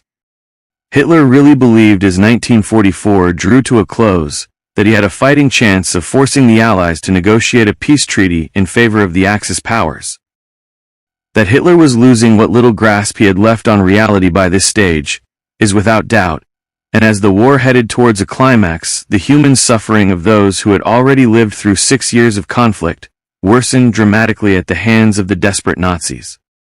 Like a wounded animal, Hitler's regime was very dangerous indeed, and although there was hope on the horizon for the Allies, there was still a great deal to be done if the threat posed by the Nazis was to be removed, once and for all. Nevertheless, the people of Britain knew that the war was coming to an end, as the Home Guard was discharged, and pre-war street lamps were replaced. Thoughts of loved ones returning and the prospect of a new year bringing the promise of peace was the best Christmas present anyone could have hoped for, not only in Britain, but in Allied nations, the whole world over.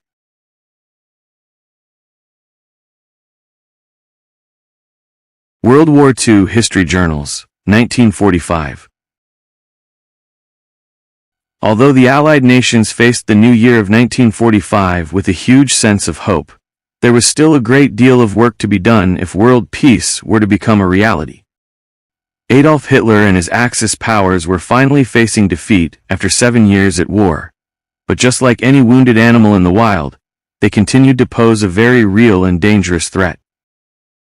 The all-important D-Day landings in June 1944 had been an unprecedented success, and the ground forces who had breached the Germans' coastal defenses were steadily moving through France, liberating towns and villages as they went, gathering momentum as they set their sights on Berlin.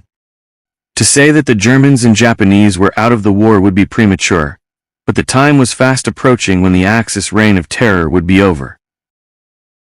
As 1944 had drawn to a close, Adolf Hitler had unleashed what would prove to be his last major counter-offense of the war, in what became known as the Battle of the Bulge, fought amongst the French forests of the Ardennes. As many tanks as the German commanders could muster, along with 250,000 men, were engaged in a desperate attempt to push the Allies back into the sea, exactly as had happened at Dunkirk back in 1940, and the fight continued as the days of January passed. Meanwhile, the Japanese were not in a position where they could fight back so fiercely. In the Pacific, the Americans were starting their New Year celebrations by continuing to advance towards the Japanese homeland. On 1 January, the U.S. Navy launched more attacks on Japanese islands to increase their superiority in the area, by air, land, and at sea. The Japanese were desperately using any means at their disposal to try and beat the Americans back, from kamikaze pilots to suicide submarines. For the Japanese, with an ancient culture that permitted no surrender, they would die with honor rather than survive as prisoners, and this was very dangerous indeed for the Allies. But to make matters worse for the Axis powers, and Hitler in particular, the Russians were already beginning a major winter offensive. They were concentrating their forces in Poland, ready for a big push into Warsaw. Hitler was unsure as to where the Russians would choose to strike, so consequently he had to place divisions, very thinly spread, all over the Eastern Front. As a result, when Russia instigated an attack on the 12th of January, the Nazis were hugely outnumbered. 2.2 million Russians stormed towards Warsaw on 2 separate flanks, to be faced by a mere 400,000 Germans hoping to stop them, and it was by now apparent that Nazi Germany was fast running out of options. In fact, during this particular attack, the Russians had an advantage of almost 8-1 in guns, 6-1 in tanks, and 18-1 in aircraft, as well as superior manpower, making the outcome a foregone conclusion. Nevertheless, back in the Ardennes, Hitler's campaign could not be dismissed so easily. The Battle of the Bulge had proved a tough fight for the Americans because the Allies had not had any warning from military intelligence. Even so, once the element of surprise was countered by some fierce fighting, with the American soldiers on the ground enduring some horrifically cold conditions, the Germans were unable to capitalize on their early advantage. On the 7th of January, Hitler withdrew his forces from the Ardennes, and the Battle of the Bulge went down in history as a decisive victory for the Allies when it was concluded on the 25th. However, Eisenhower had another battle to resolve in the aftermath, which would take every bit of tact and diplomacy he could muster.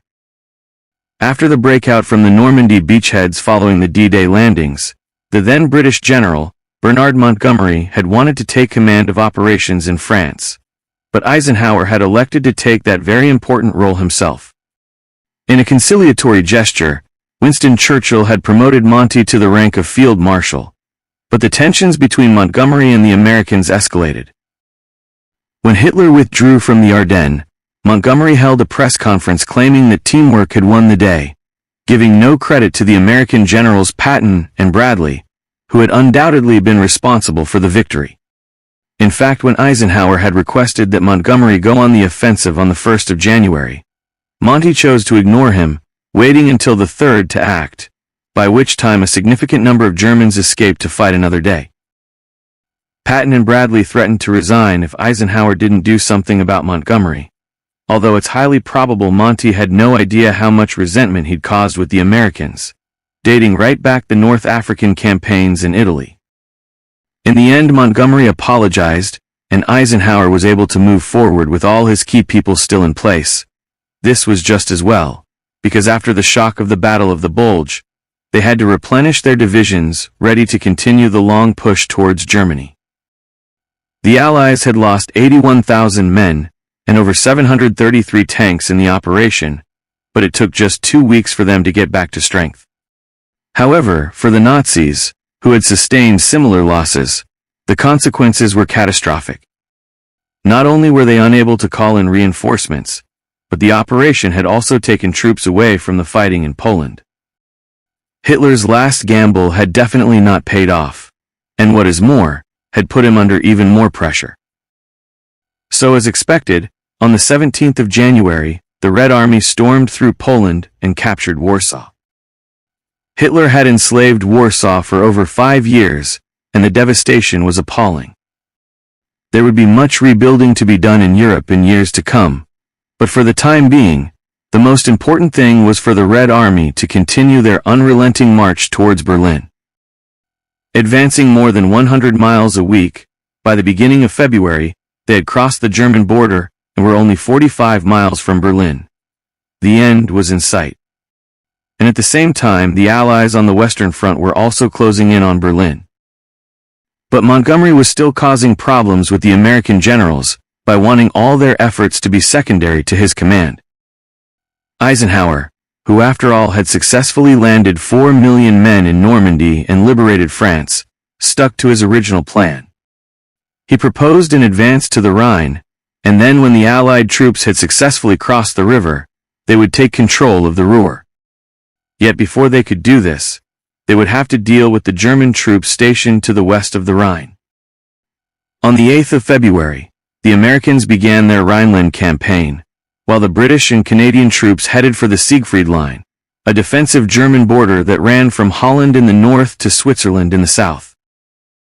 The American troops were also progressing well in the Pacific, and in February, set their sights on the volcanic island of Iwo Jima.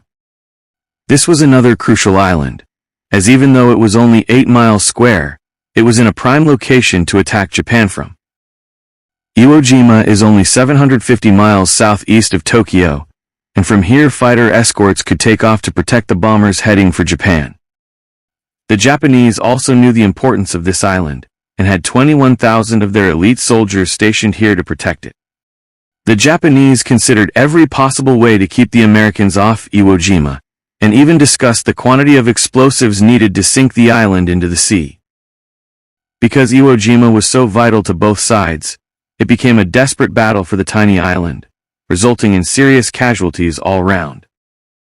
However, 4 days into the fighting, the Americans sensed victory, and Marines from the 28th Regiment famously lifted the Stars and Stripes on Mount Suribachi. With a flagpole made out of a discarded drainpipe, the soldiers hoisted the flag on the peak after they had fought and scrambled their way up to the 167-meter summit. The raising of the flag gave hope to millions of people around the world, and especially to the soldiers still locked in this bloody battle. Everywhere the Marines looked, they could see fellow soldiers who had been killed, and although the war may have been close to ending, the casualties continued to pile up. Even though the Americans had lifted the flag in victory, the Japanese continued to fight, and by the end of the 6-week conflict, as many as 7,000 Americans had been killed, while only 216 Japanese soldiers were taken alive. Back in Europe, the Allies were making great advances towards the crossing of the Rhine.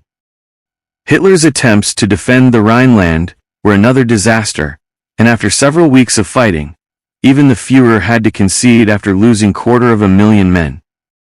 The Germans were down to their last reserves, so the order was given for a retreat across the Rhine. Hitler decreed that no bridge should be left intact, so as to hinder Allied progress, and when they reached the river, they found almost every crossing had been destroyed. Although this failed to stop the Allies from crossing, it would buy Hitler some precious time to reassess his defenses. Unbeknown to Hitler, a troop of disorganized Nazis were caught fleeing an intact bridge near Remagen, to the south of Germany. The Ludendorff railway bridge needed some repair, but the American engineers soon got the bridge operational again, allowing men and tanks across to cross as the Allies quickly surrounded the 300,000 Germans in the Ruhr pocket. Over in the Pacific, the Americans, although victorious, were still nursing their heavy losses on Iwo Jima. However, as soon as they organized a stronghold, they wasted no time in using the island to their advantage. As they continued to bury their dead, hordes of B-29 bombers took to the skies to begin an all-important raid over Tokyo. On the 10th of March, 83,000 Japanese people were killed in the bombings, with over 1 million being made homeless.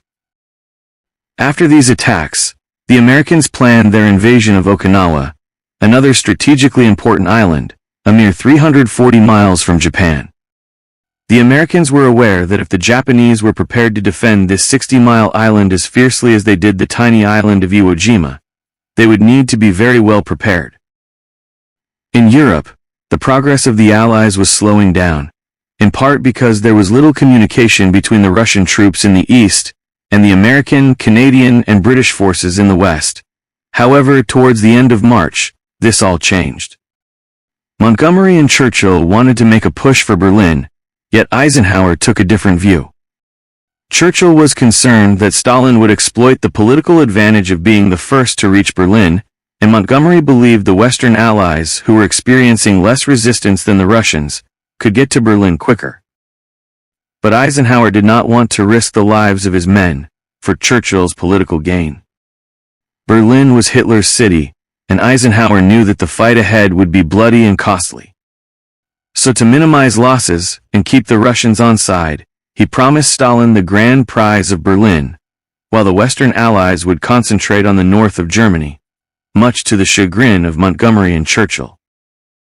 By this stage in 1945, Germany had lost almost all of the territories gained since the beginning of World War II. Hitler's 1,000-year Reich was tumbling as the Allies now attacked from both sides. The Russians were preparing for their last march on Berlin, as the Western Allies crossed the Rhine in droves. Even so, the resistance they met was still at times unpredictable. At some crossings, the enemy immediately surrendered, while others would fight to the last bullet. The only certainty was that the German Empire was collapsing bit by bit, and day by day. Communications were down, supplies low, and the Nazis had become more frantic than ever. Defeat was now inevitable, and Hitler, accompanied by his entourage, had sought shelter in an underground bunker in Berlin since the middle of January, refusing to flee, despite advice from his commanders, to his mountain retreat in Bavaria. Yet Hitler still believed that his empire could be saved, and when Joseph Goebbels brought news of the death of American President Franklin D. Roosevelt, he actually congratulated Hitler and told him it was the turning point they had been waiting for. Roosevelt died on the 12th of April, at the age of 63. The whole of America mourned the loss of the Democrat who had helped lead the nation out of the economic recession of the 1930s, before turning his attention to World War II.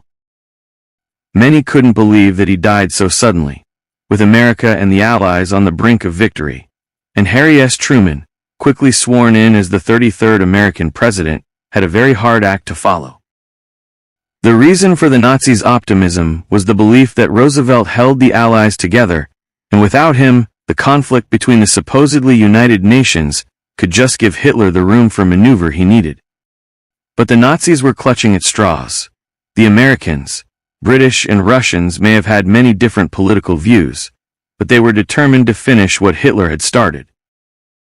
A few days before Roosevelt's death, The first American troops landed on the Pacific island of Okinawa, and while shocked and saddened by the news, they were determined to honor President Roosevelt's memory. Within an hour of the invasion, there were 160,000 Americans on the island, and by 10 a.m., they had already taken control of 2 airfields. The Americans expected heavy opposition to Operation Iceberg, and so gathered a huge invasion force to deal with the resistance of 120,000 Japanese soldiers. But when the American invasion vessels landed, the beaches were strangely empty. The Japanese were clever fighters, and stationed the bulk of their men far enough inland to be out of range of the Americans' deadly naval guns, and they gave everything to defend their island, including deploying many kamikaze pilots to attack the invaders. Despite the tenacity of the Japanese, the bigger picture for the Axis powers was about to make their position a great deal weaker. The Russians were so close to achieving their aims in Europe, they announced their intention to join the Americans in the fight against Japan in the Pacific. This signaled to the Japanese that the Russians were ready to attack, and Japan's northwestern borders were now in danger. This was very bad news indeed, as the Japanese were struggling to keep Americans at bay, so speculation that Russia was about to enter the Pacific War caused great concern in the Far East. Contrary to what Hitler and the remaining Nazis had thought, the Western Allies in Europe were continuing to work well together without Roosevelt, as victory was now well within their grasp. Even the most respected Nazi publication, the Schwarze Korps, the newspaper of the SS, no longer hid the fact that the end was near, acknowledging that it was possible that the Germans could be defeated militarily. The article that revealed this shocking news went on to state that they would continue to fight, but with the reported surrender of over 100,000 Nazi soldiers in the Ruhr, whether the soldiers on the ground were of the same opinion is debatable. The Germans were down to their last reserves, and almost out of raw materials and fuel, but despite the Allies smelling victory, many Nazis, undoubtedly in desperation, were determined to take as many of the enemy down as possible before they were killed. As a consequence, the Americans lost 10,677 fighting men in April 1945, almost as many as they lost the previous year when the German forces were much stronger. The Reich may have been disintegrating, but it was fighting to the last man. But by now the Allies in Europe knew that all they had to do was maintain their advances, and sooner or later the Nazis would fall. The confidence of the Western Allies was so apparent that they now opened another offensive on the Italian front to ensure that their impending victory would be as widespread as possible. And with the help of Italian partisans, they met very little resistance from the dwindling Nazi presence. The same was also true in Germany itself, with military personnel fast disappearing, as the Nazi troops were forced further back towards Berlin. Hitler's mental state and capacity for rational thought was deteriorating at an alarming rate.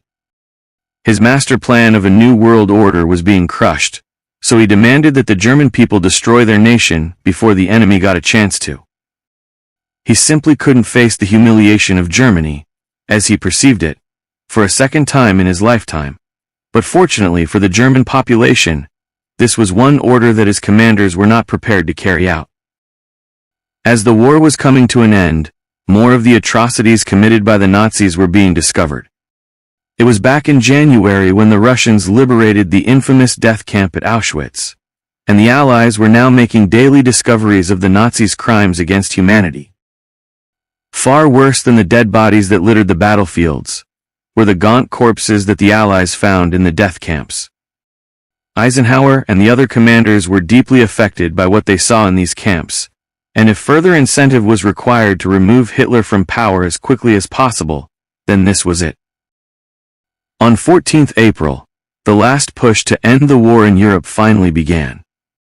The task of taking Berlin now turned into a race for 3 of the Russian commanders, and Stalin gave them 2 weeks to finish the job. The Russians were well prepared to take Berlin, with over 3 million men, 6,250 tanks, and 7,500 planes. The Nazis, by contrast, had hardly anything left to defend their most prized city with. Their mighty Panzer Division only numbered about 1,000 in Berlin, their planes 3,300, and with a meager 320,000 soldiers, boosted by 1 million German civilians in the People's Militia, there was little hope. Yet the Germans were determined to fight on to the very end, just as Eisenhower had predicted, and the Red Army did suffer a huge number of casualties as they fought a vicious street-by-street battle. With the Russians literally about to storm Hitler's bunker, the Führer's final hours included marrying his long-term mistress Eva Braun on the 29th of April. Although they had been together for many years, Hitler had always been reluctant to marry Eva, believing that the affair needed to be kept secret so as not to upset his adoring female supporters. But evidently with no way out of the bunker, marrying Eva Braun was the last act of a desperate man.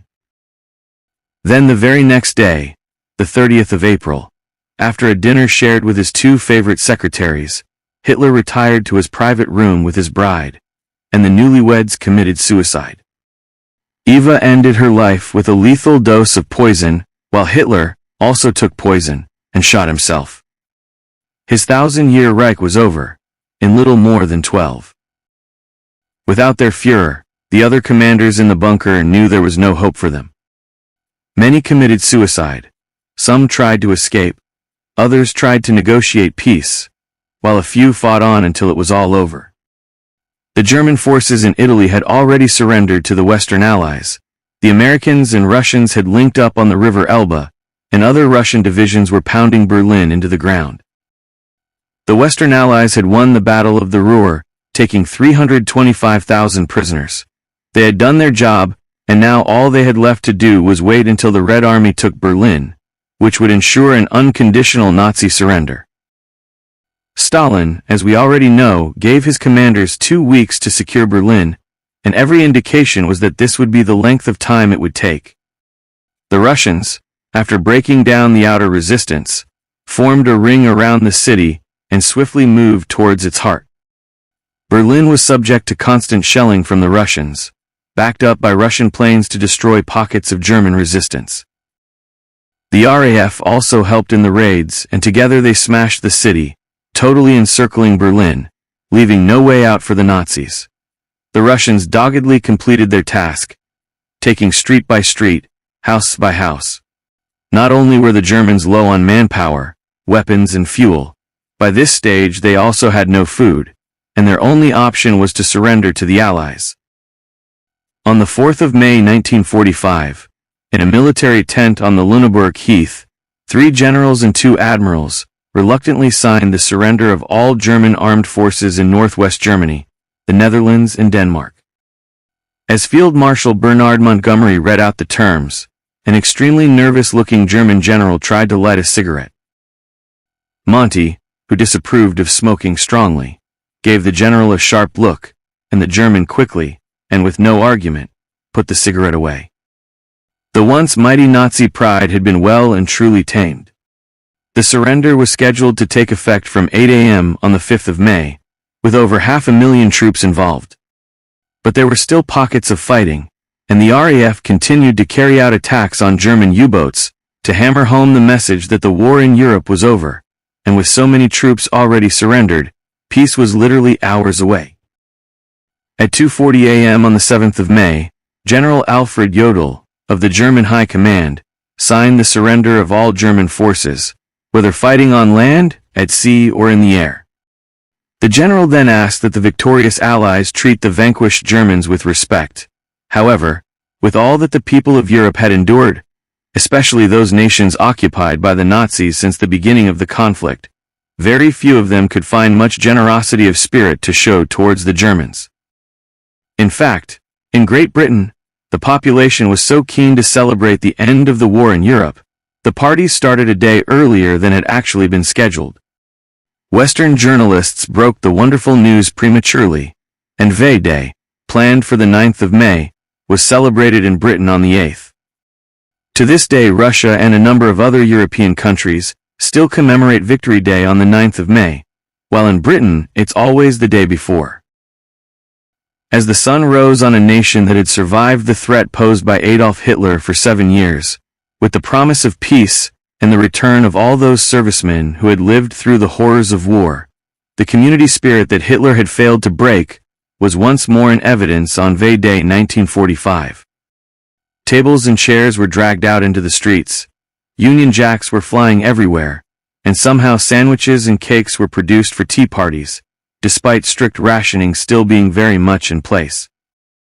The church bells rang out in towns and villages the length and breadth of the country, but when most people think of V-Day, it's the celebrations in London that first spring to mind.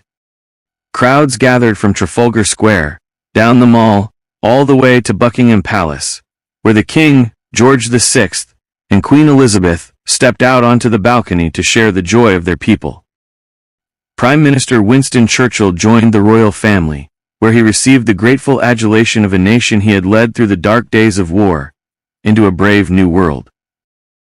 When Churchill gave a victory speech from 10 Downing Street, he managed in a few eloquent words to sum up the feelings of the British, looking forward to future peace. The German war is at an end. Advance Britannia. Long live the cause of freedom. God save the King. Churchill made many announcements throughout V-Day. However, amongst the celebrations, his thoughts turned to those still locked in combat out in the Pacific, where all eyes now turned. Finally, almost the whole world was combined against the evildoers, who are now prostrate before us. But let us not forget Japan, with all her treachery and greed, remains unsubdued, and her detestable cruelties call for justice and retribution. Peace may have come to Europe, but the Allies were still duty-bound to carry on fighting until an uncompromised peace was achieved in the Pacific, where the U.S. Navy continued to bear the brunt of Japan's refusal to consider surrender. The Americans had lost their leader, Franklin D. Roosevelt, less than a month before V-Day, and as Europe celebrated, the USA was still in mourning for their beloved president.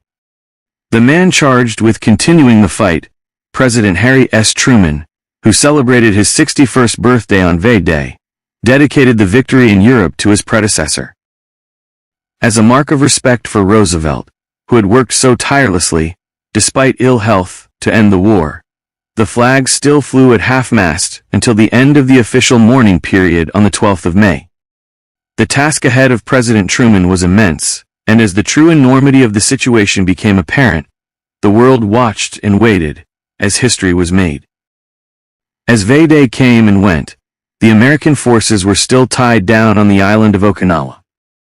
Since the U.S. landings in April, well over 5 weeks previously, the Japanese had increased their attacks using kamikaze pilots in a desperate attempt to force the Americans off the island. 1,092 suicide bombers had already died for the cause, and it certainly appeared that many more would follow. The Americans, however, were continuing to advance, but at a painfully slow 120 meters a day, sustaining heavy casualties, having lost in the region of 20,000 soldiers since the invasion began. The Japanese were tenaciously prolonging a fight that they had no hope of winning, and with a culture that demanded death with honor, it was impossible to calculate, even at this stage, how long the war would actually go on for. Elsewhere, Japanese troops were now being withdrawn from a number of Chinese ports, some of which they had only held for a very short period of time.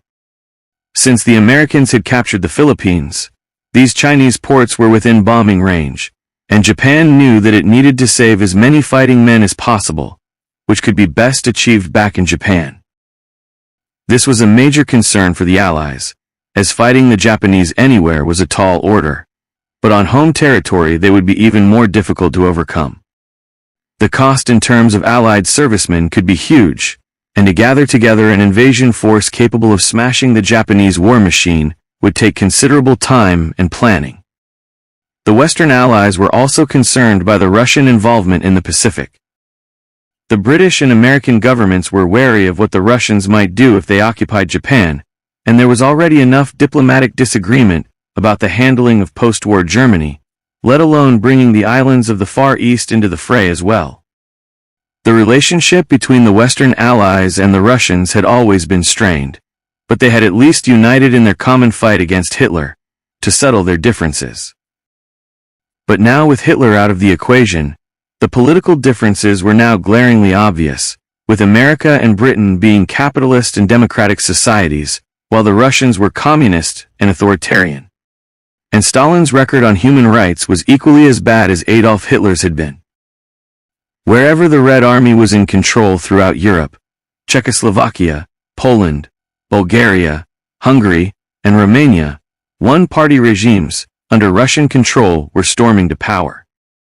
If Russia were able to take control of Japan as well, the United Nations feared that an end to World War II might not herald a peaceful future, and the threat of fighting breaking out again on a global scale would be a distinct possibility.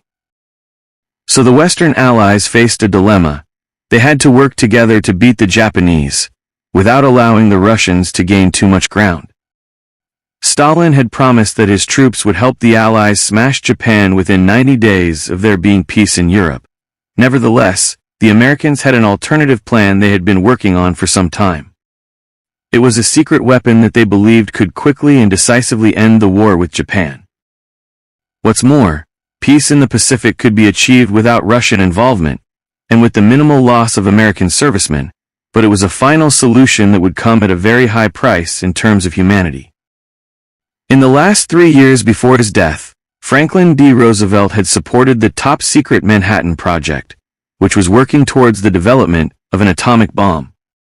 Involving 120,000 people, at a cost of $2 billion, the Manhattan Project was so secret that even Harry S. Truman, as vice president, knew nothing about the nuclear program until he was sworn in as Roosevelt's successor.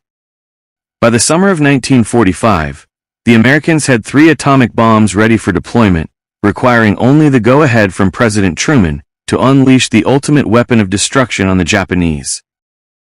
By the end of June, the Americans had won the battle for Okinawa, with as many as 90,000 Japanese soldiers having lost their lives.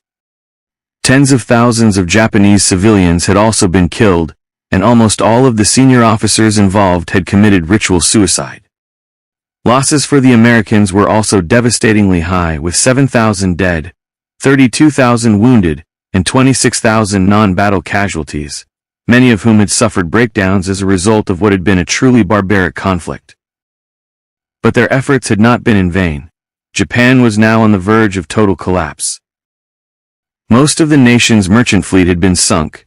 U.S. ships now constantly patrolled the Japanese coastline. Industrial production was at a standstill, and the constant bombing raids from the Americans meant that internal communications had been destroyed, while the Japanese people were facing starvation. With Germany out of the war, the Americans knew that beating the Japanese was simply a matter of time, but with a proud warrior culture, there was every chance it could be years rather than months.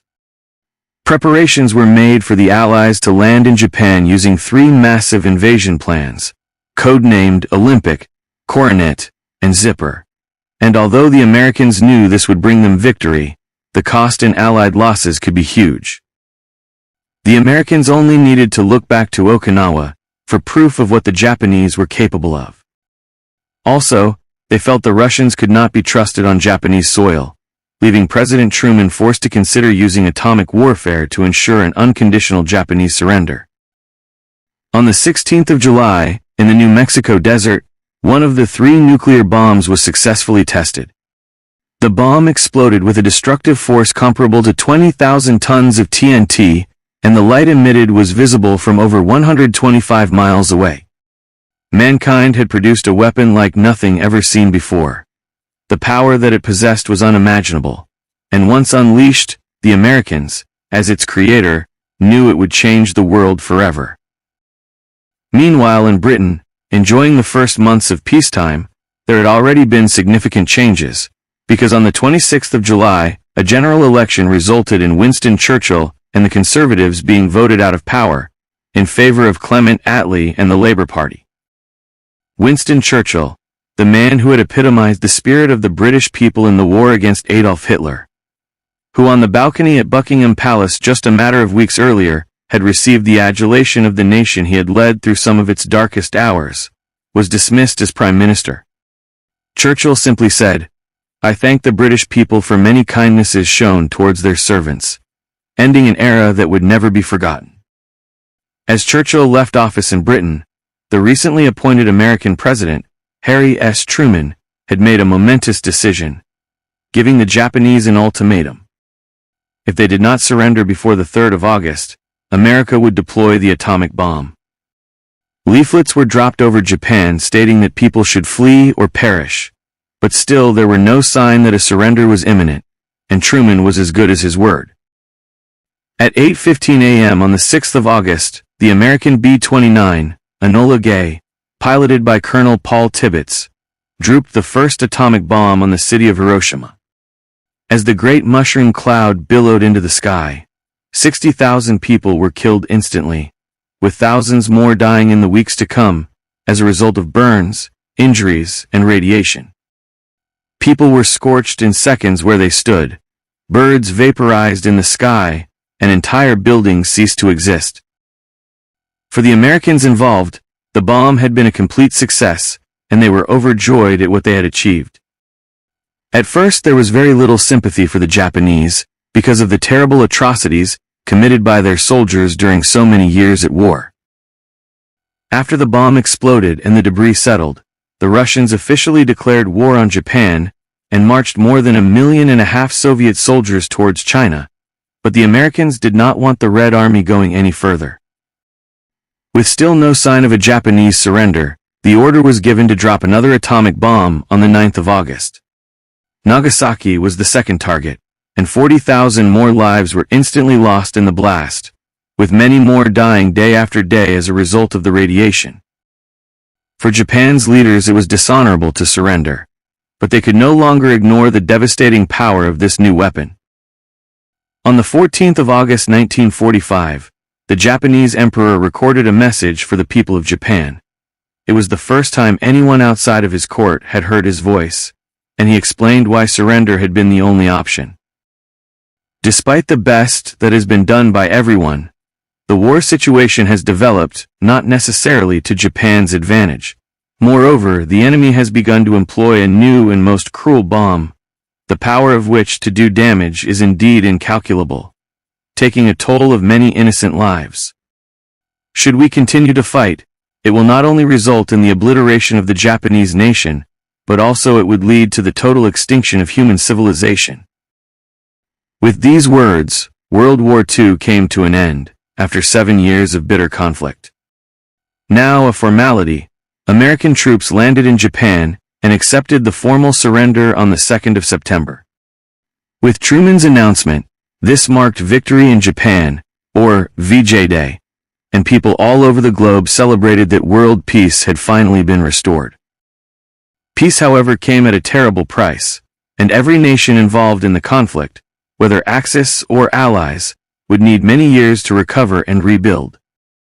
Over 50 million lives were lost in the fighting, with homes destroyed and countryside decimated everywhere that war touched. Europe was awash with refugees, and many of the countries that had been occupied by the Nazis found it hard to rebuild a diplomatic government. Reprisals could be vicious and brutal, as 10 million Germans fled their homes in the aftermath, to avoid Russian vengeance. Hitler's years in power had changed the landscape of Europe beyond all recognition, and although the years of recovery would be incredibly difficult, the alternatives would have been a great deal worse. People may have lost everything, their loved ones, their homes and their personal possessions, but the one thing they had regained was freedom and the right to live, worship, work, and speak as they chose. It would take years, decades, and perhaps even centuries for the wounds to heal, but the words of General Douglas MacArthur spoken after receiving the official surrender from Japan expressed what so many were feeling as 1945 came to its historic conclusion. It is my earnest hope, indeed the hope of all mankind, that from this solemn occasion, a better world shall emerge out of the blood and carnage of the past, a world founded upon faith and understanding, a world dedicated to the dignity of man and the fulfillment of his most cherished wish for freedom, tolerance, and justice. And what more appropriate note could there be to end this series of war journals on? This journey of discovery has taken us from the outbreak of war in 1939 right through to its conclusion in 1945. We have followed the twists and turns of military strategy and all the elements of good and bad fortune. There were times when a victory for the Axis powers looked inevitable, as Adolf Hitler appeared invincible. But wherever you look in the history books, sooner or later, those who disregard the rights of their fellow man rarely stay in power forever, as humanity has a unique ability to fight back.